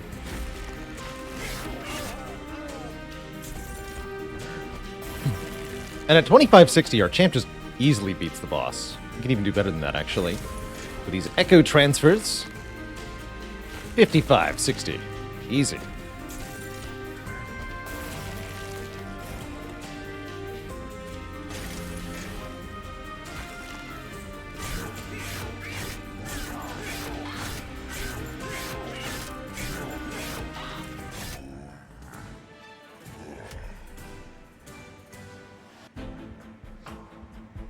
You're talking about the Martyr, Biggleby. The Stygian Outcast champ. What is their name? That Incant champ is kind of difficult to use. Soulguard the Martyr, that's right. My main advice is don't use the Dire Channel variant of Soulguard. All you have to do is play lots of spells, which can definitely be a little tricky to get online initially. But if you can do that, then Soulguard is a very, very powerful champ indeed. Whether it's the Retaliate Frostbite version, which kind of makes them into essentially a giant Frostbite shark, or the variant with huge stats that has stasis at the beginning of combat. Both are pretty useful. Ooh, we definitely want Abounding Echoes here. We need to be able to make more infused cards. Although hosting kin with an infusion's not too bad either. Attuned cards would be good. We would like something that can benefit from spell power increases. And the attuned keyword means that magic power is multiplied by 5 on this card. Helical Crystallis also not too bad. A 2-cost card to use with a split anvil. I'm going to go Titan's Gratitude here. So, we can go Merchant of Steel, Wormkin unit next floor. I think that means we go Merchant of Magic, Forgotten Boons first. And then we'll go to this Merchant of Steel. And then we can either go to another Merchant of Magic or duplicate, depending on how we're feeling. Don't have any actual units yet, but our champ is so powerful that I'm actually not afraid of playing without a real unit yet. Working overlay for Monster Train? No. For Slay the Spire, yes, the overlay is back online.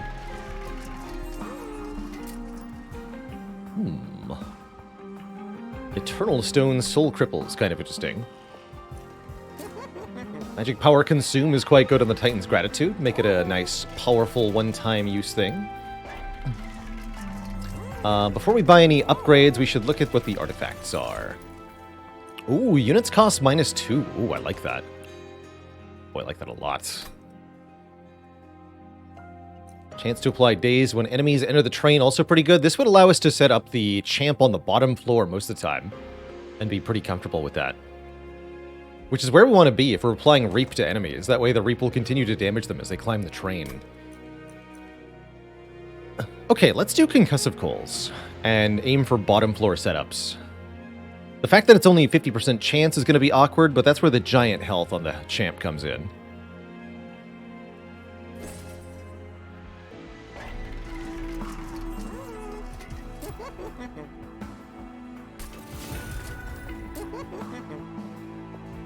Minus cost on spells, not as important with the Split Anvil, admittedly.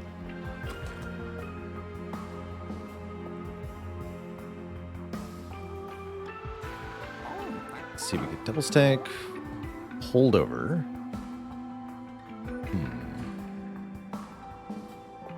I don't think I want to pay for a reroll here. Or buy the Eternal Stone. I'm gonna need the money for the Merchant of Steel coming up. So yeah, we could remove Consume from Soul Cripple, I don't feel like it's worth the 100 gold.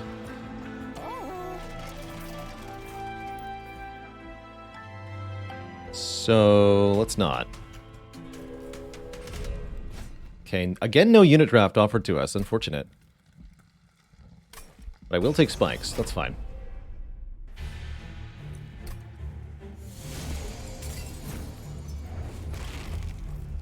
Wow, Concussive Coals did not work there. Which makes me very much not want to spawn on the bottom floor here. Let's just ignore that Concussive Coals thing for this fight.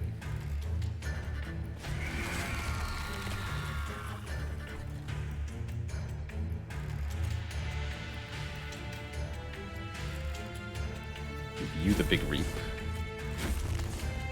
Do more next turn.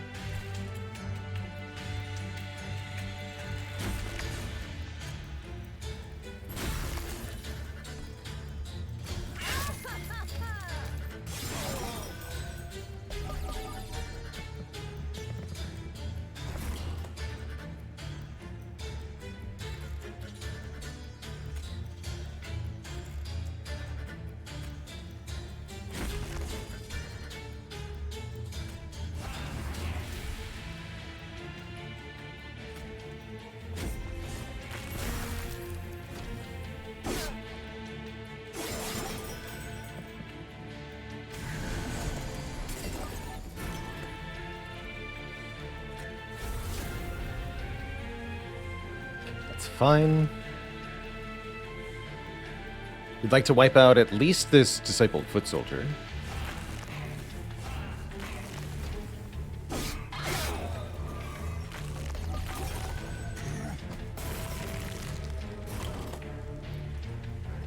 There we go.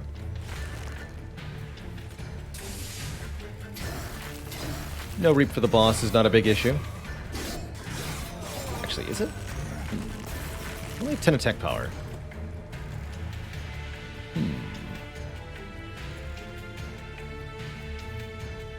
Well, now that does seem like a problem, doesn't it? Better to put the Train Steward behind the champ. They'll only tank one hit versus adding essentially 5 attack power to each cycle. Because we're not being able to play the Echo Transfers early actually really hurt us.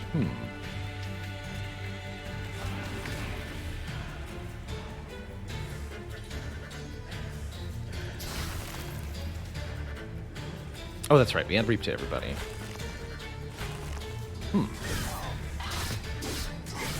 We actually even win?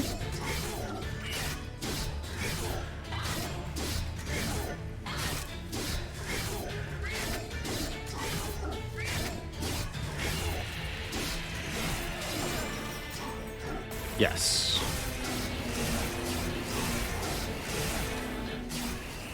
Ouch. Well, that's why you go to Merchants of Steel first, usually. That second boss is very hard to beat with just a champ. Ow. Ooh. infused cards, ones that I already wanted. It's perfect. We get to choose a divine artifact. That's going to help with surviving the next combat quite a lot. Armor 30 or 6 magic power? I think armor 30 is the smart move. Divine Wing Steel is also not too bad, although we actually struggle to play 3 in the first place, sometimes. Let's just take Divine Firewall. 30 armor is going to make it very difficult to have a surprise loss to our first big boss here, Daedalus. Large Stone and Cat Stone. Interesting. Alright, what are the Wormkin unit banner options? This would be a really, really, really good place for the egg. Glug Cider. Actually, Kinho's Carapace is pretty good. Freaking Glug Cider, man.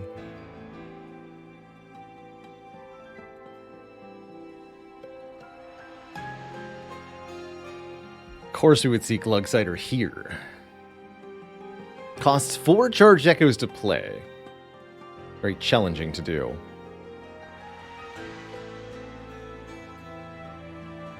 Heals for 5 when you play a charged echo on its floor, and applies Reap to attacking units when struck. Glug Cider can stack Reap like no other.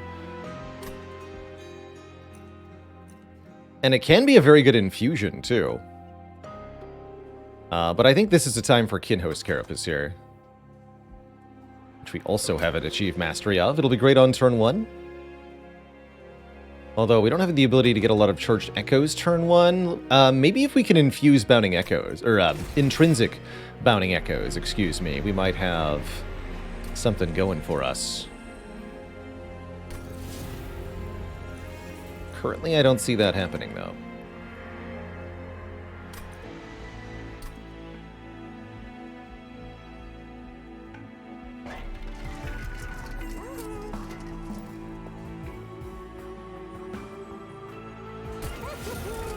So, and can't armor 2 on that, or what?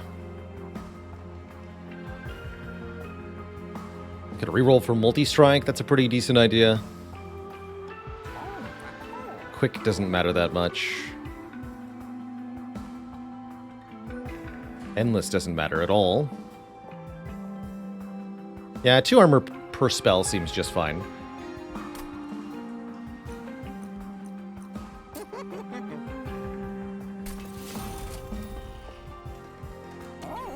And then I might want to use some purges preemptively here. We've actually got more money than I know what to do with, so spending it on purges is not a bad idea. Not mind duplicating this.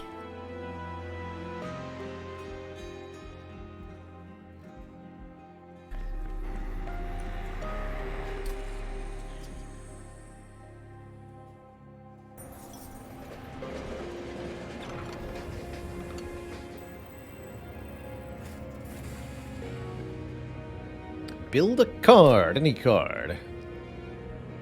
Frostbite, Spikes, or Regen.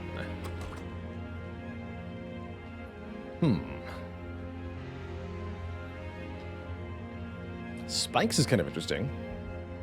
Let's try Spikes. Healer buff.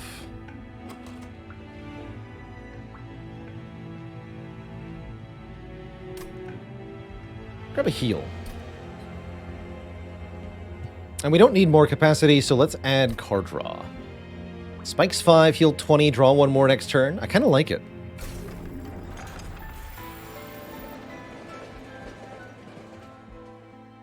I like that quite a lot, actually. Alright, let's purge 2 stewards then. Make my life a little easier.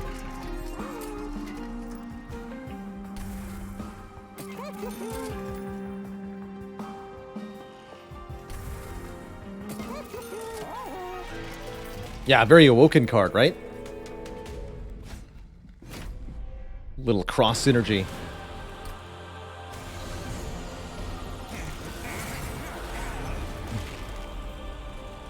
Although Spike's Concussive Coal's not really a thing, huh? Oh well.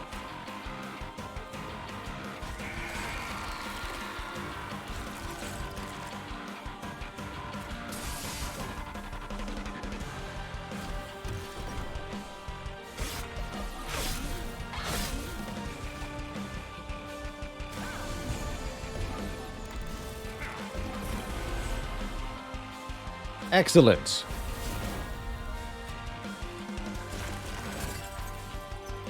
Have some reap. Then you should die. Although, I mean, with the armor, actually, we can just let him go. Stack more reap on Daedalus. Do it.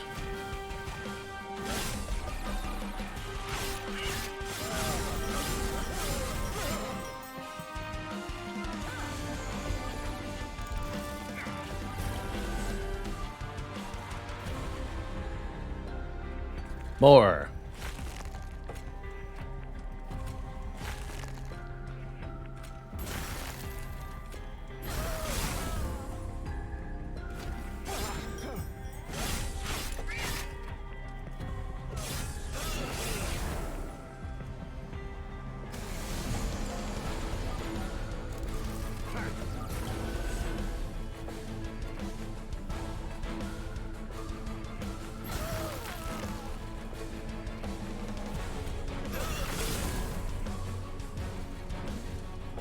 Just want to build up some echoes here so that Daedalus continues to take reap damage.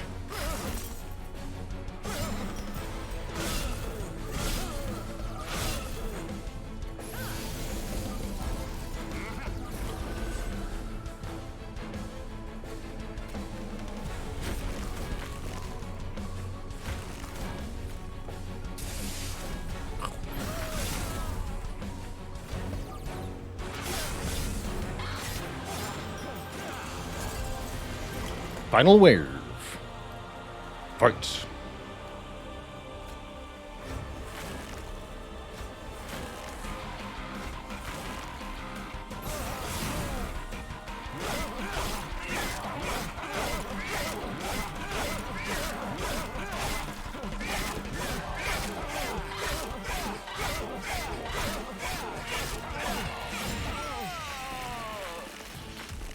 GG.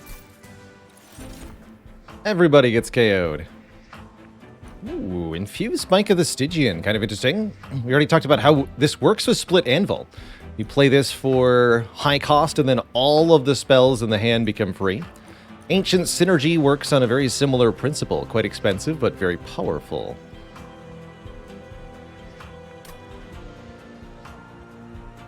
Let's try the Spike. Glugsider is back.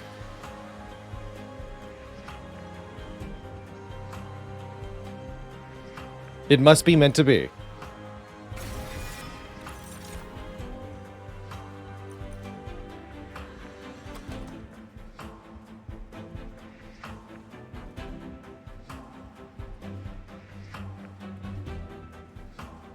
The glug that was promised. Alright, I want more card draw.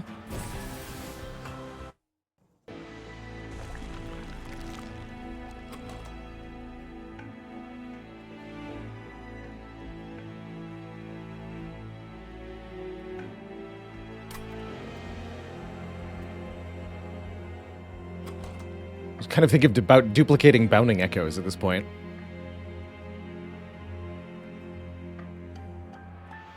Simple yet kind of effective.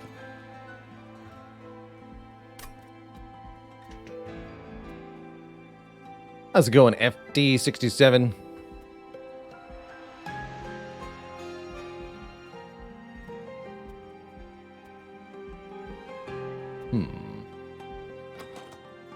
This is really a question of how badly do I want to infuse a unit into the Kinhost Carapace?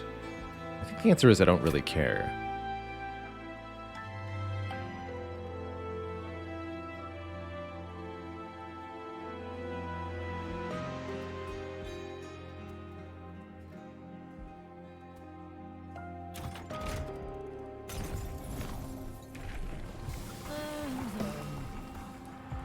More Reap, and way more health on the Decayer version, which is what we want, especially with the Mark of an Exile. Love the vids on YouTube. Well, it's a pleasure to create them and share my learning knowledge, my love of the game with everybody across the internet. People on all continents tuning in, learning from the stream. It's pretty wild to me. Oh yeah, that's just what I'm gonna do, huh?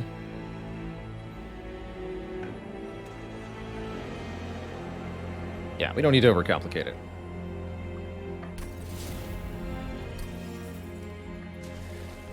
Duplicate this card. 15 shards and it's worth it.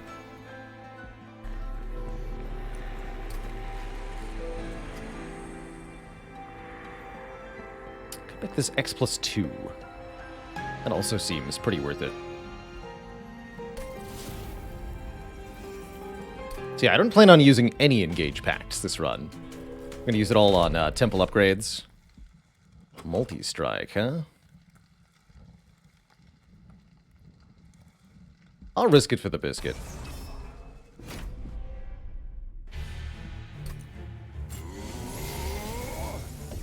Exactly. Concealed coal. Concussive coal. It's fine.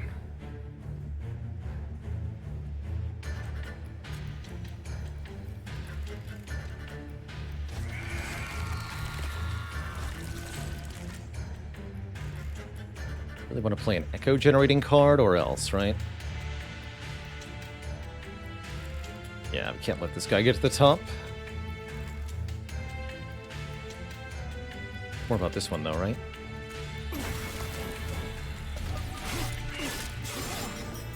Spikes might have been nice.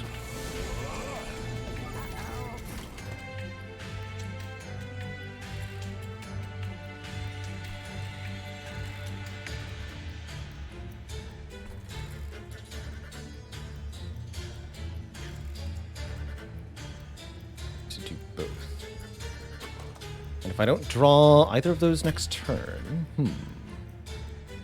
seems like a problem.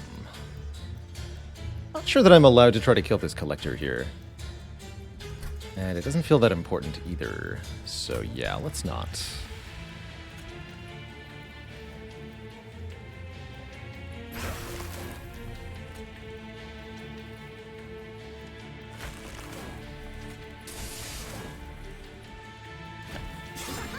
That's fine.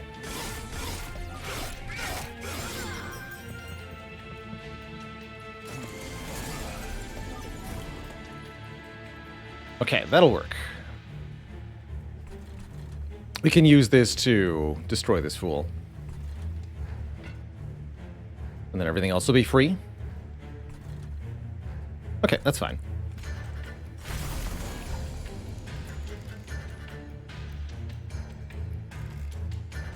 So we'll take minimal damage on the pyre from him. We will take a little bit, but minimal.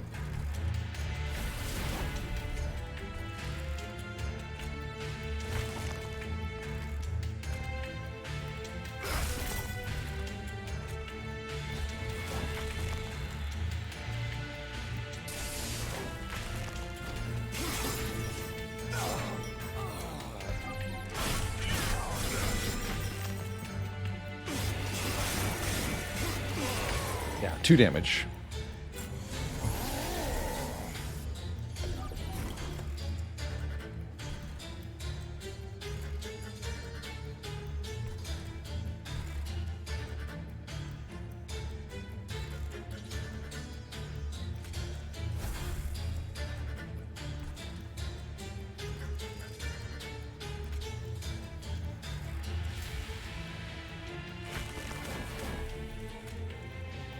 You do this. Nice.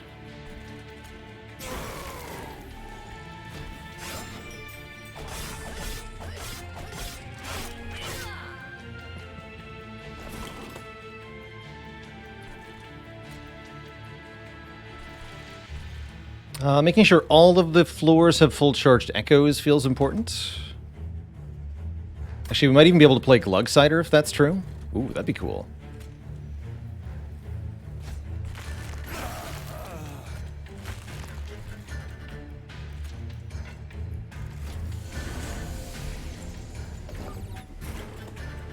Yes, we can play Glugsider, which we may want to consider doing here.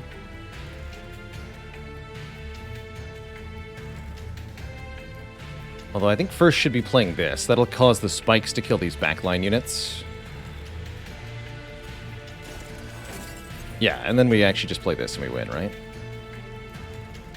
Do it like this. GG.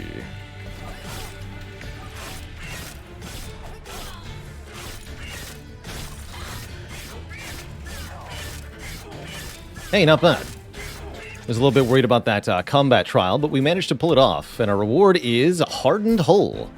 When an egg unit is summoned, remove shell 3 and apply armor 30. Well, thing is that's not happening, so I'll take 25 bucks.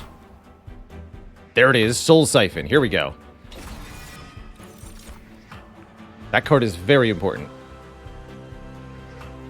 I think this one might be too.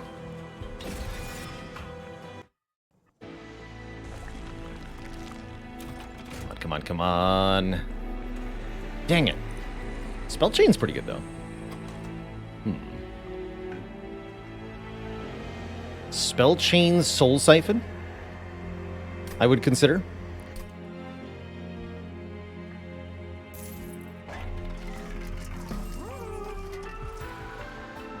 Holdover. Holdover Frenzied Swarm with -1 cost. Yep, that's happening. That's definitely happening.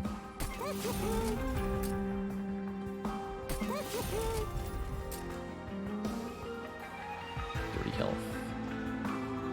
Just make that 175. Tips for Wormkin. Building up lots of charged echoes and then using the extract cards tends to be very, very strong, in my experience. It gets distorted by the Titan's Gratitude. Ooh, that's true. Those gratitudes.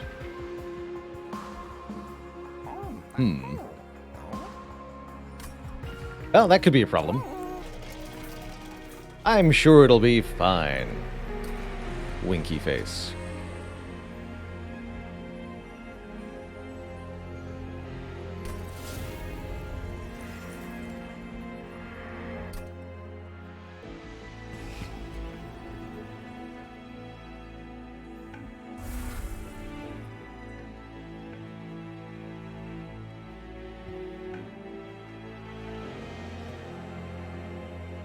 Dunning Cougar, what do you call a fibbing feline? A feline.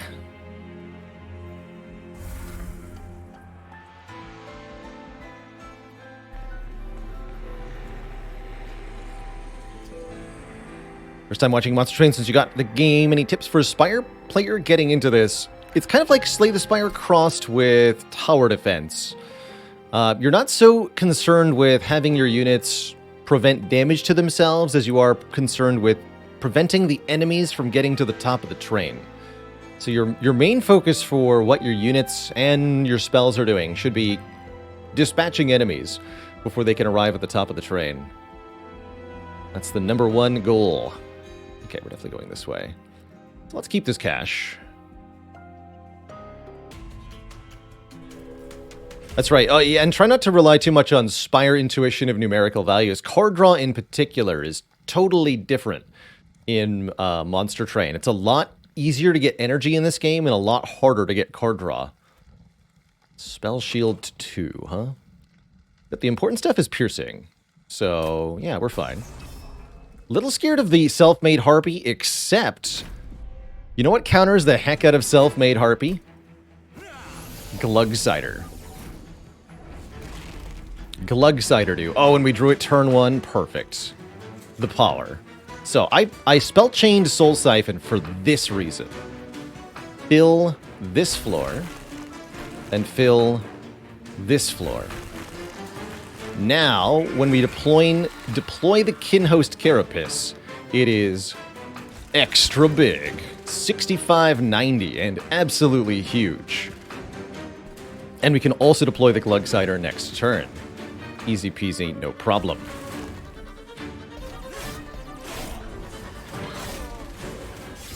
So that means anything that gets past the Spine Chief now has to contend with Glug Cider. Wow, what a draw.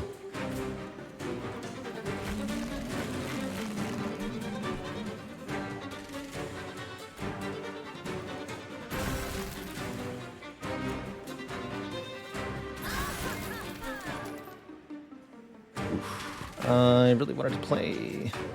Oh, this is fine, then. So I might as well daze them. That means this Quill Marksman will be dazed for next turn.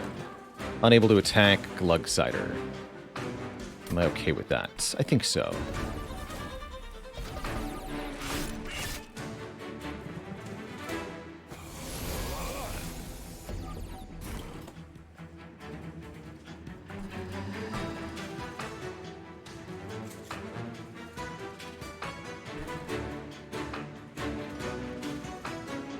Because we can just, like, fracture it or something, right? I think we use the Spike of the Stygian on the overcharged tank. Give it 25 Frostbite. Everybody else gets reaped.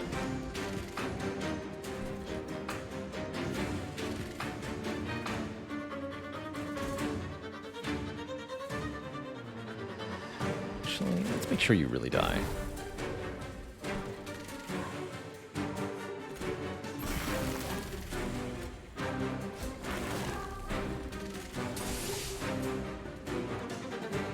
Seems fine.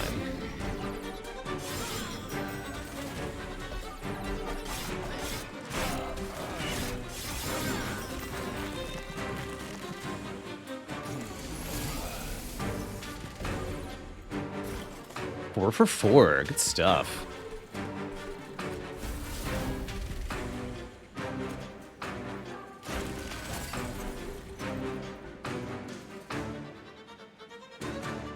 This guy's gonna reach the pyre.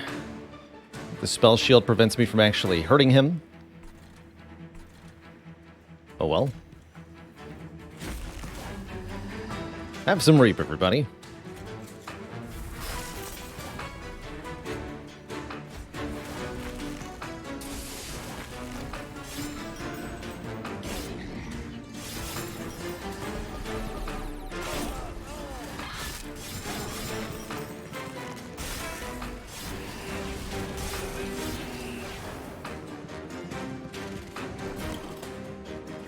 A minor annoyance. You're already dead. You're already dead. Alright, let's just play some echoes on the middle and top floor then.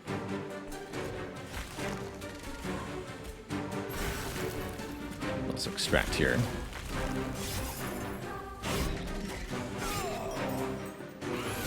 Ah! Already we're doing pretty good damage to Self-Made Harpy.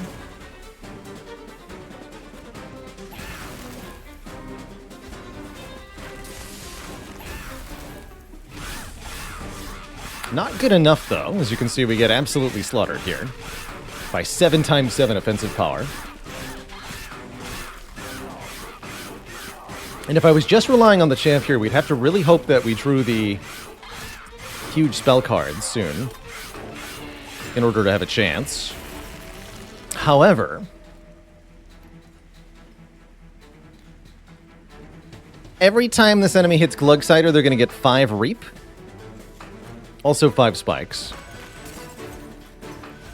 And, well, just watch.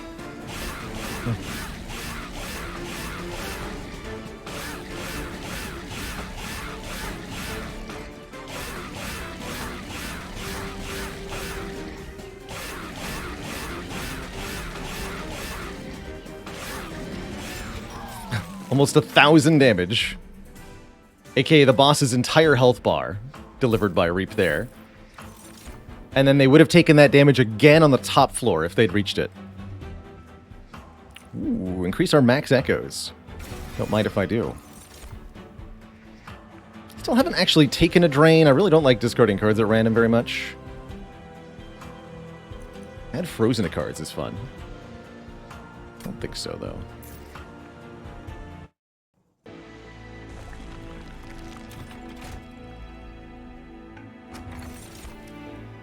Ooh, more infused cards. A little bit late here at ring 6.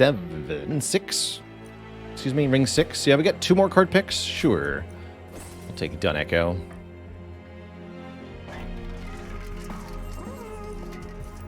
I'm thinking Cant Armor 2 is actually good on Glugsider.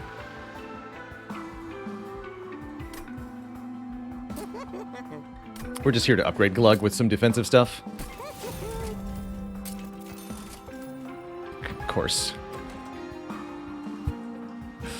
Of course we get these. There's the Glug Cider upgrade options. I mastered every card in Monster Train. Not on this save file, we haven't. ×2? Where's Lance is so bad. Pretty much every time.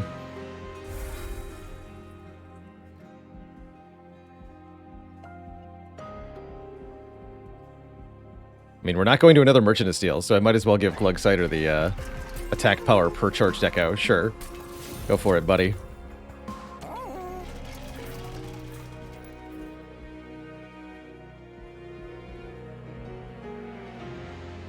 Playable without a target? That's true. Unlike the Fractures, actually. Playable without a target does count for something here.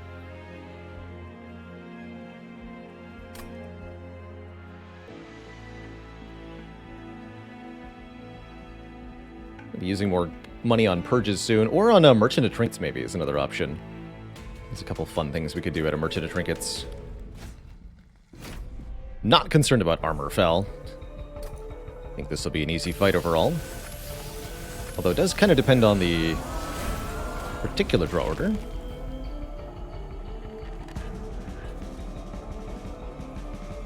This is fine.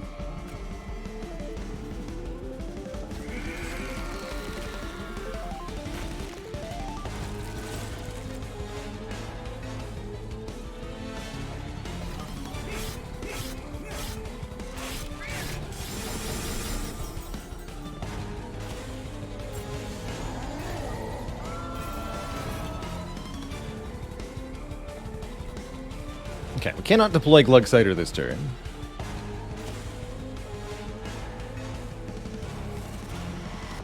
That's fine.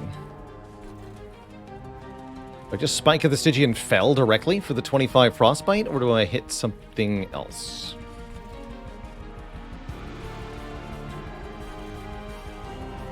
This can't be moved.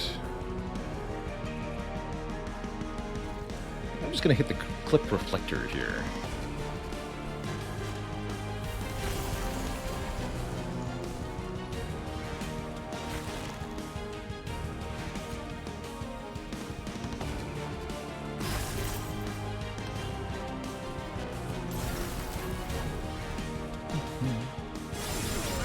Don't want that holdover right now.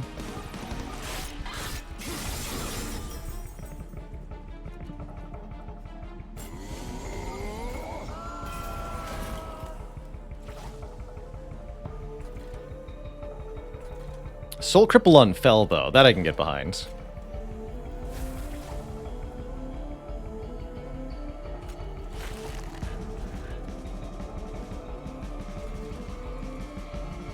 Oof.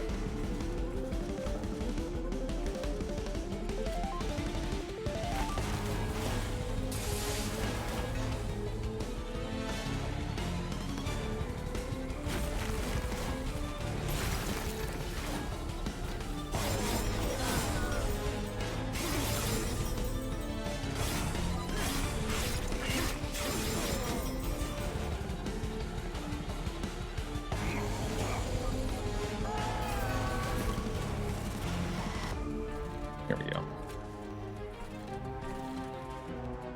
Not gonna use that on the bottom. That'd be ridiculous.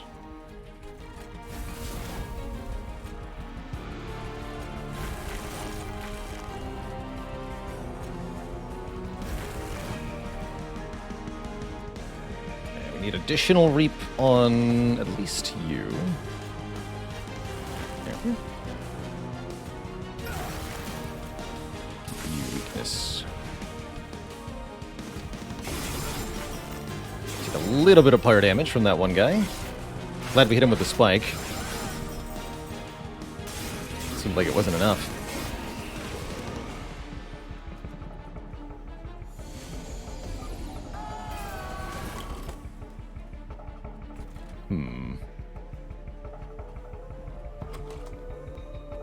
Said I wasn't worried about Armor Fell. Maybe I should have been. This is a problem.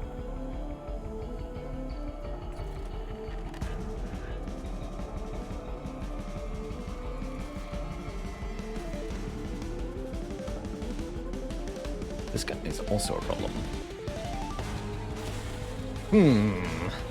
Problem. We have a big problem. I think that means I need to Titan's Gratitude this Alabaster Guardian on the top floor so that I can kill this Clip Guardian next turn. But if I don't draw the Titan's Gratitude, I think this guy just kills us. Not sure what to do about that. And then that leaves the bottom floor mostly undealt with, which is not good either.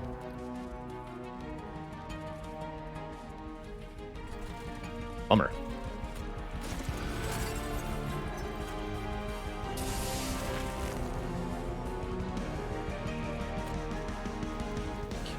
Kill you. Actually, make sure you need to die first and foremost. Kill this.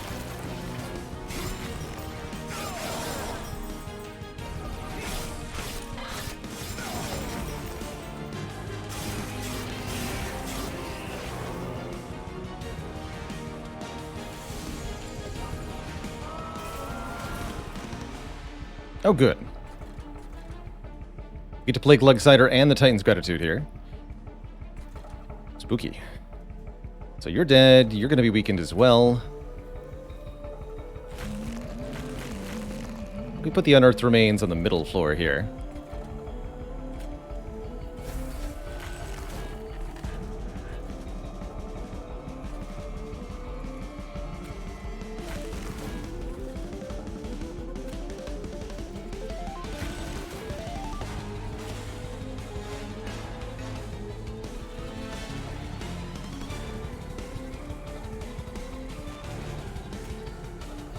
Said that.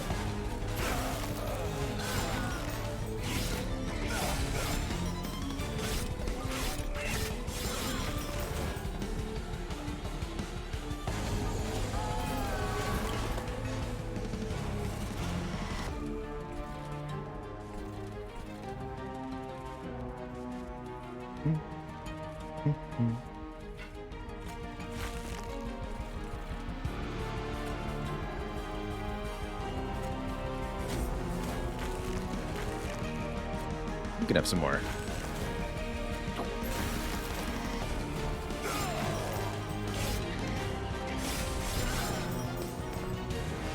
Whew. I was close, actually. I was not as afraid of this version of Fel as I should have been, perhaps.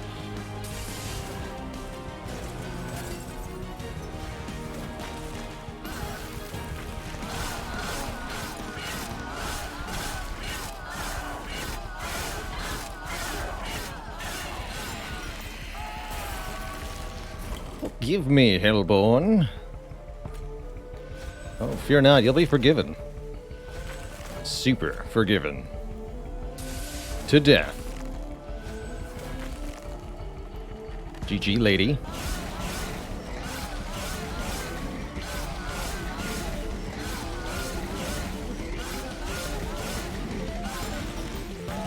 Three HP. Boop.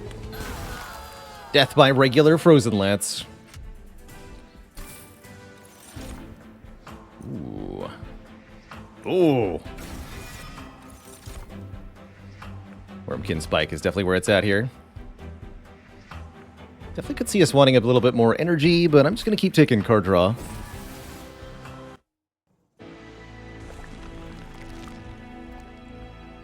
We go Merchant of Magic. Yeah.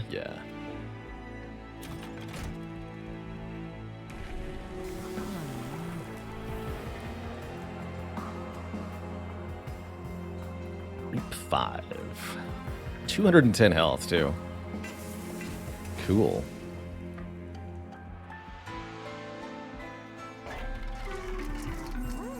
Put Permafrost on something. Not sure what I would like Permafrost on, if anything.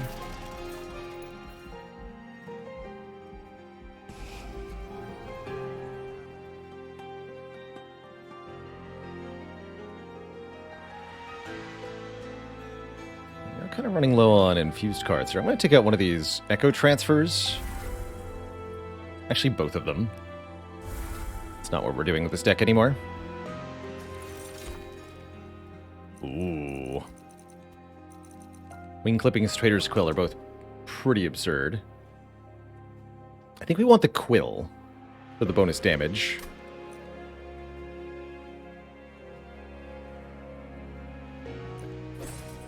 We can use that a lot.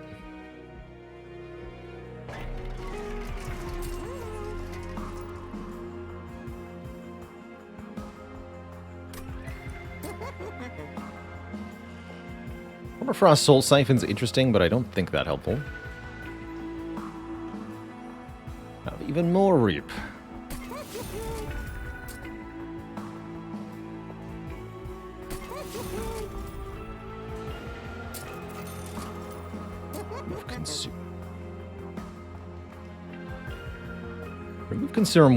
Remove Consume Wormkin Spikes. Kind of interesting.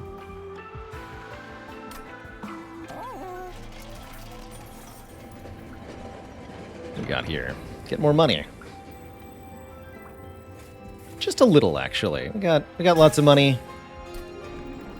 Not that much health.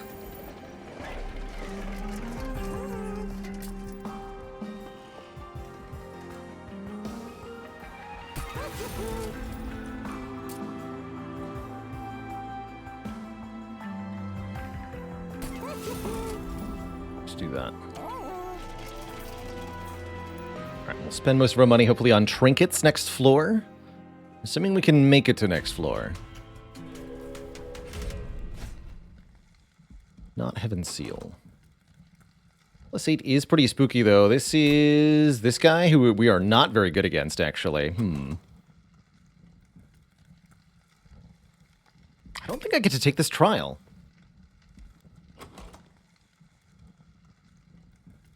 Bummer.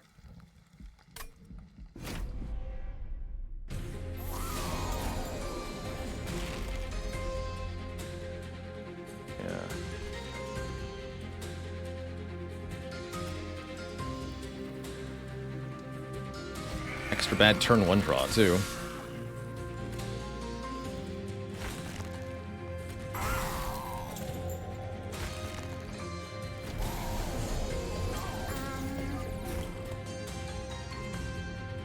There we go.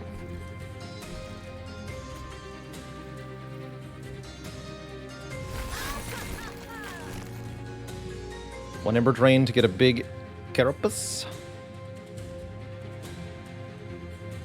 Well, I also actually need to play the Gratitude, do I not? It's also only +2. Not even, actually.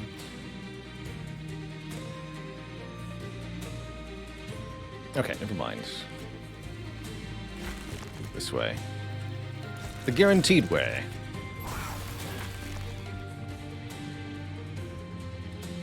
They're both already dazed. But I'd like to have this holdover, actually. Need to keep our units healthy here. Also, Sweep Ember Drain is very annoying. Guess we'll play this for the full value. Sure.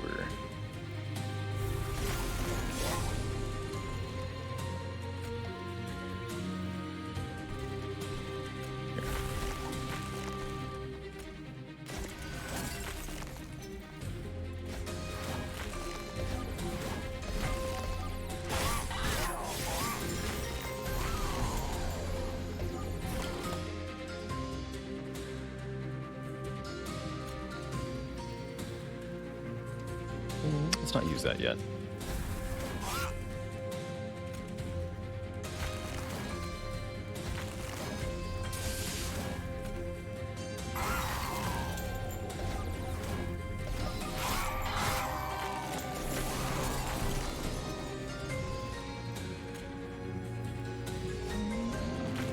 Back to full. The power.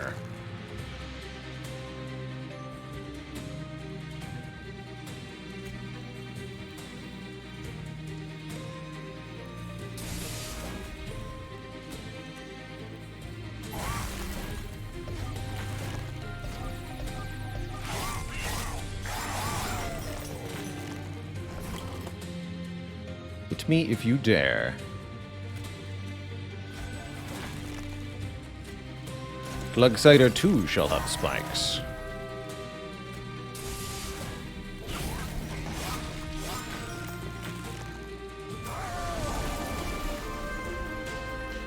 This is the enemy I'm truly worried about, though. Let's see what we can do here.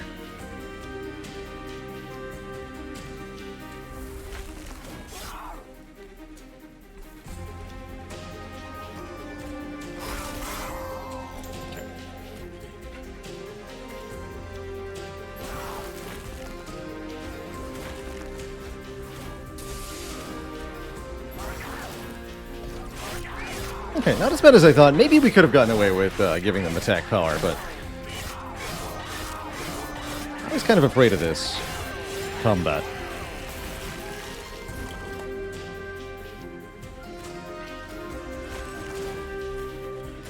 GG.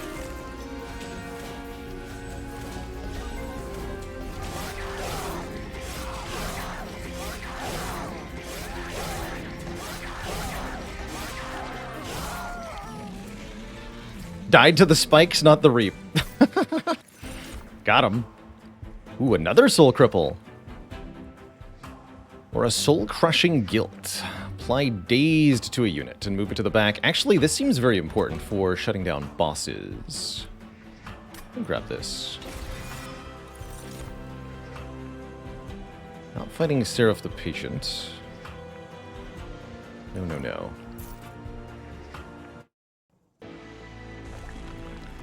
No, no, no.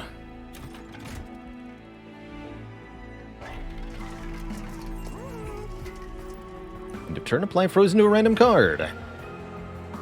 Refracting lenses would heal us a lot, but do we need the pyre health? I kind of doubt it. More the bosses I'm worried about my ability to kill. Icicle Fracture seems like it could only be good for the most part. 7 Ember, turn 1.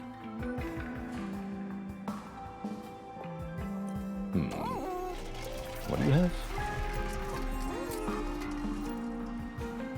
7 Ember, turn 1 sounds pretty good to me.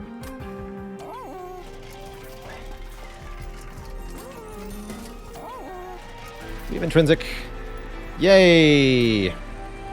We get to do the thing. Intrinsic spell chain soul siphon means we will never have difficulty getting set up again.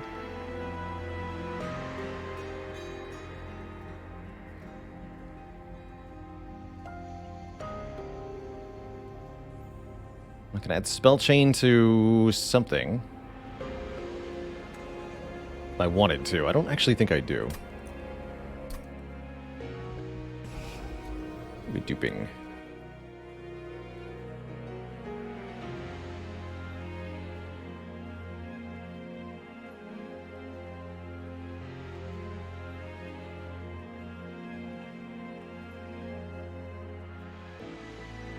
I could dupe Glug Cider?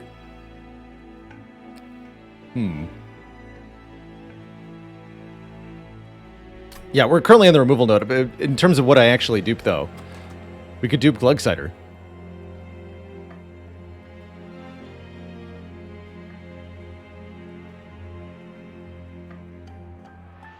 If we really wanted to. Although that makes Kinhost Carapace presumably weaker.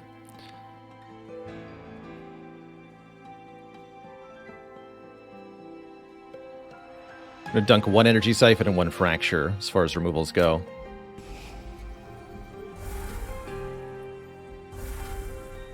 The Slaw, thanks for 17 months. Could infuse Glug into Glug? No, don't do that. Bad, bad, bad idea. Very bad idea. You create a 6 capacity unit that's unplayable. And then you die.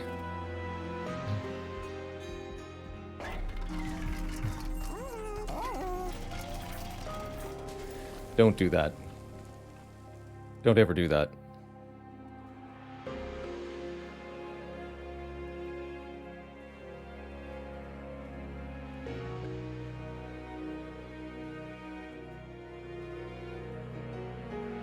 Let's do it. Double Glug. Gotta master Glug Cider with style, right? That's right.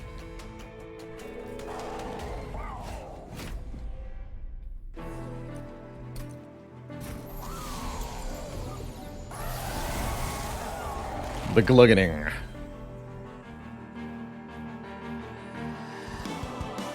Even better, actually. Although we could make a really big Kinhost Carapace. I can just play the second Glugsider later, right? Yeah, let's do it this way.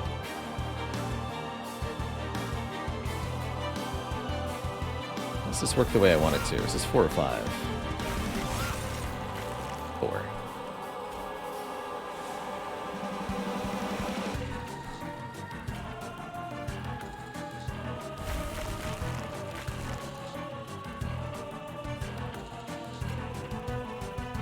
Let me just go crazy here.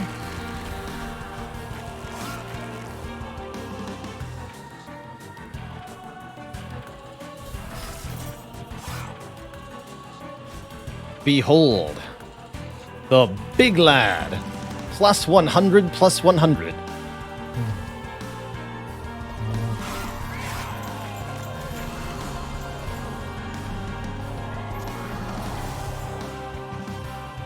Like you do.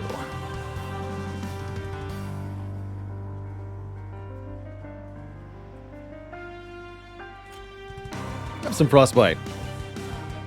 Actually, I'm not going to be able to play Glugsider if I do that, right? That's fine, because we'll play the other Glugsider next turn. Yes.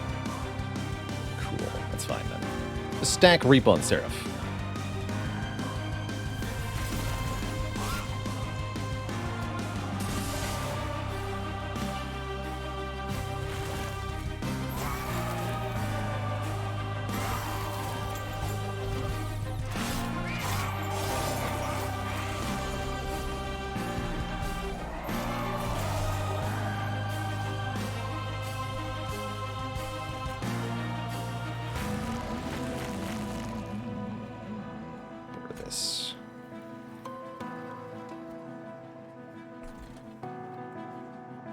So you're not gonna...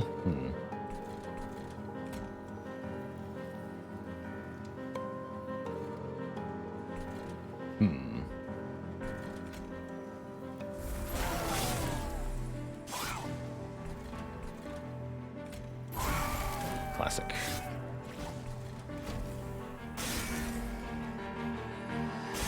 That's fine. You still get 5 Reap, so I just have to put a thing on the top floor here. 5 turns to figure this out. Need 4 Echoes up top. Great turn for Wormkin Spike up top. Or on the bottom, quite frankly. These two need to be reaped pretty hard. We can't just let things get up there. So yeah, let's try this. Can take 1 from the Vengeful thing. Yeah.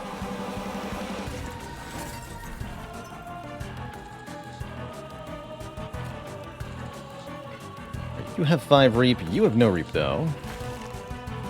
You need some more. Some more.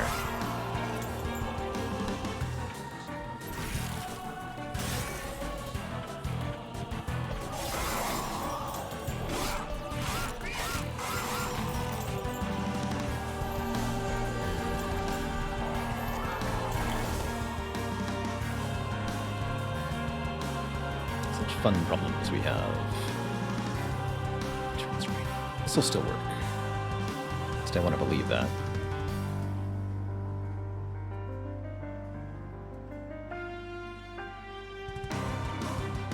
Get rid of this.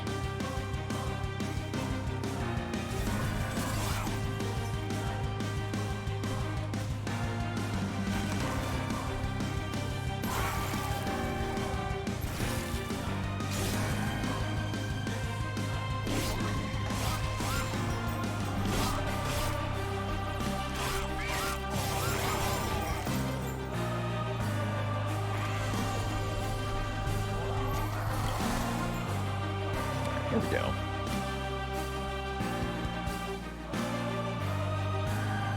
Fracture, Glugsider up top, but then gotta play the Titan's Gratitude, right? Yeah, it's fine to take a little bit of damage here.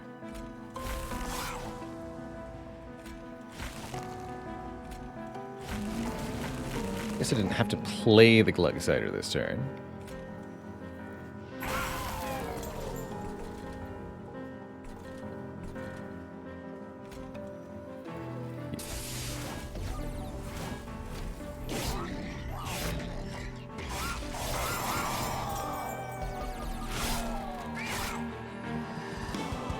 sure an issue.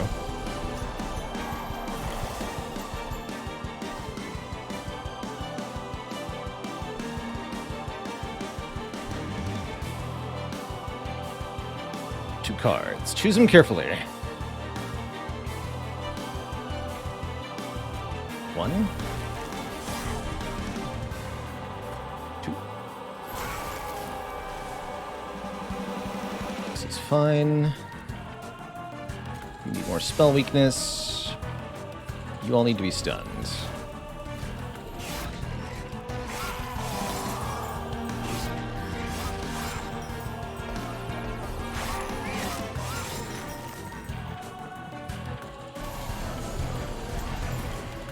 Seraph's already here. Oh boy.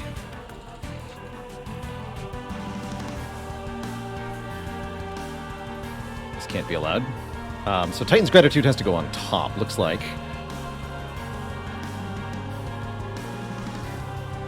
Stunning Seraph? Not sure if it's the right move here. Feels like it has to be.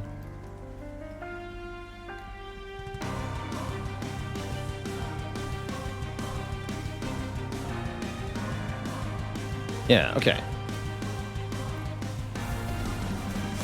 That ups the damage to Seraph significantly. Good. Really hope Titan's Gratitude doesn't discard this. Let's do this first for that reason. Good. Looks like we need help here.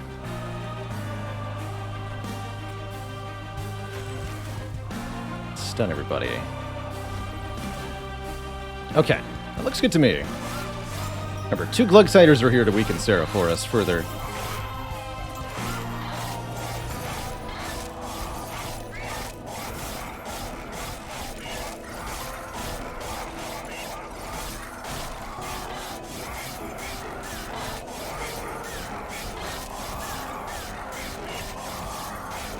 I have no idea if this will be enough.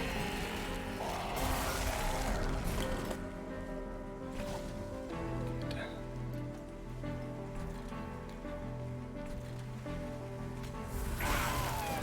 that's fine.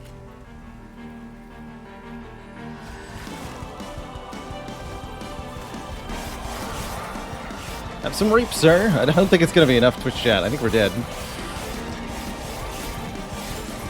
99 reap just won't do it here. Oof. GG. We tried, but we failed. It's not enough in the end. I think Last Divinity might have been even more difficult with this build. GG.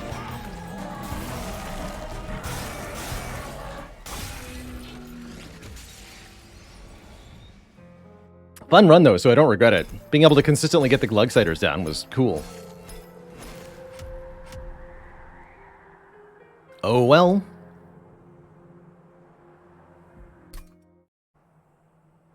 I think the run needed more infused cards. I mostly agree, yes. We did need more zero-cost infused cards.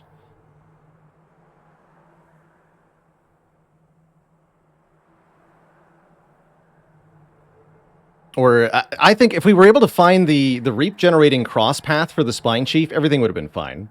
Or not the Reap, the Echo generating cross path. But we never got offered it.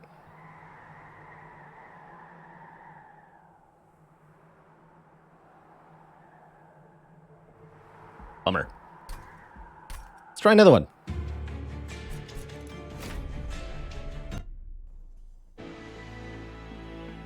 Exiled Umbra, Exiled Hellhorn. So we start with Primordium, a multi-feedable morsel unit, and a bunch of imps. And Cannibalize and Entumbra Assault. Interesting. So we have really good morsel generation, tons of units. Fascinating. Really fascinating. We're going to need to get a good unit. I think we go to Umbra Banners, look for something with Gorge. And we can either go Aggressive Edible for bigger damage on Primordium, or the Superfood line, which passes status effects to the unit that eats it. And that would allow us to, for example, stack Rage on Primordium and then multi-pass Rage. I think that could be very cool. Let's go Superfood.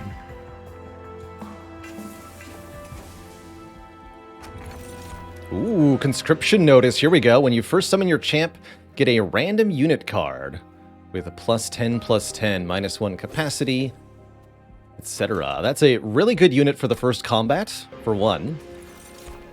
Oh, man. And some serious choices here. Holy crap.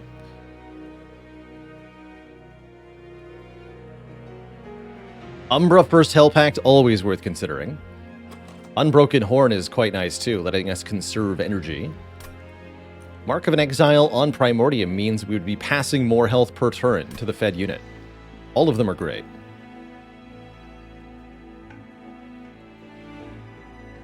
I'm going to take first Hell Pacts. But like I said, those are all really good. And because we have Conscription Notice, the trial is free.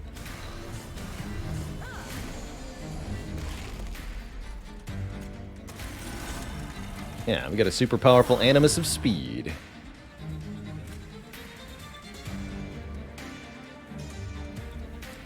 One chump blocker, please. Oh, I definitely played wrong order there, though. Oh well.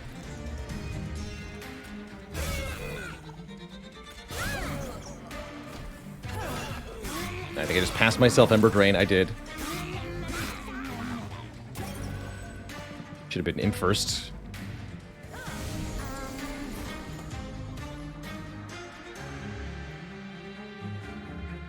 Whoops.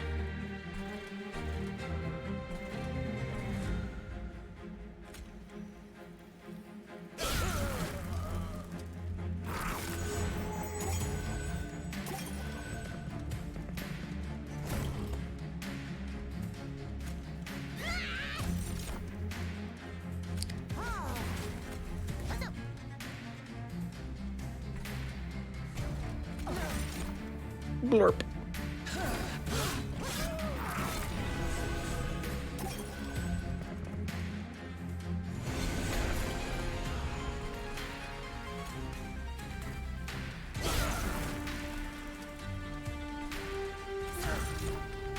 Easy. What's up, indeed?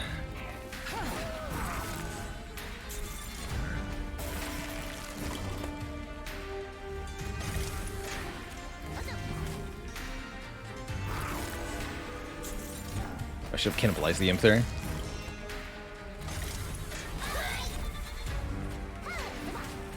Easy.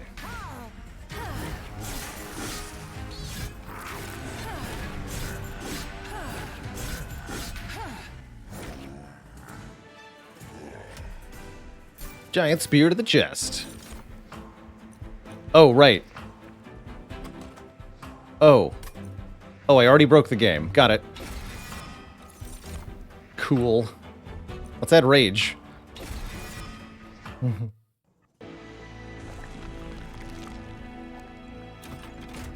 There you go. Intrinsic?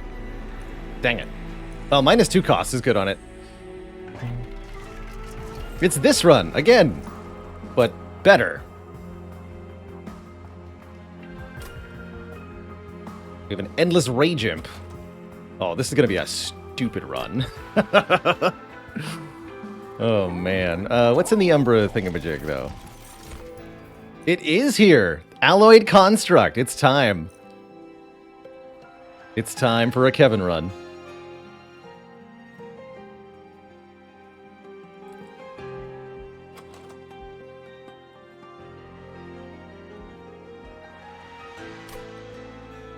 Neat.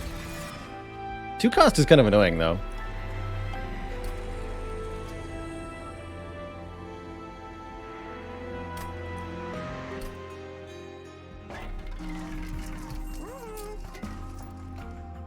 Endless Imp with Holdover Sacrifice.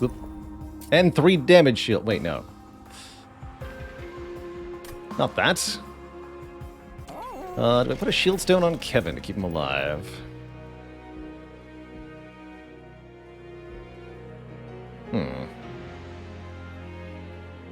Awkward placement of divine temples this run.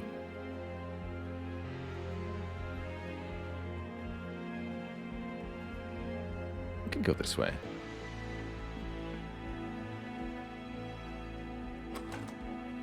Seems merchants of magic are in pretty short supply. Yeah, I don't want to go this way. Blah.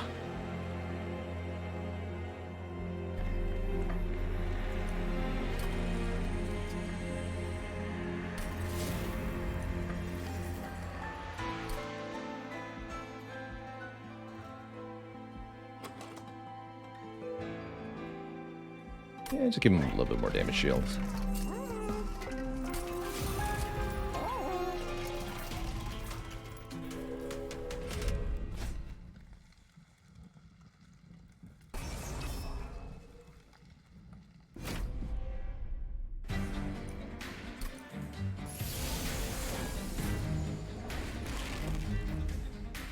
Bum, bum, bum.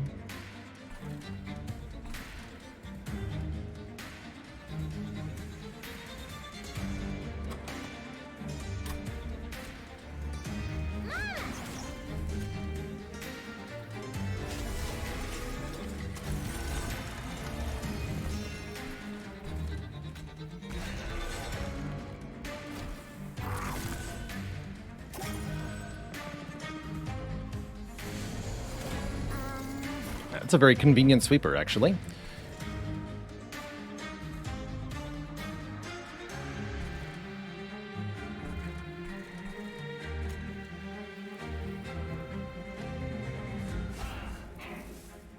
Just feed a lot of damage shield to Primordium. Primordium will pass that damage shield when eaten multiple times.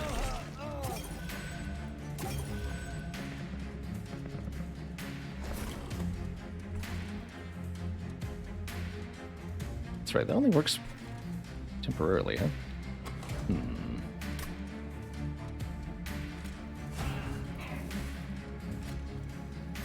This is a slight problem.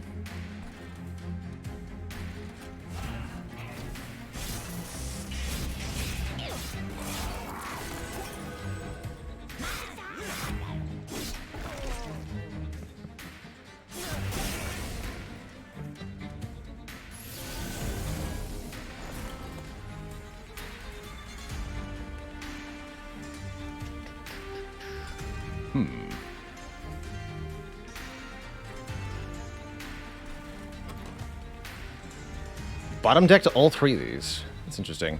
That might actually work out, though.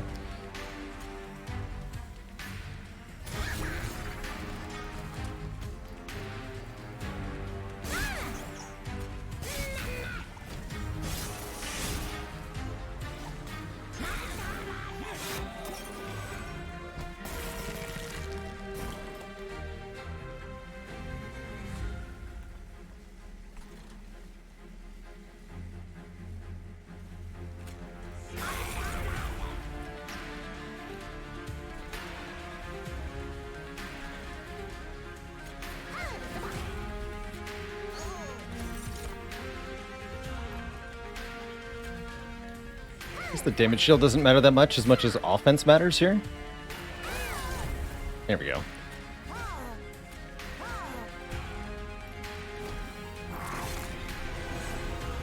That should be enough.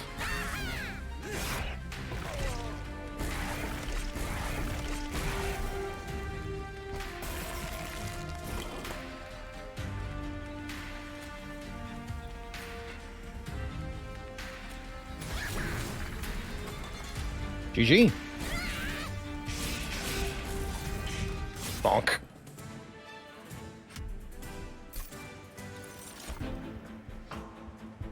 I'll take another Prismal Dust. Sounds great. Vent is also an X-Cost card, although is it any good here? Not really. Second Fledgling Imp seems like where it's at.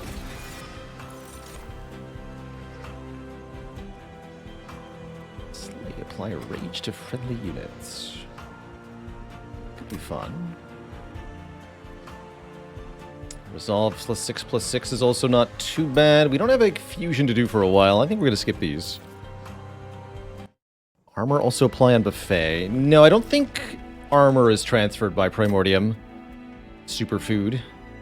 Because armor is not a status effect? Question mark.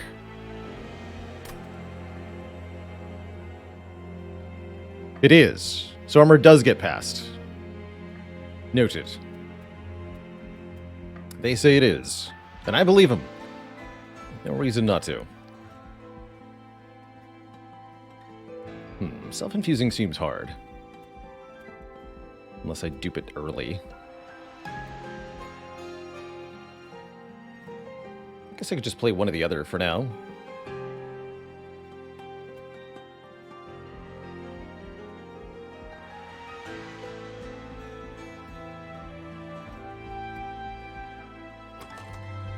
Now we'll use whatever that is. Or whatever this is. What are you? Oh, what about this? If armor gets passed, then... Which, actually, I don't think it matters, because we're doing damage shield passing. We don't need armor if we have damage shield. No, we don't need armor. Okay, skip this. Ooh, more souls. More cells. Please, more cells. Oof. Just a little.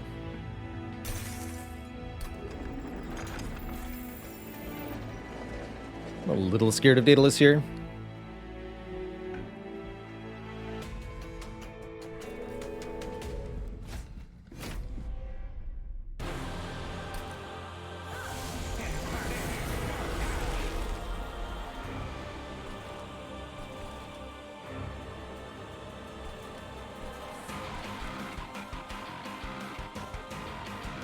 Turn ones are kind of awkward. I guess we can just play Alloyed Construct first, right? Yeah, that's fine.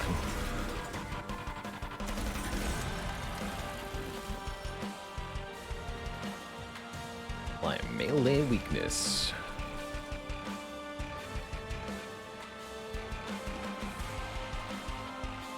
I think it might be better to have that on a different floor so that we can feed more morsels to the Alloyed Construct here.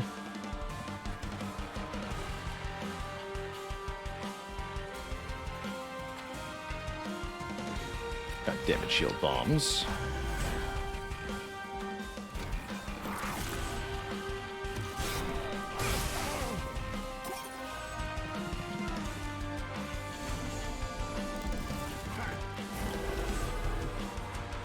Perfect.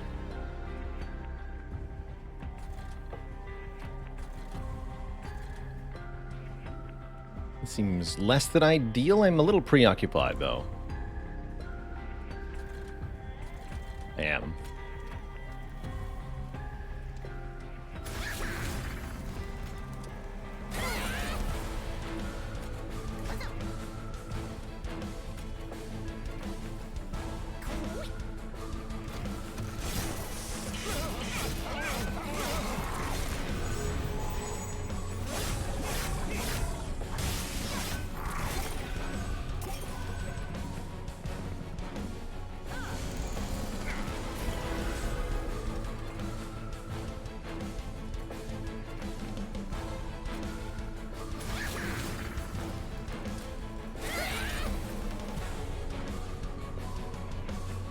Note that the rage from Primordium also got passed on to the Alloyed Construct here. We'd like to add the extended duration to Primordium next, if we can. Although that might not work out. Yep. Here, have a buff.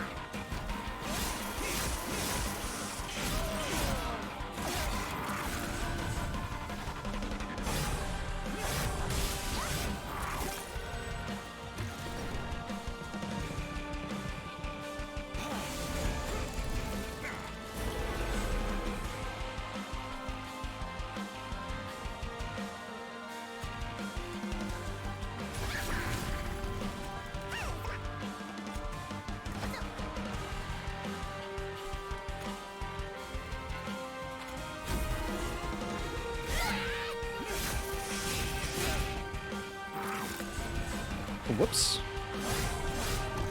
I had that archer dying, and then I undid it somehow.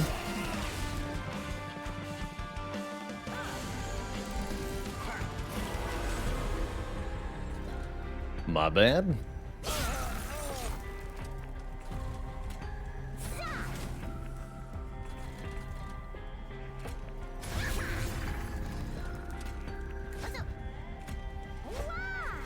Angry imps. Go.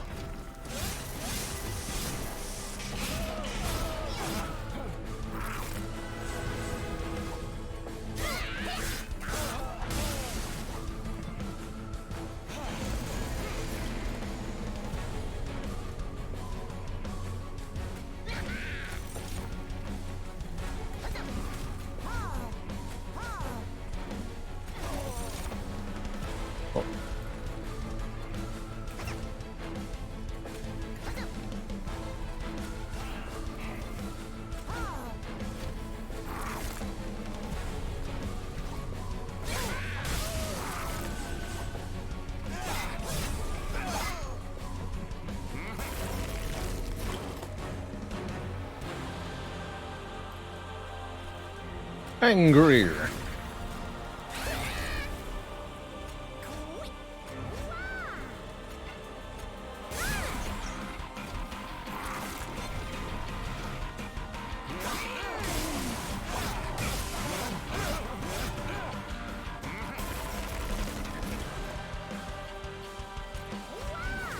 Easy peasy.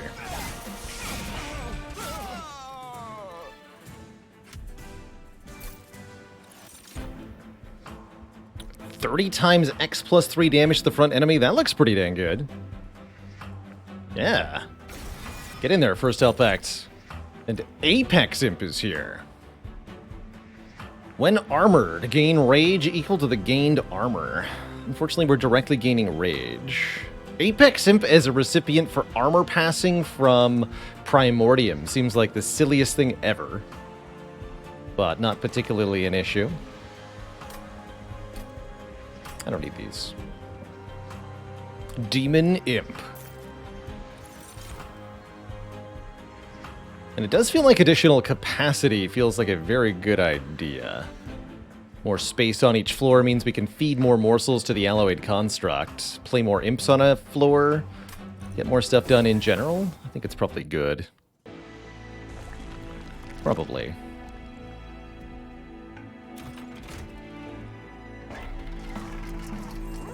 Big stone, also now an option.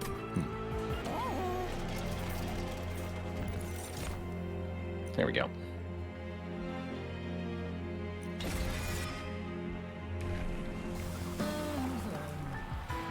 Unfortunately, we don't get Enduring. We're offered either Aggressive Edible, Crosspath, or Superfood 2, which starts with 2 damage shield. That'll do.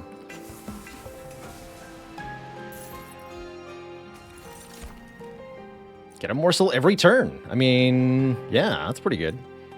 Sure. Just all the morsel generation in the world. Means we can aggressively remove plinks for sure.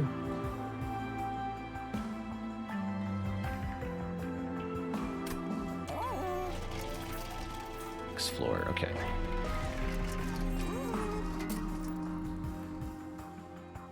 So many bad cards I need to get rid of.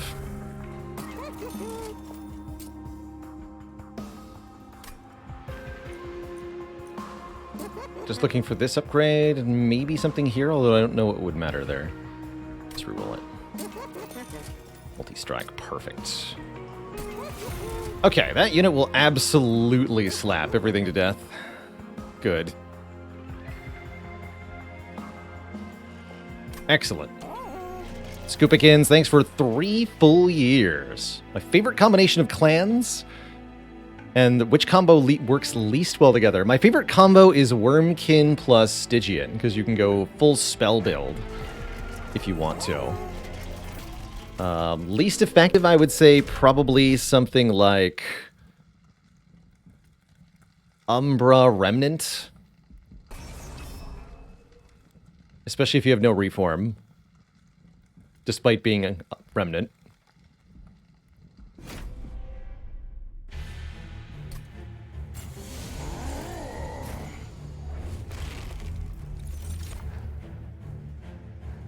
Hmm.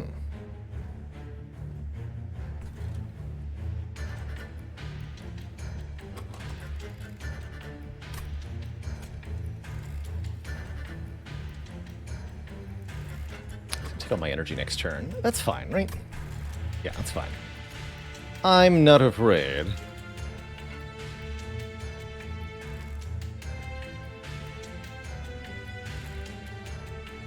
I don't need ability. Yeah. So, edible creatures can't eat each other. Buffing a sweeper's not a bad idea, though.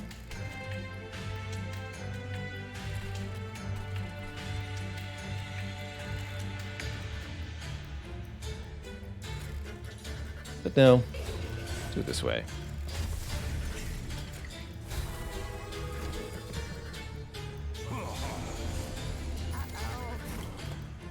Ooh, nice placement on the sweeper there. We get the collector. That worked out.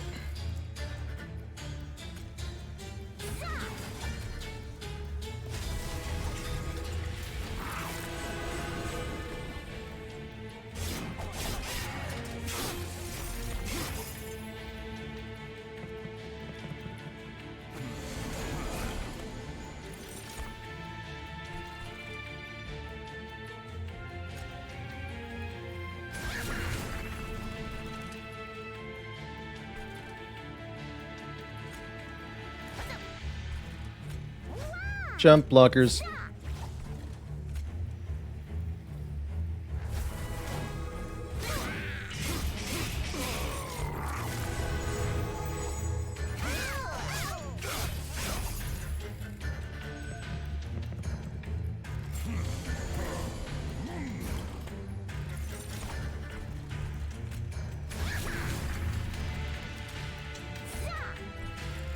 More jump blockers. Easy.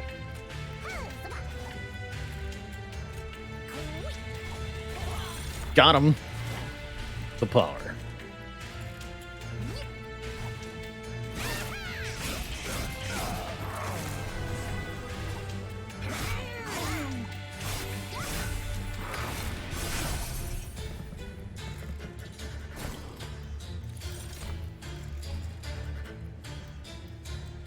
$84 times 3. That's a lot of attack power.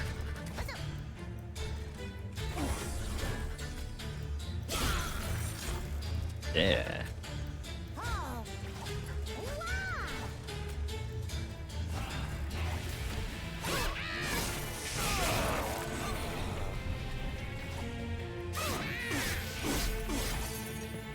$36 damage shield, by the way. I'm Kunu, thanks for 5 months.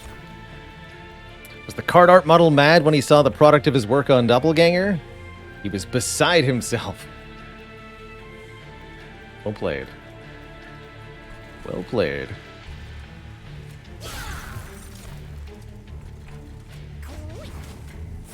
Alright, this seems like plenty. Boop. 180 damage to the face.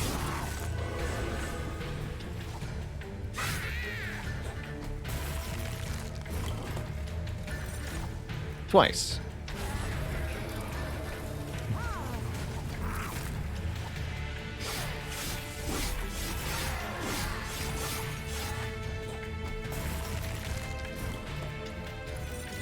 Bonk.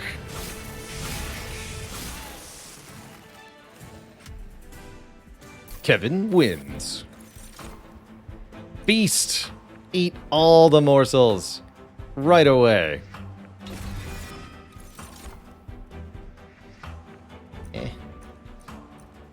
These ain't the time for Rage Serum or Battering Ram. Or that imp. And we're going Merchant of Magic, right? Because we upgraded Kevin. Huzzah! Alright, first and most importantly, you live inside yourself now. This means that the construct now gets double fuel and attacks 4 times per turn. It's just strict upside to infuse Alloyed Construct into itself. Pretty good. And we did get Intrinsic to put on this Prismal Dust, which means the game is now broken. Could add 30 magic power to Plink. Normally I would be all about that. This run does not care. At all.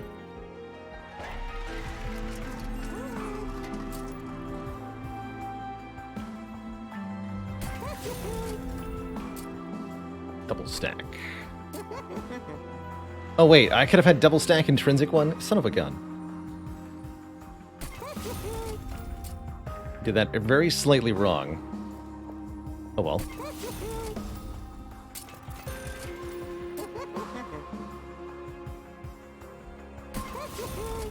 Keep that for when it's actually useful.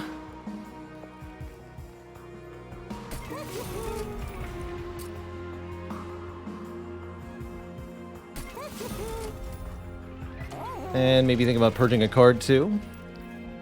Oh yeah. Definitely. That's so many good purges this run. We're just going to delete everything very aggressively.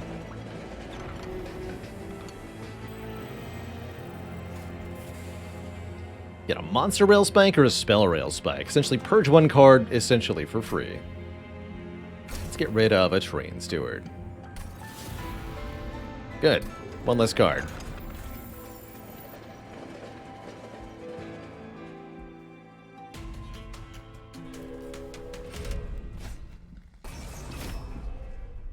I'm pretty sure we get to just roll over everything now.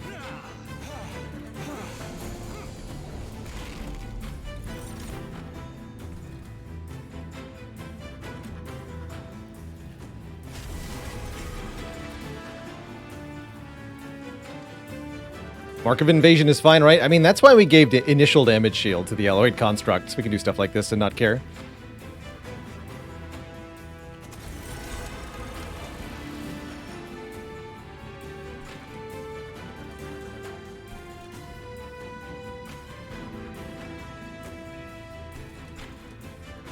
We will lose a little bit of player health. Actually, not if I do this correctly. Actually, no, we won't. Excuse me. Wow, that was a lot of stuff.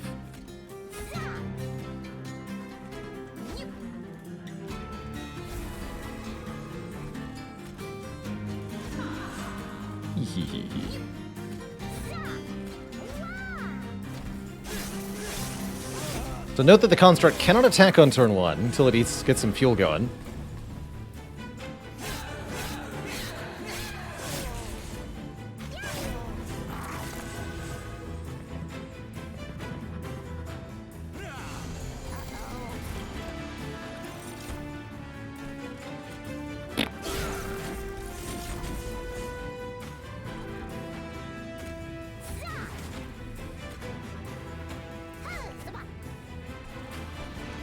Have some more.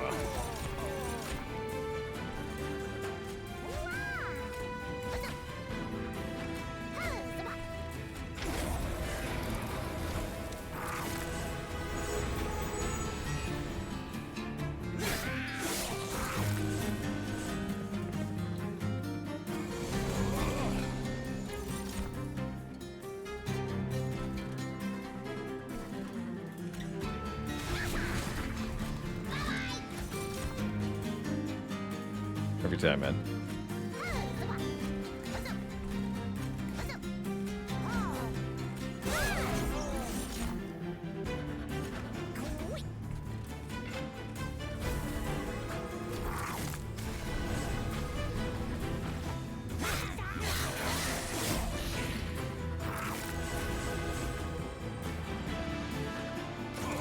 Surprised that Siren has managed to stay in the game.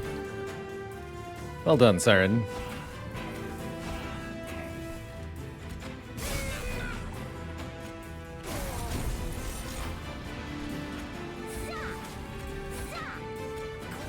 Attack! Go!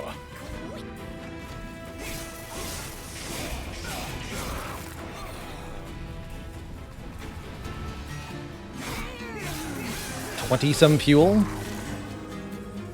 Means no matter how much health the boss has, the robot can deal with it. Easier. Took until this long to find the fledgling imp with Endless. Kind of ridiculous, actually.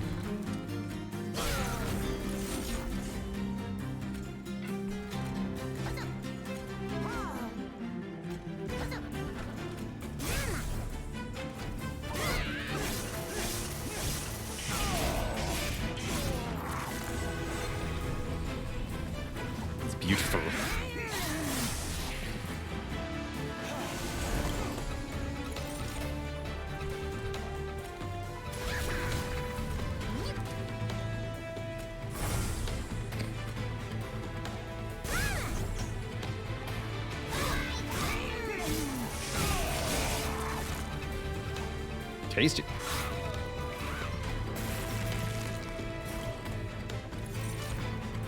Oh, I think this might be the turn for the feast.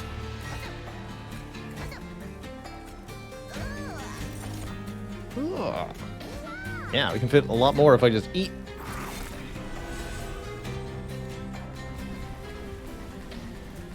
More. Even more.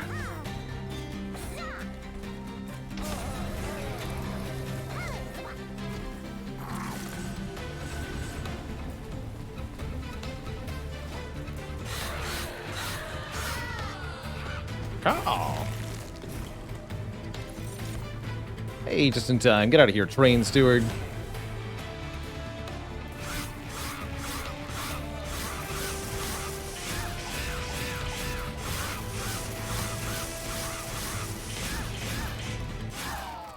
GG.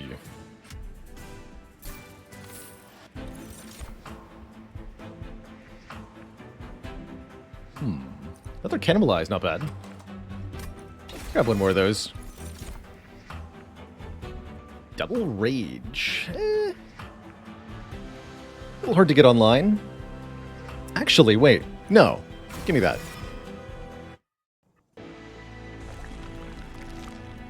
Not that hard to get online.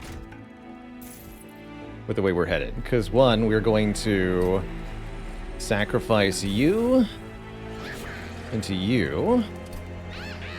Exactly. And we're going to start removing more cards. Also, your one cost. Consider that. Yeah, just Merchants of Magics and removes, Merchants of Magics and removes. That's the plan here. Dunk all the stinky cards.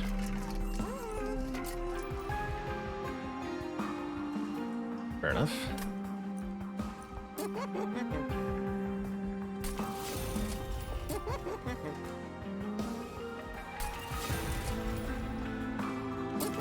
don't know if I care about holdover. To be honest.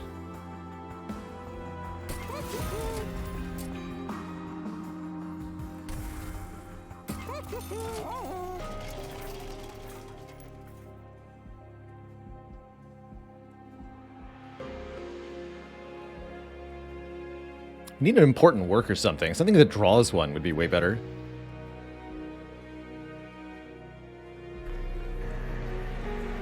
Good purge stone for 10 more shards. That might be worth it. Let's do it.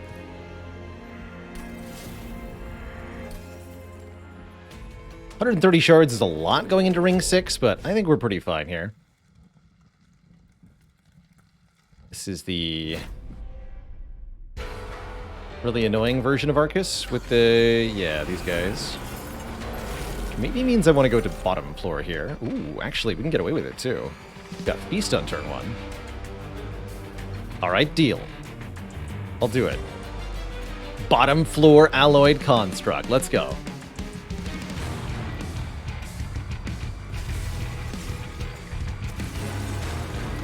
Ooh, and a petty thug.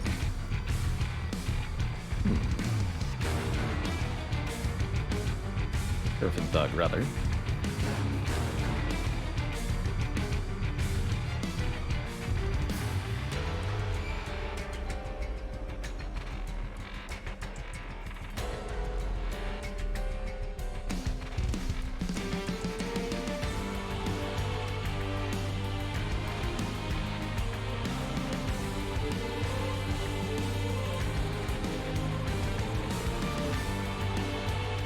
Contemplating putting the Paraffin Thug on the bottom floor here to try to farm some cash. Like, in front on the bottom floor, to be clear. Which is a little risky. It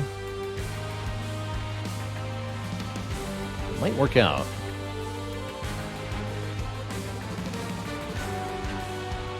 So here's the line I'm thinking. We go Rubble Morsel... Prismal Dust here.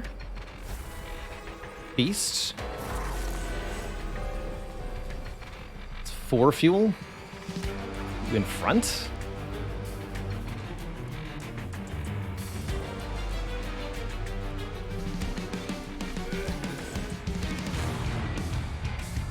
And then we can further assist him. This.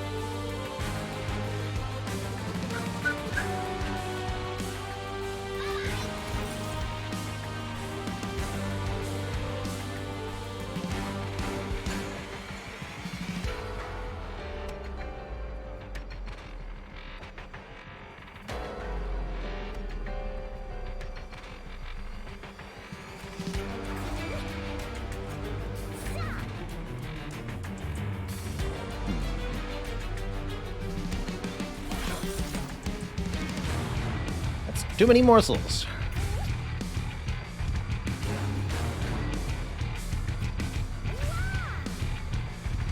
Have some help. I've also got enough result to make more of them. For whatever good that would do. Guess you're staying in front, sir. Questionable choice. Just run potato difficulty 5 with pacifist. Nicely done, Get Raving. Nicely done.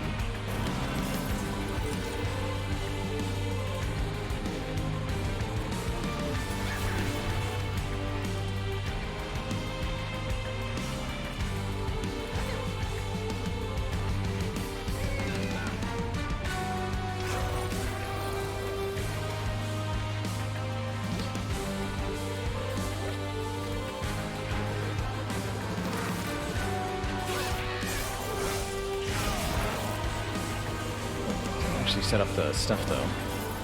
We're out of fuel here, which makes for some interesting problems now. 3 waves left.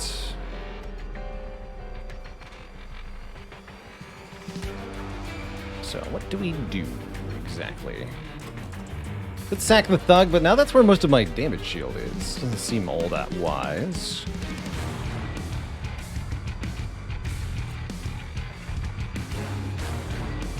Don't play the imp on the bottom floor. Noted.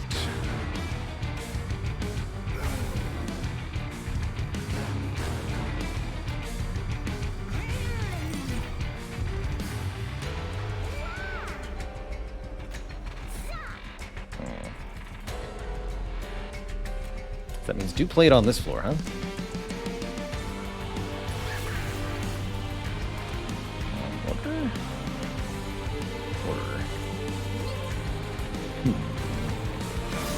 How much of a pickle I put myself in?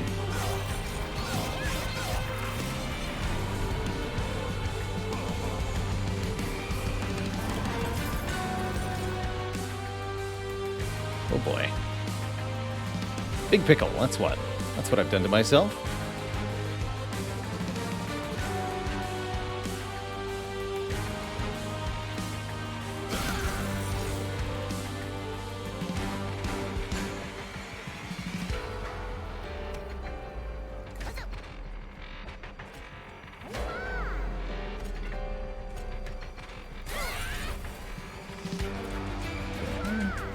Both die. Slight issue here.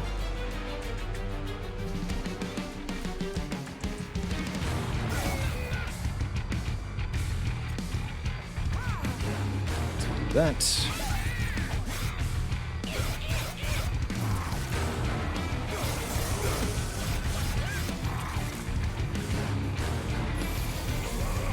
Okay. penultimate wave. This is still a problem, though. Oof, and I can't play anything on the top floor. Actually, did I just get ruined? 30 attack power. No, I think it's still fine, right?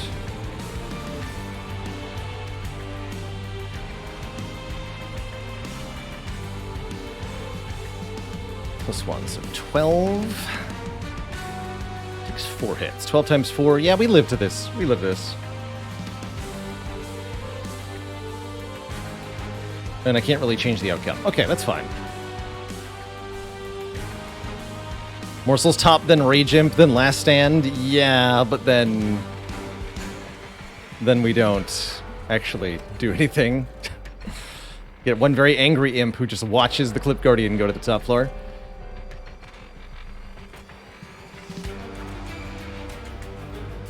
Cute.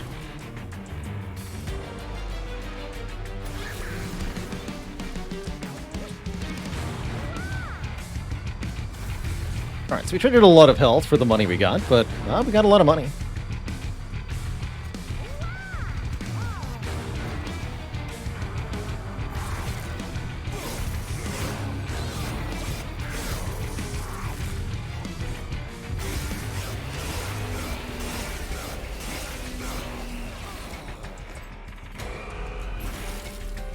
Oh.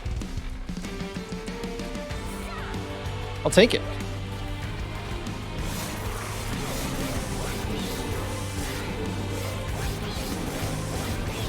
This is where the imp gets the kill.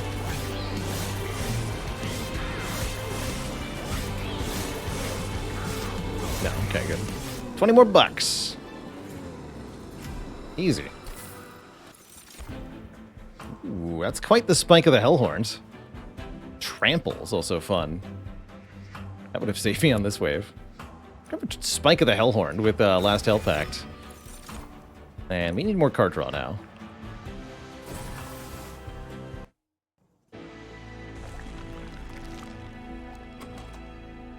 We need more card draw now.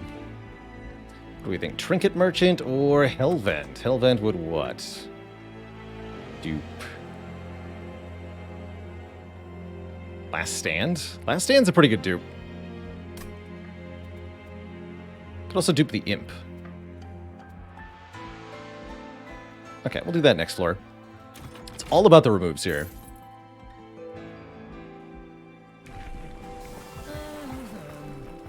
Never did get offered the additional duration Primordium. That's a bummer.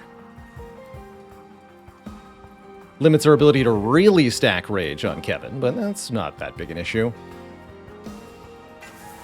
Just more damage shield, I guess.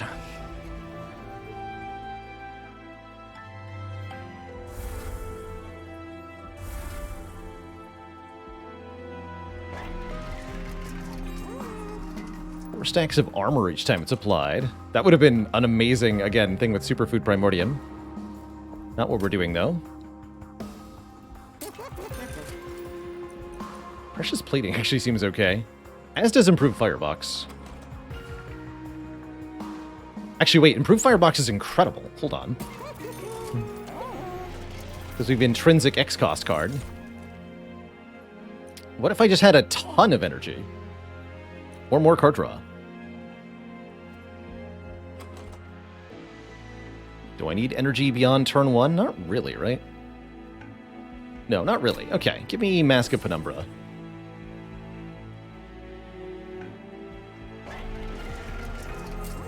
I'm gonna pay for a purge right now.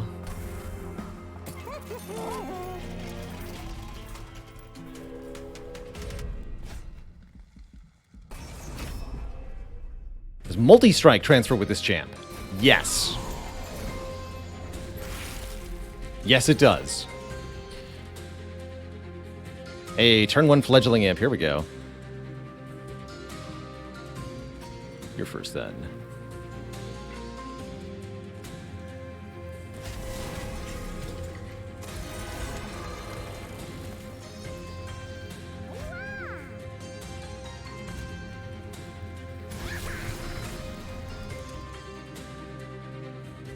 We could feast right now?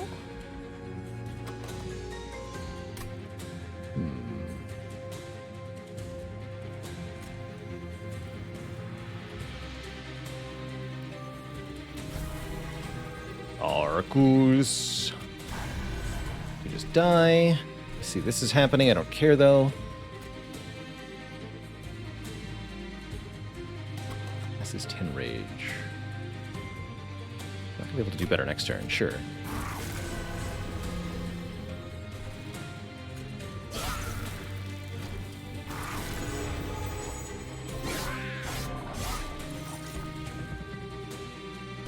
Don't want too many of these curses hitting us, but whatever has to happen, has to happen. Oh, come on, Plink. Son of a... Freaking Plink, man. Every time. Every dang time. It has never not done that.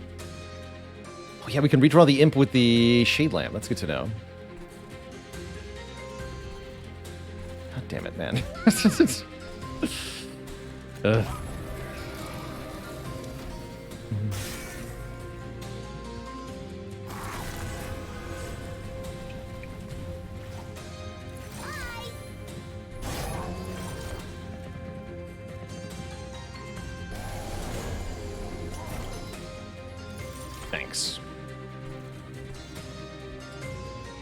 Thanks for that. Guess I'll just have infinite curses. Seems fine.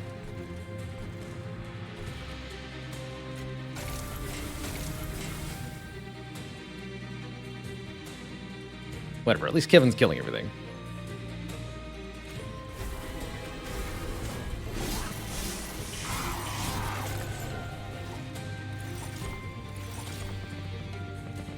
Onomatopoeia, thanks for 8 months. Happy 8.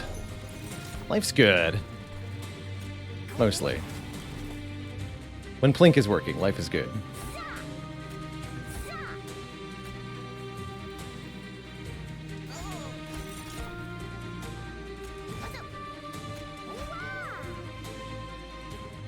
That is well.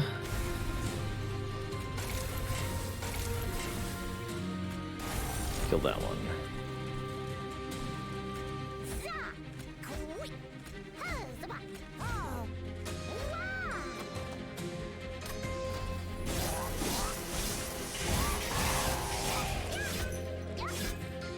Oh, you lived. Oops.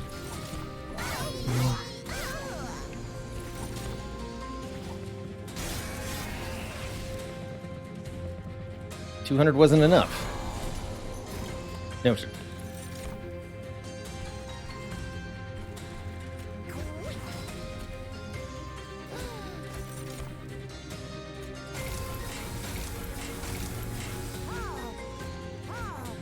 Alright, everything is actually dying here. Good.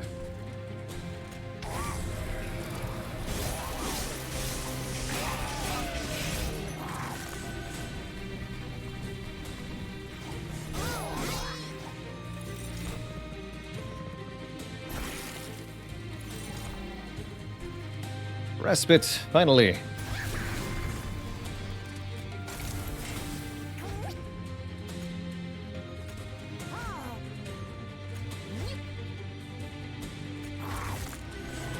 All right, whoops.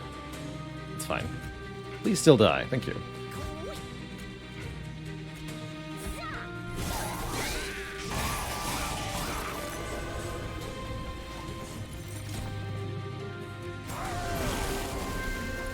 It's not gonna matter too much. We're like way ahead of the boss here.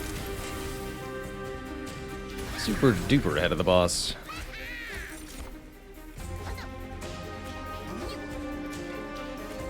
We serve.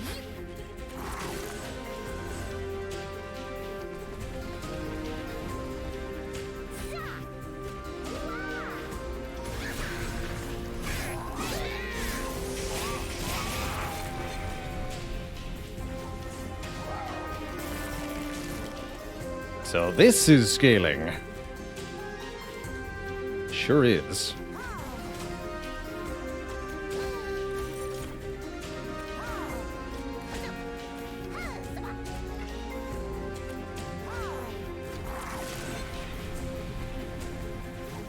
Scaling is killing the boss in 2 combat rounds. When you have 53.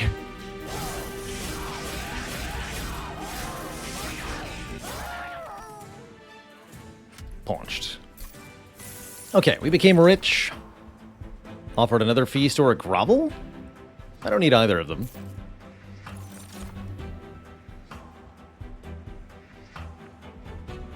Alright, now's the time for Rage Serum, sure. Sure.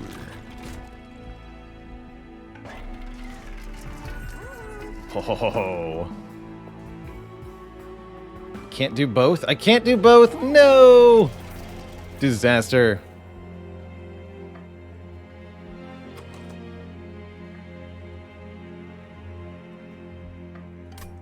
I want to do both. This is unfair.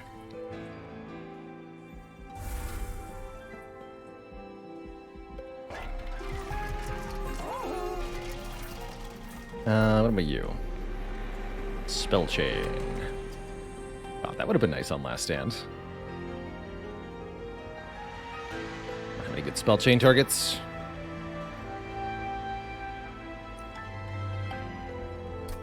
Hey, Danjian. I usually play random clans, so we rolled Umbra. And I do my best to make it work with what I got. Holdovers here as well. So there is holdover cannibalize if we wanted that. Considering the deck size, I don't think we care.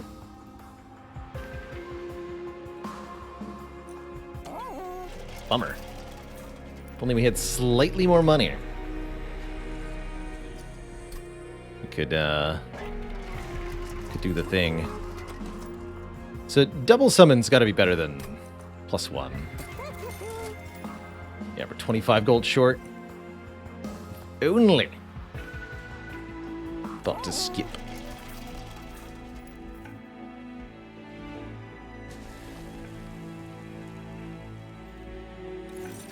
Duplicate the last stand.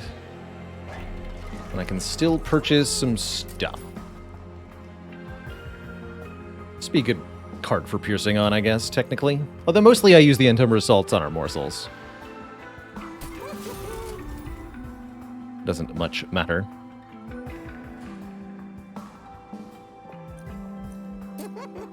Might as well put Holdover on Feast since it's got Permafrost. I don't have to play it every turn. Sure. And I'll get one more cost discount. You be free. Alright, that ought to do it.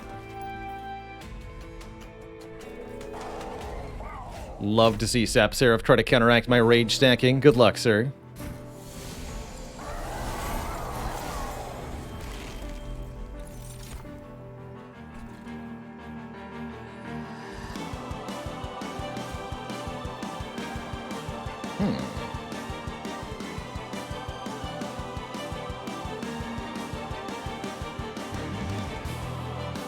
Sap gets passed, so I'll have 120 rage and 10 sap.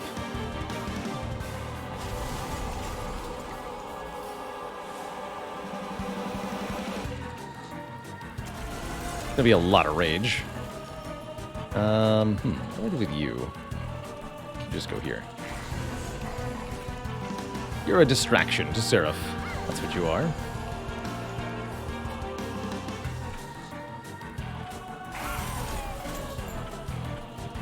A lot of morsels. Yeah, let's do it this way. I have 22 rage. 5 damage shields.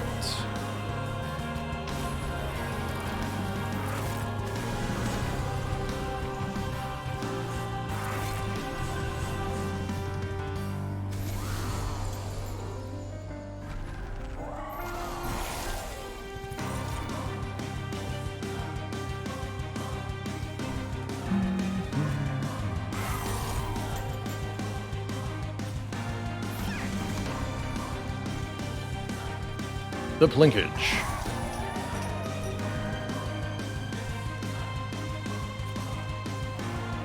You're 15 by 3. I'm just gonna let them go. Instead, how about we just feed you? Yeah, that'll work. Beast. The power. Oh, I should have last standed before I did that? Definitely. Still worth it now.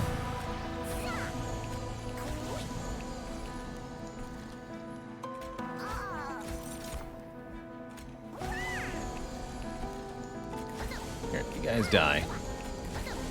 Too many morsels.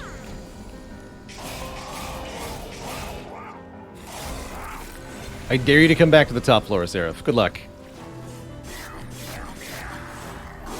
Tropies of Light, thanks for 26 months.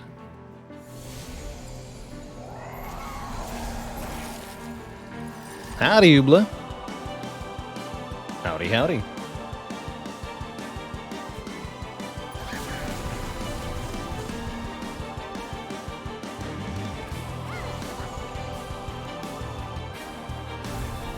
Rage.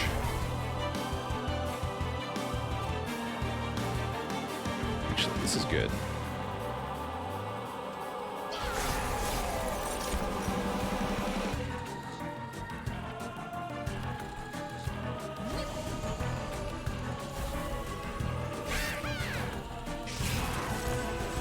Maybe should have doubled my rage there.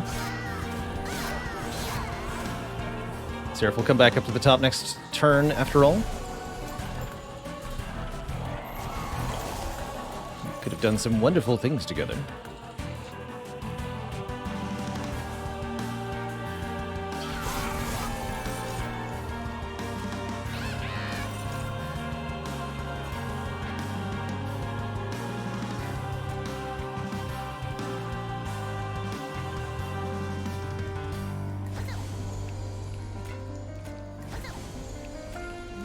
That's the right way to do this. Sacrifice you. Eat.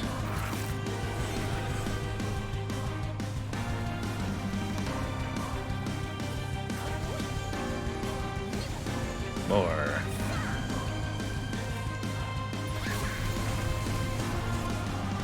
$1,200 damage to Seraph. Got a lot of armor.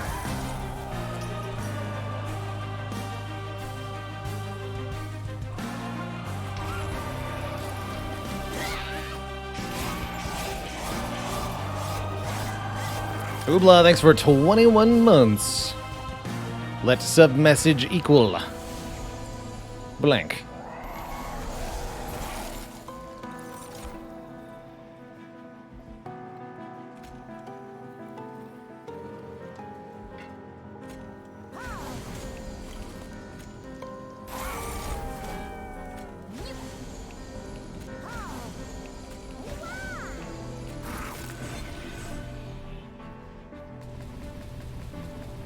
Choo choo.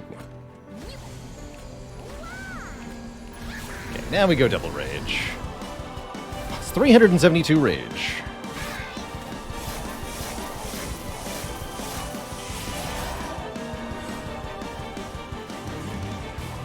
The meat grinder.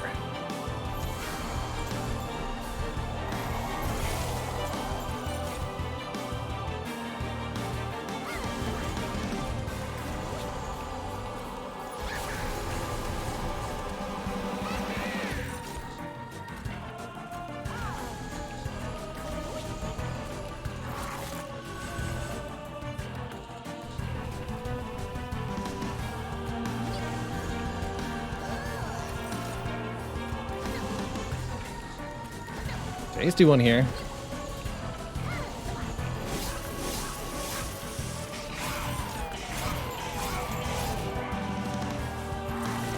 Not able to get a flying kill on Seraph, but we're definitely going to clobber him when he reaches the top floor.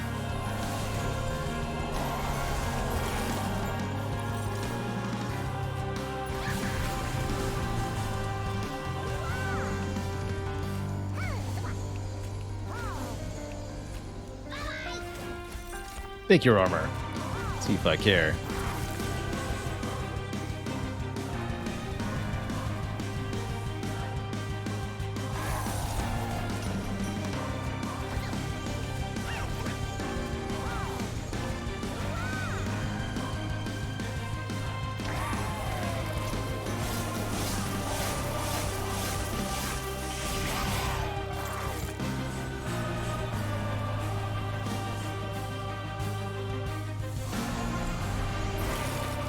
Final wave.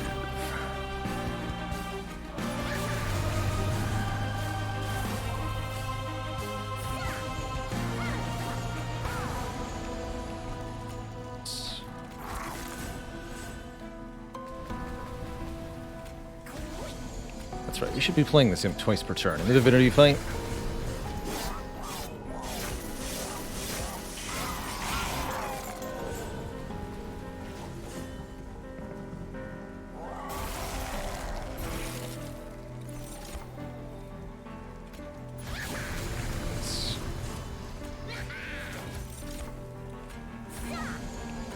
The imp.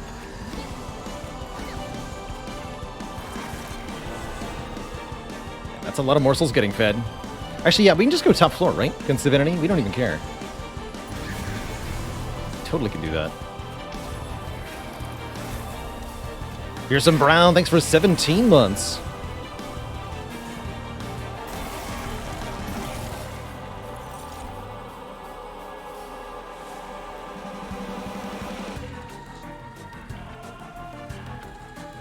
Yeah, multi-strike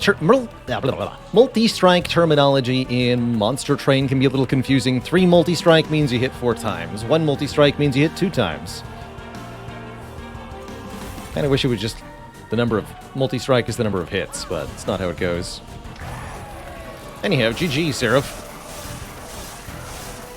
Bonk.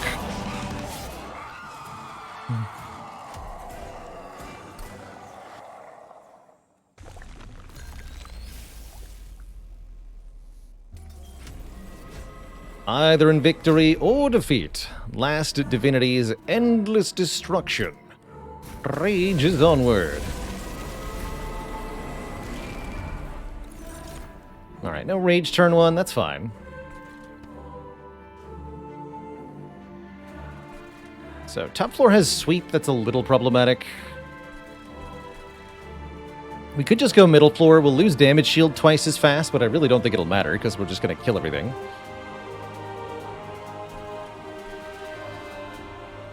I have less capacity on the middle floor, which is a little annoying.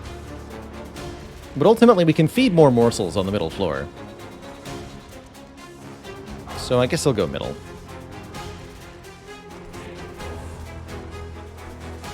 I'm actually not sure the bottom floor is feasible, because we'll fail to kill this wave, and we can't let anything get by us. Let's try it this way.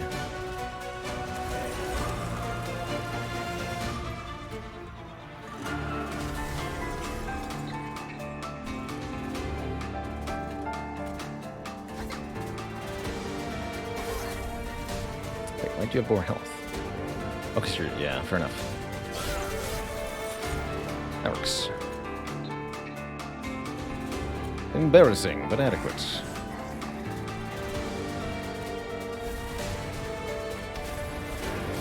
Kill that guy.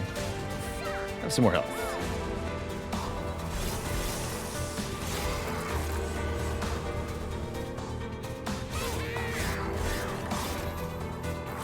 Definitely need to see our Rage Imp real fast here, though. Good, there it is. And I think we just use both Last Stands right now. That way we start passing the bonus Rage to the Alloyed Construct. In fact, best way to do it of all here. Fledgling Imp. Kill the Fledgling Imp. Play a morsel on a different floor. Draw the Fledgling Imp. Play the Fledgling Imp again. Double our Rage. Double our Rage. Yeah. Now that's the damage. Right there. Of course I would hit that guy twice. Good job.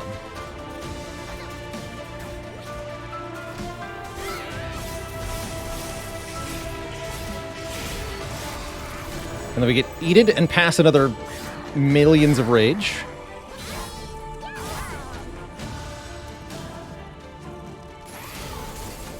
Blink's just happy to be here.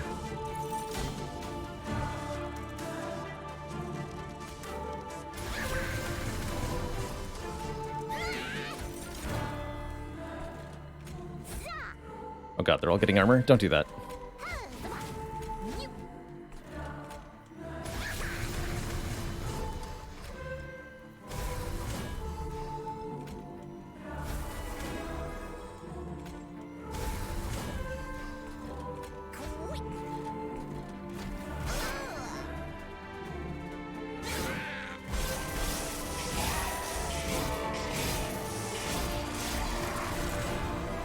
$1,000 times 4.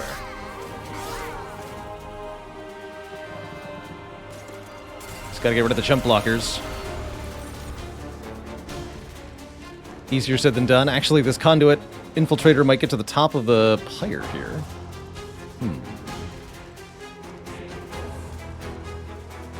It's actually slightly spooky. I think we know what to do about that, actually. I know what to do about that. Every unit on this floor dies. We don't want to be sacrifice things there, do we?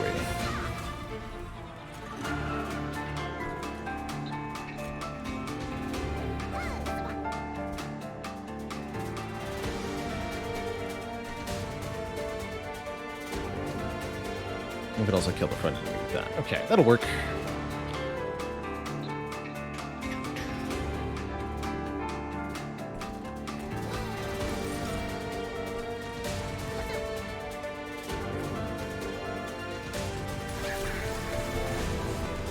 There we go.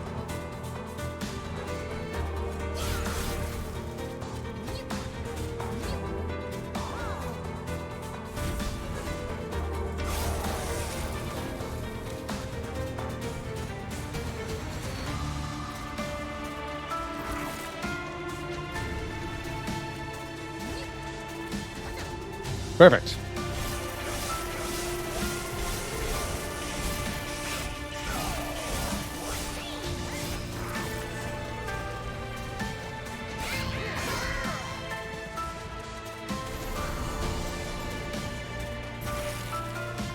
The fact that these enemies have stealth is actually going to cause the divinity to die. Otherwise, I'd be hitting them and they'd block successfully. But because they have stealth, we get to win. That's cute.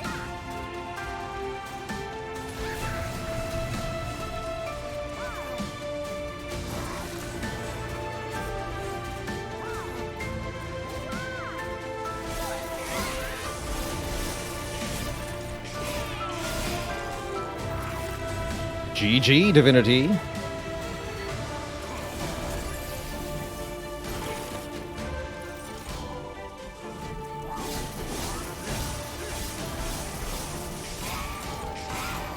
Bonk. Kevin gets the win. Smashing through the angel armor single-clawedly. I'll take it.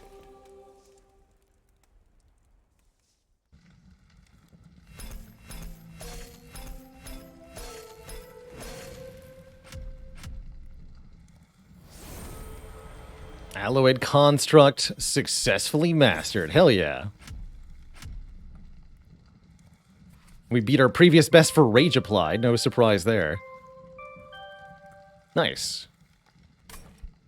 Very, very nice. Well, Twitch chat, I think I've got one more in me. Gonna be doing one more run here. Random in Monster Train. Before we begin upon this run, I'm gonna take a quick break. Refill the legs for the last time today, stretch the water and all that.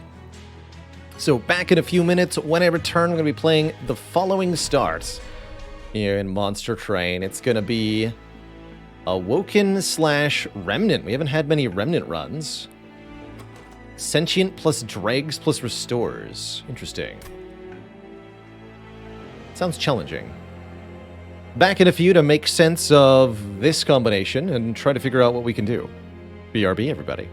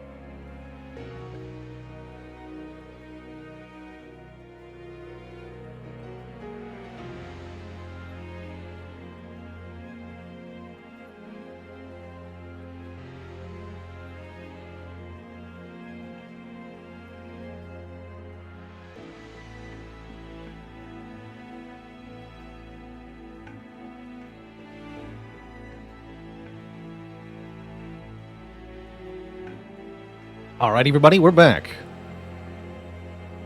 So, Awoken Melting Remnant. Definitely a weird combination here. Spike's variant might be important here. We don't have a good way to deal damage otherwise. Trying to use the cultivating variant seems really difficult. Nearly impossible, actually. Spikes, it is. Ooh, I like Cheater's Hand. Draw one more each turn and then return one to the top. -1 enemy attack power, pretty insignificant as of the Last Divinity DLC, but still quite nice if you're using spikes. Although any enemy with 1 attack power won't attack at all, and that's kind of bad. Let's take the Cheater's Hand. I'll take another artifact, although maybe I shouldn't here. Ooh, double extinguish. That's a winner. That's a winner for sure. So anything that has an effect that triggers when it dies, we'll do that twice. Currently, we don't have any such abilities, but there are a lot of Melting Remnant cards that can really abuse the Waxer Snuffer.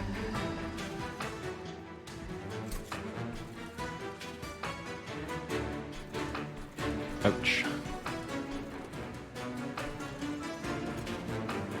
Let's do it this way. Save a little health.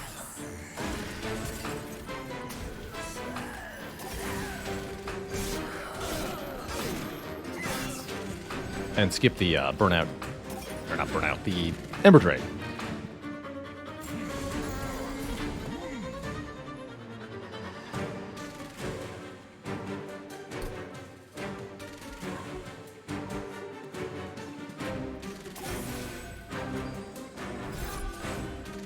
Jump blocker. Actually, should have used the Steward for that. Oh well.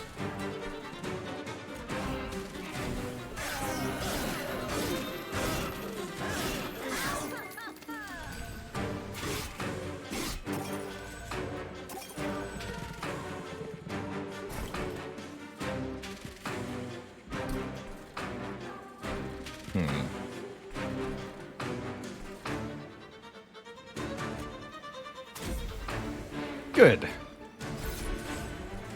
You get separated.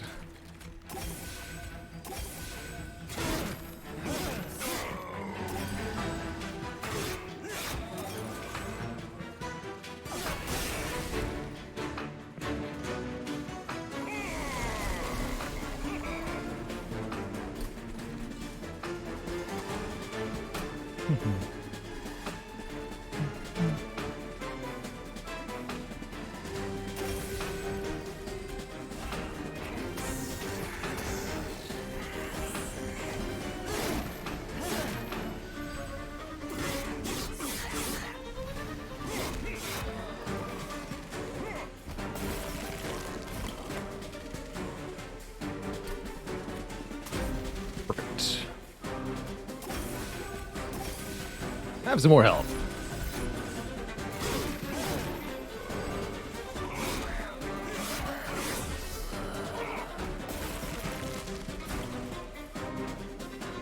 Success.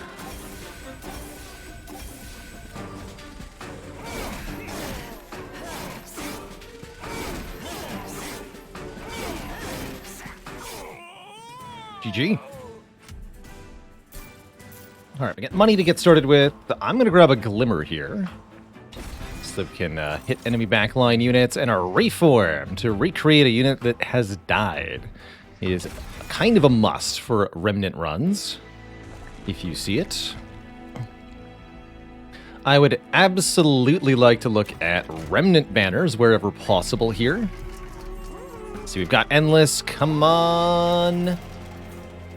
Bounty Stalker, one time. Dang it.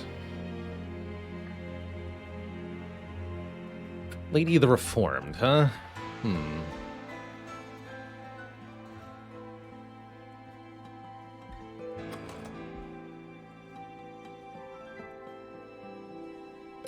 Lady of the Reformed is not bad with what we're doing.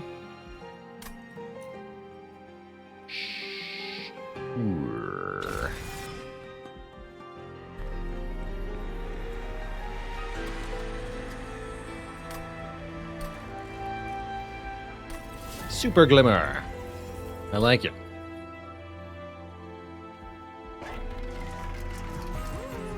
And I guess we add spikes and endless to the lady?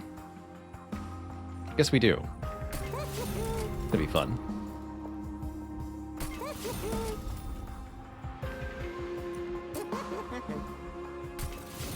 Upgrading your dregs is something that can absolutely be worth doing on a remnant run.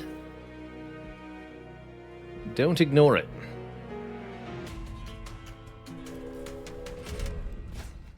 Mm-hmm. We just need, like, Legion of Wax or something.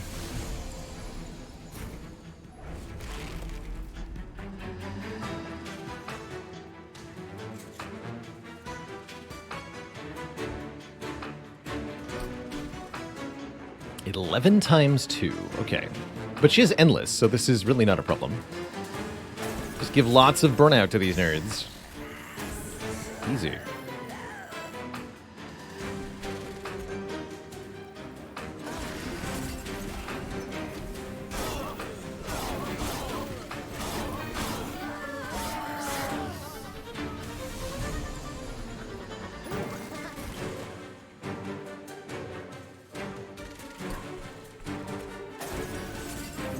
Easy.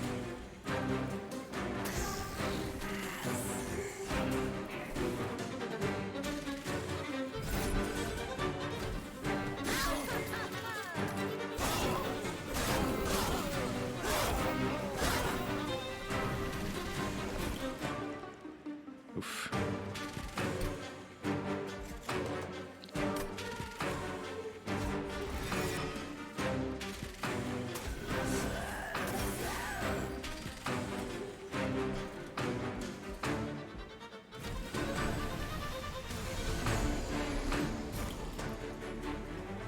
Hell yeah, Glimmer. And then we just win with this.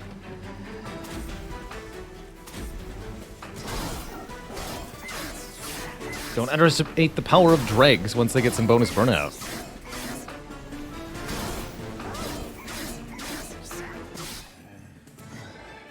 Build your own little fade. That's right. Don't need a second one of these. When you've got a Remnant clan run going on, less cards is often more. The more cards you can skip or remove, the better. Ooh, there we go. Is that what we want? I mean, that is 4 stealth.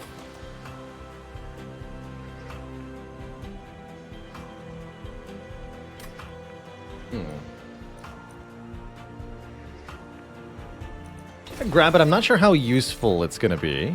Ooh, Wickless Baron. Okay.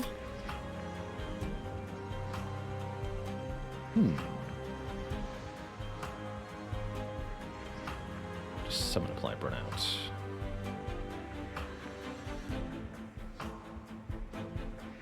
Kind of like Baron infused into Our Lady of the Reformed here.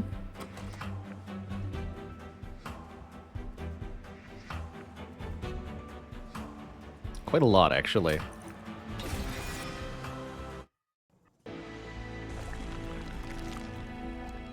I've also got Hellvent available. I think I'd rather go Merchant of Magic. Yeah, there's a couple good upgrades we could get there. Holdover on Molded is particularly good, as is Permafrost. Hef the Blacksmith.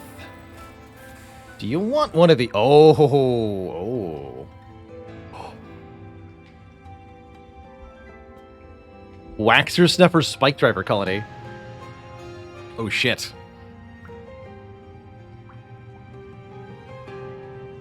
Yeah. We can get a few more of them. 4 more will do. I'll make it worth your while, she says. And there's a Merchant of Steel. Okay, perfect. Okay. So... I'm gonna do something dumb.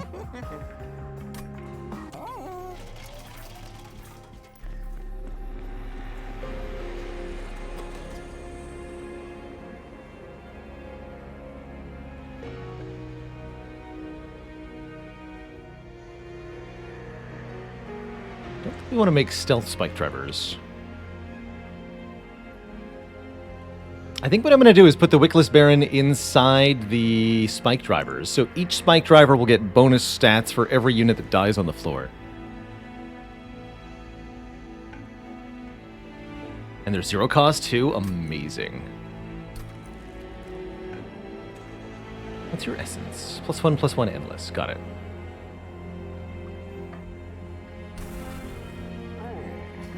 So this is my thought.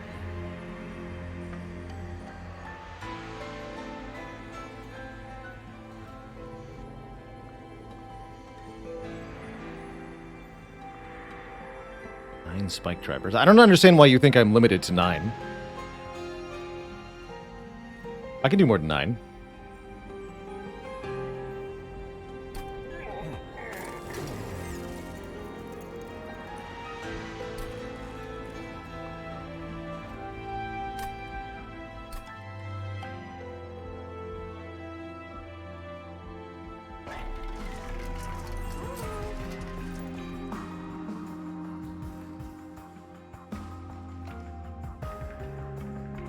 Add consume to anything here? I don't think so. I'm just going to buy a cost reduction on you.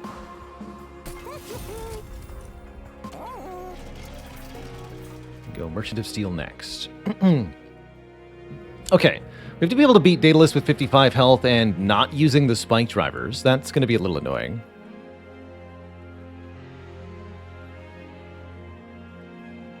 Good luck to us. I definitely might die either here or next ring. Oh yeah, I can also reform them, right?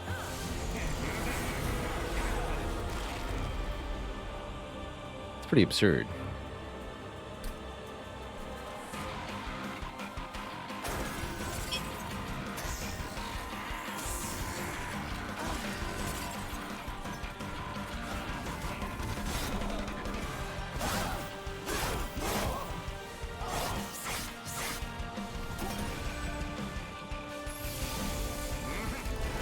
Thanks for the bomb, buddy.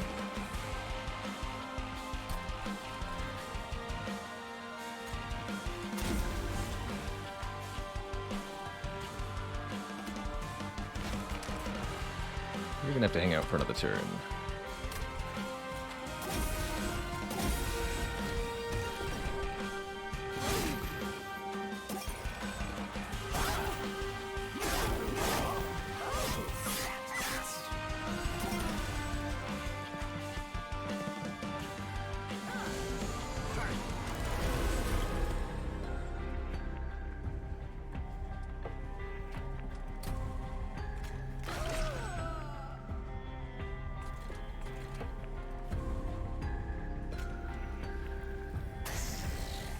You.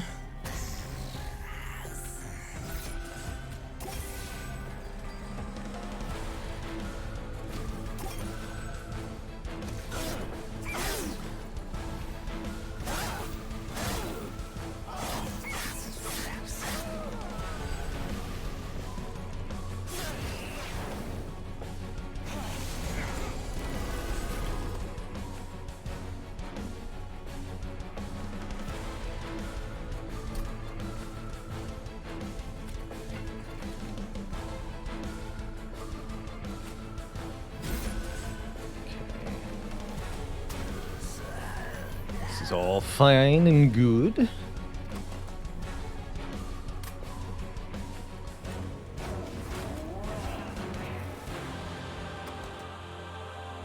Let's just deploy this for this fight.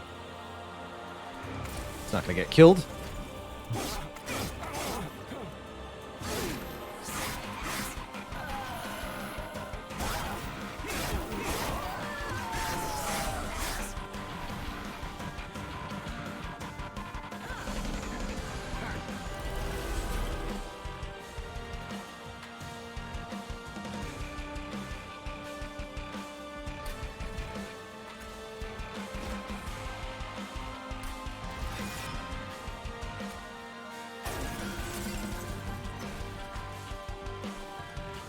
It's a little annoying.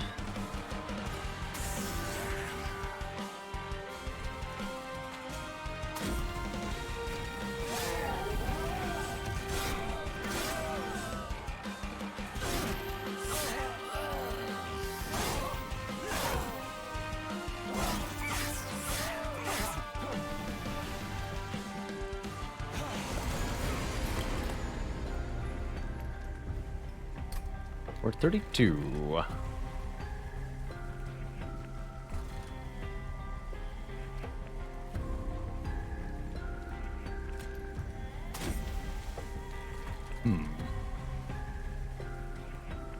Take 3 fire damage, that's fine.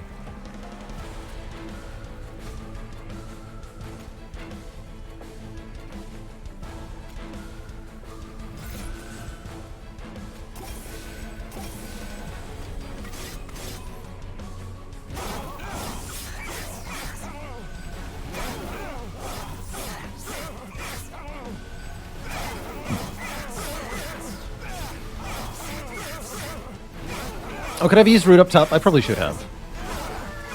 Yeah, that would have been a simple solution there.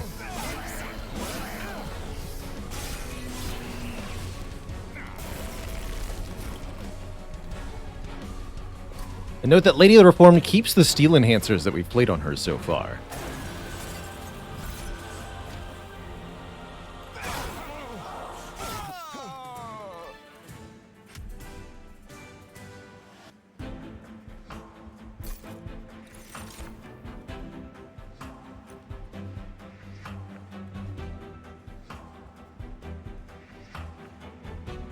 Wow.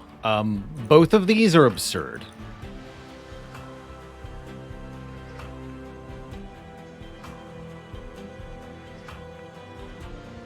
Formless Child seems a little difficult to make work. How does Extinguish work? Activates when this unit dies. And gets doubled, notably. Wait, what's your essence? Plus 20 on Extinguish. Oh my. That's kind of cool, actually. But I think Sacrificial Resurrection is the no-brainer easy pick here.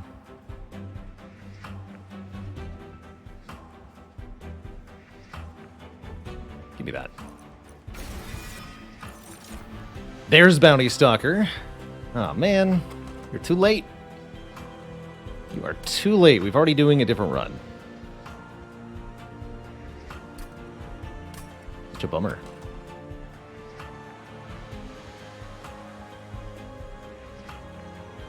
That's okay. I'm going to skip these. And we're going to take plus capacity.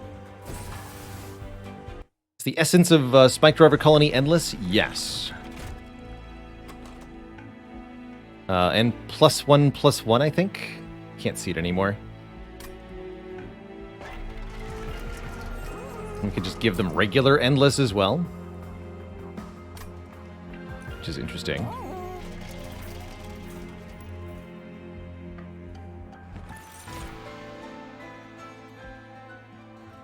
Thug.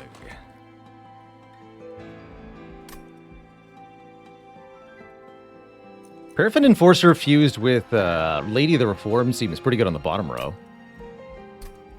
Although we don't have a fusion for a long time. I don't think I'm going to bother. How many times have I mastered the Monster Train collection? 0.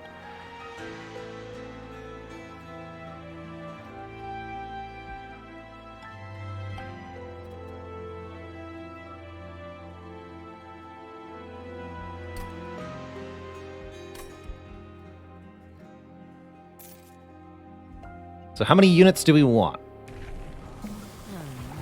All of them. Yeah, what number? Yes. More.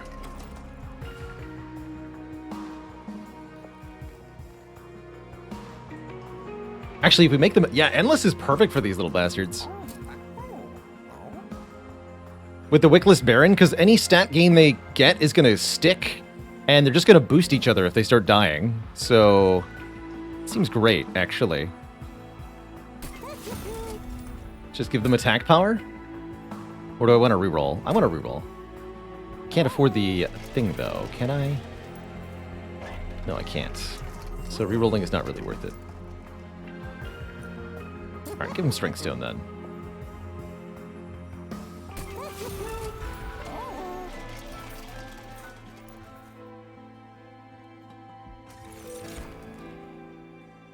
$500 burr when a tomb unit dies.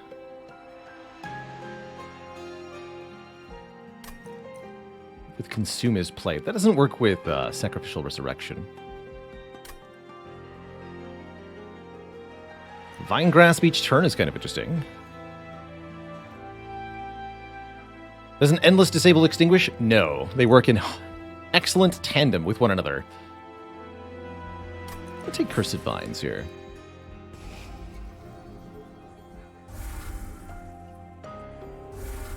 Yeah, I've got Consume Seraph. That's a good reason to do that. And I want as many Spike Drivers as possible now, so we're going to go ahead and do this.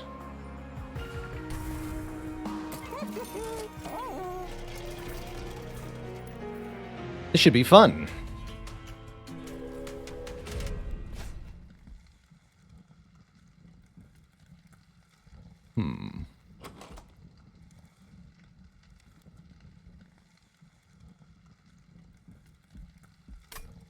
Don't know if this is a good idea. I don't think it is.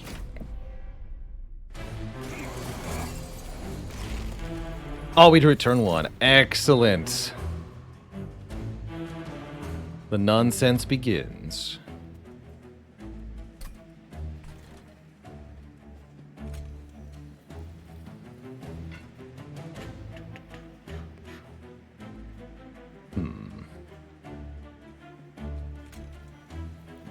Can't allow these things to curse me.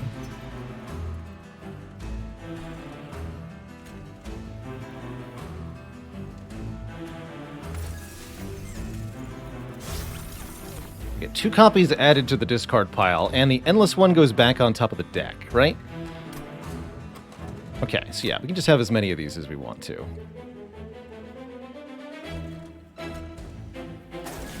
Let's try this approach.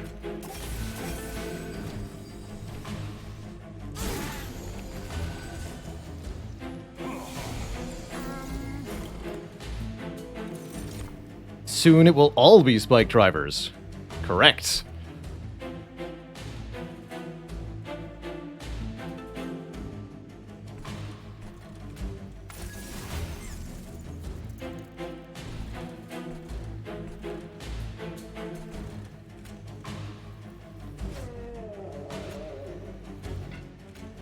You killed that thing.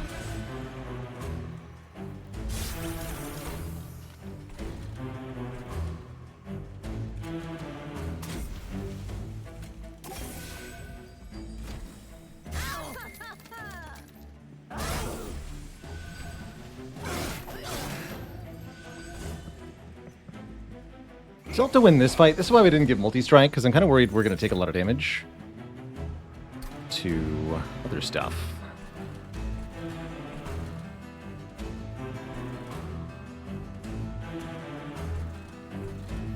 This guy's fine.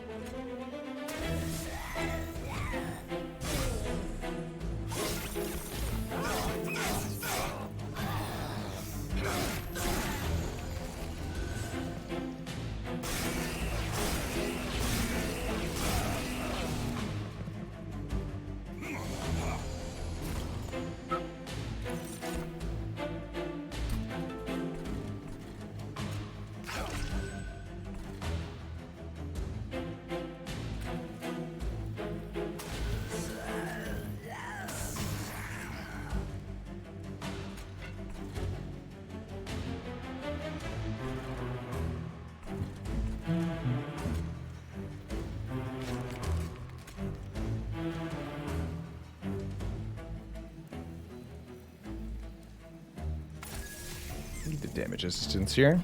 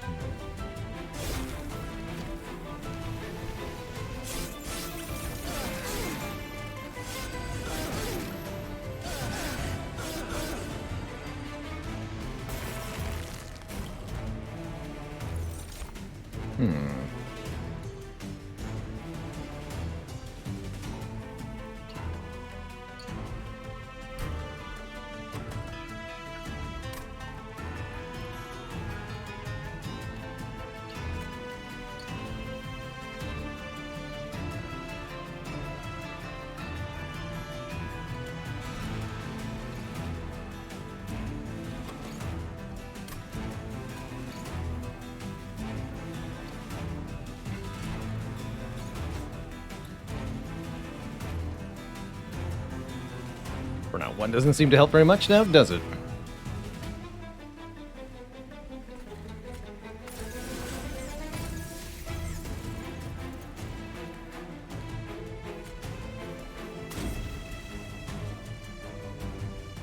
What's the number of attacks?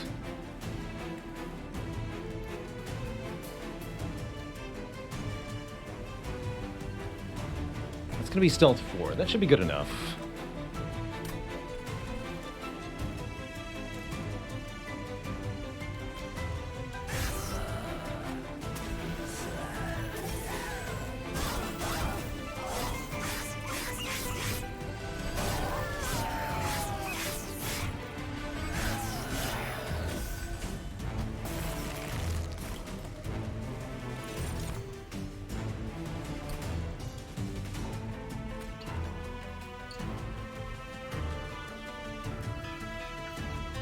Out 3. So we'd want to put her in front of the molding casement. Should be fine, right? That's already enough. So if we want any more spike driver colonies, I think we have enough, right? Hold on, how many do we have? Deck says we currently have lots. We have lots of them. 8. We currently have 11. That's more than enough. We don't need more than 11. Because that already fills 2 floors. And that's all we need, is 2 floors filled. Never enough. No, I think there is such a thing as enough, and we have it.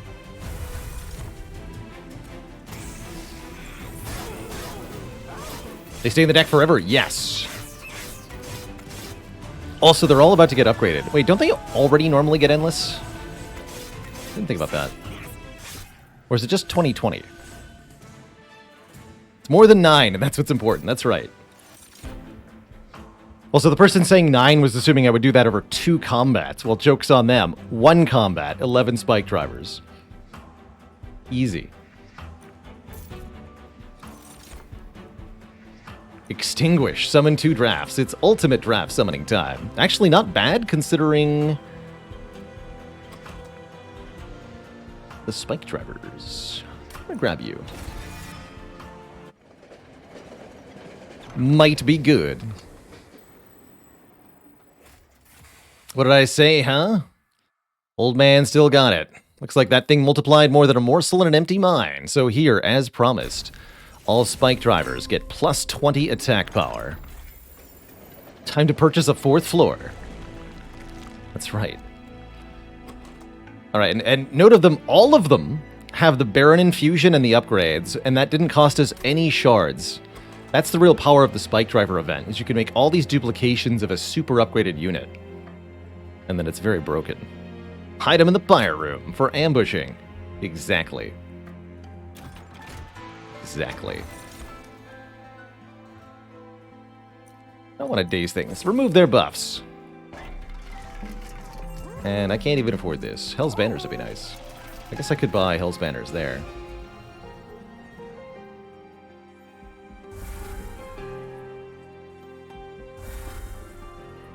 These restores can all go. Yeah, I don't think Hell's Banners actually does anything.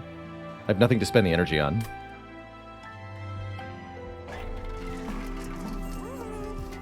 Volatile Gauge doesn't seem that good. Flicker's Liquor is the same thing as Hell's Banners. Infinite energy that I can't use. So, no thanks. No thank you. Let's just show off the spike drivers now that they are doing their thing properly like.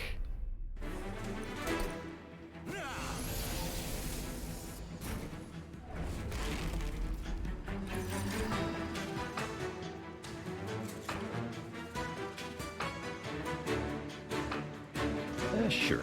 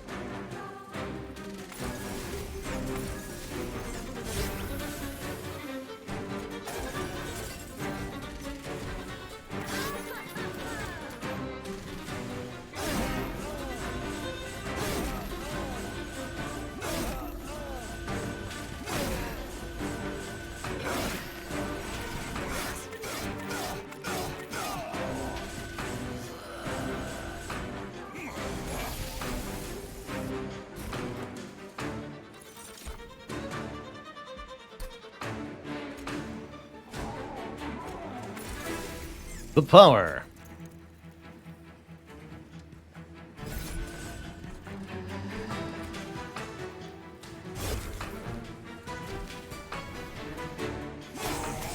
Four drafts.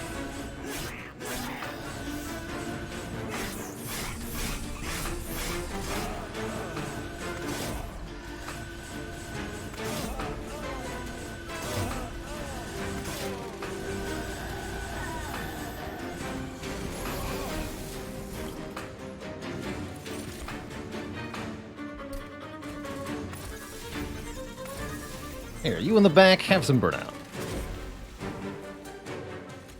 You die.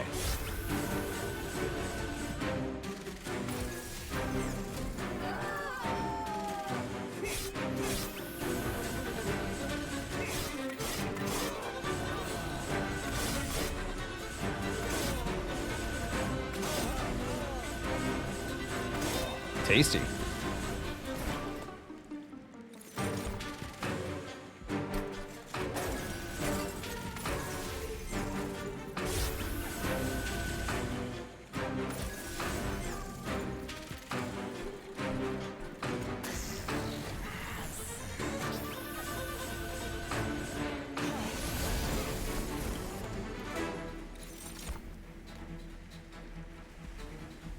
You keep the burnout? No. No, it loses the burnout after the Wicklash is over. That's pretty absurd. Easy. Just easy. Yes, they keep their harvested stats. Permanent stat bonuses like that apply when reformed or when replayed with Endless.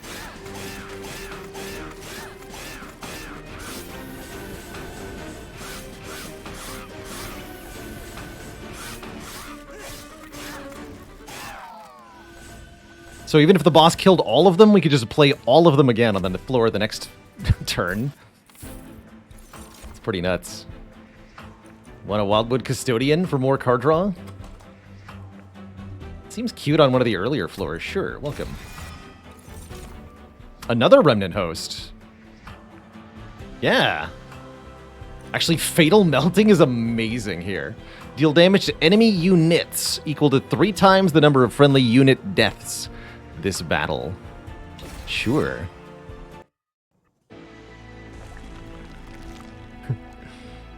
Called him a mad genius. I don't disagree at all. Keep purging stupid heal cards, please.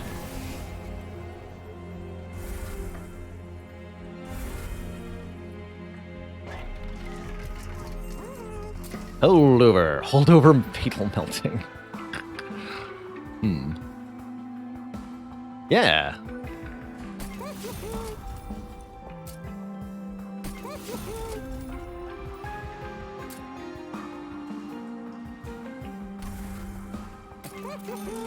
Hollow Halls be good? I'm not actually sure, because they would go back on top. They wouldn't get reformed immediately. They'd go back on top of the draw pile, because they're endless. So I'm actually not sure that would be good. Let's add Piercing to Glimmer. Could have also added Piercing to Fatal Melting, but whatever.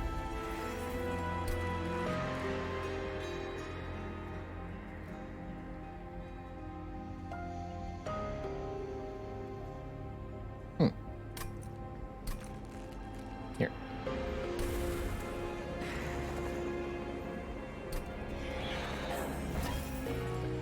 Draw me more cards. Great talk. Let's fight Arcus now.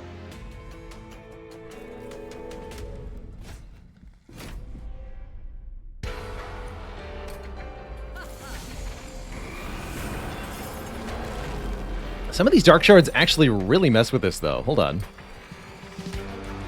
Apply Dazed. Well, guess what? Sentient doesn't care if she's dazed.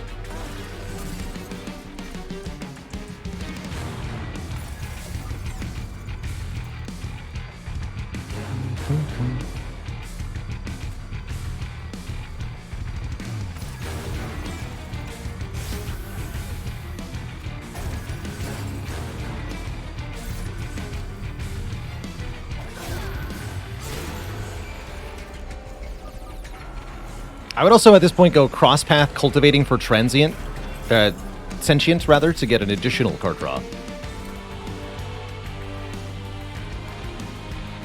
Units dies.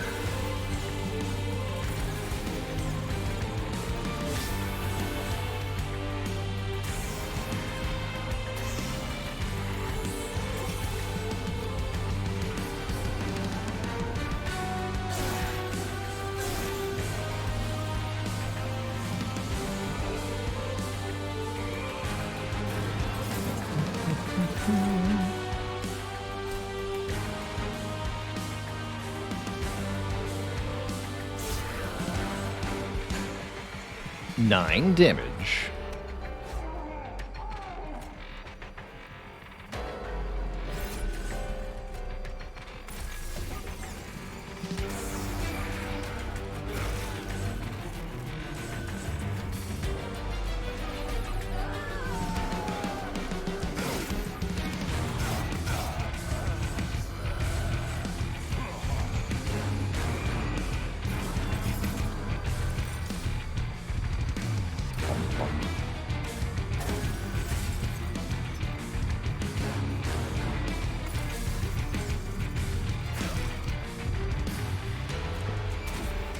Don't die so early, hey?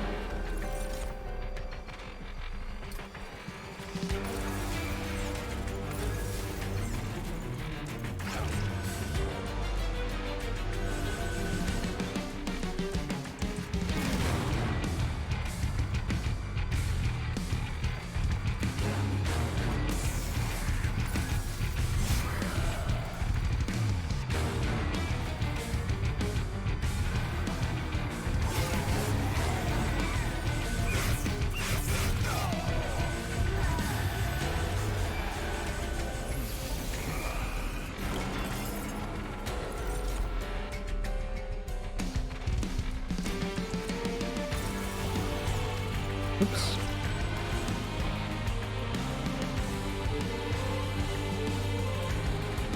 Seems fine.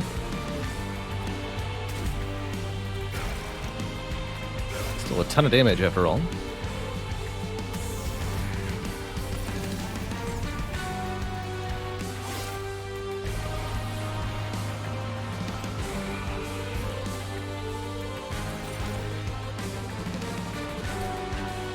Oh!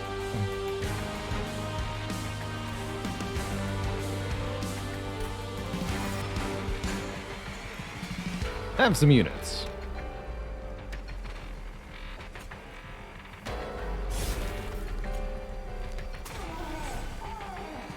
Yeah.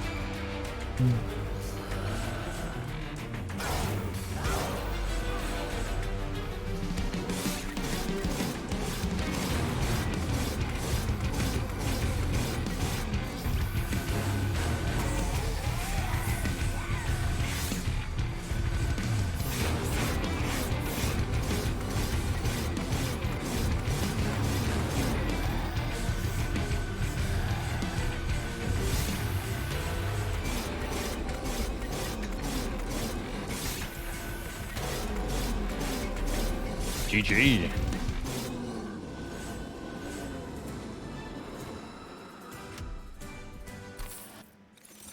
Swarmed by ants. This is actually not a bad use case for Devourer of Death. Gains 1 soul every time a unit dies on its floor when it's killed. Deal damage to enemy units equal to, I think, 30 times the soul count in an AoE. That said, very hard to go wrong with Awoken Rail Spike. With all the spike drivers.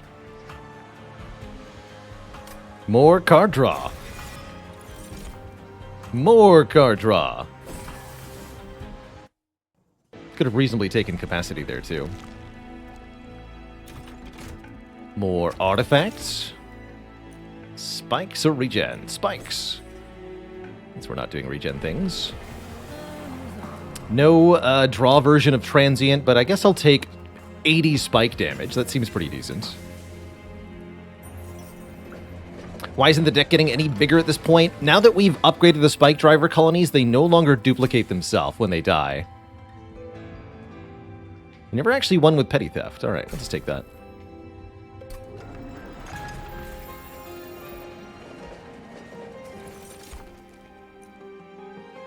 Actually sketches? Unironically sketches, sure.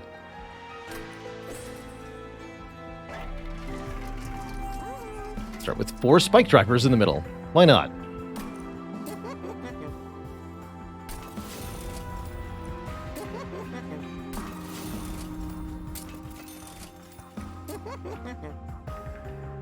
Hold over the petty theft? Nah. Not that important.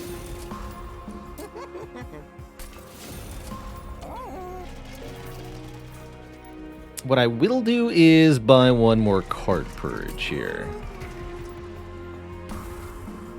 Get rid of restore that. What does petty theft do? If we kill an... It's just a damage spell. If we kill an enemy with it, it will give us money. Not particularly useful this late, but not bad.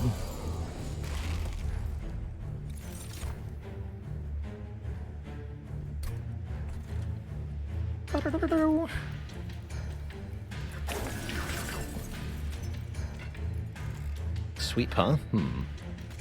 So you're telling me... How does this even work?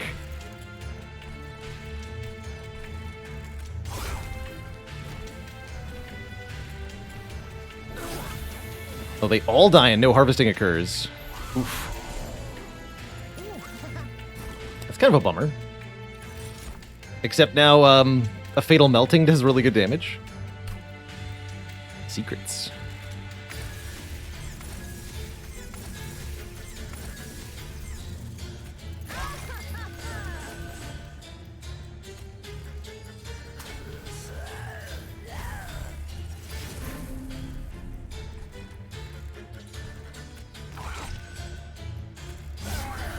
The boost.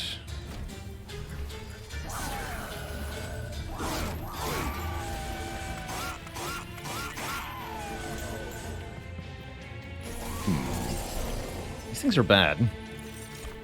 Except again, they keep charging up my Fatal Melting pretty well. So are they really? Well, yes, they are, is the answer. You're gonna hurt me. Hmm.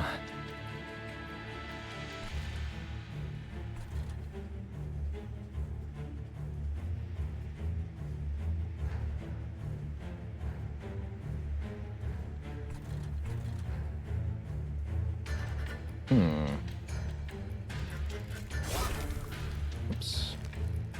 That's not what I meant to do. That's fine, though.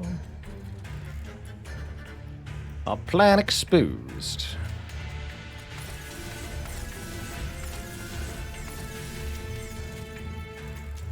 I'll answer you. This doesn't matter much, huh? But it's another unit death.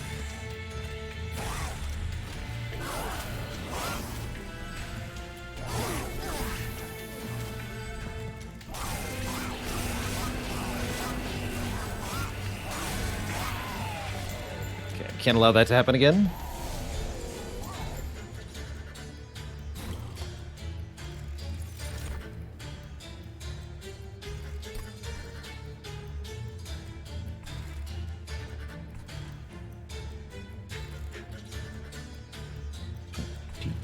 Damage.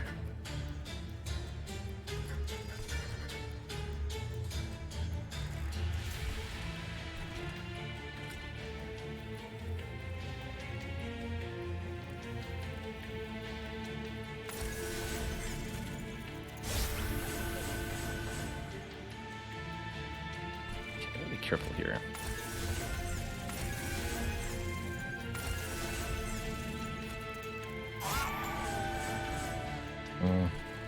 Wouldn't call that being careful.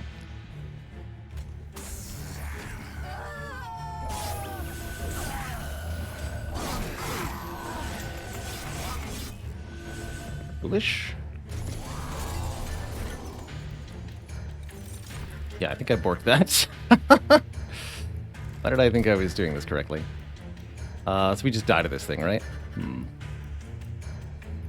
Wow, sweep really shut us down in a bigger way than I thought. Bummer.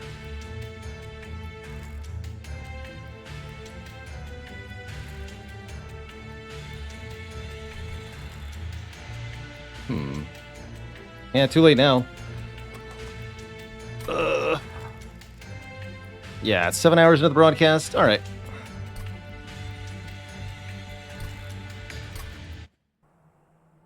GG. Lovely stream, everybody. Thank you so much for tuning in. But that is where things have to conclude for tonight, with a disastrous death to sweepers with the Spike Driver colonies. Was a fun build, but I failed to put it together, and now it's time to go. Dinner's calling, Twitch chat. We'll be back at it tomorrow, not later than noon Eastern Standard Time. Catch many of you then, but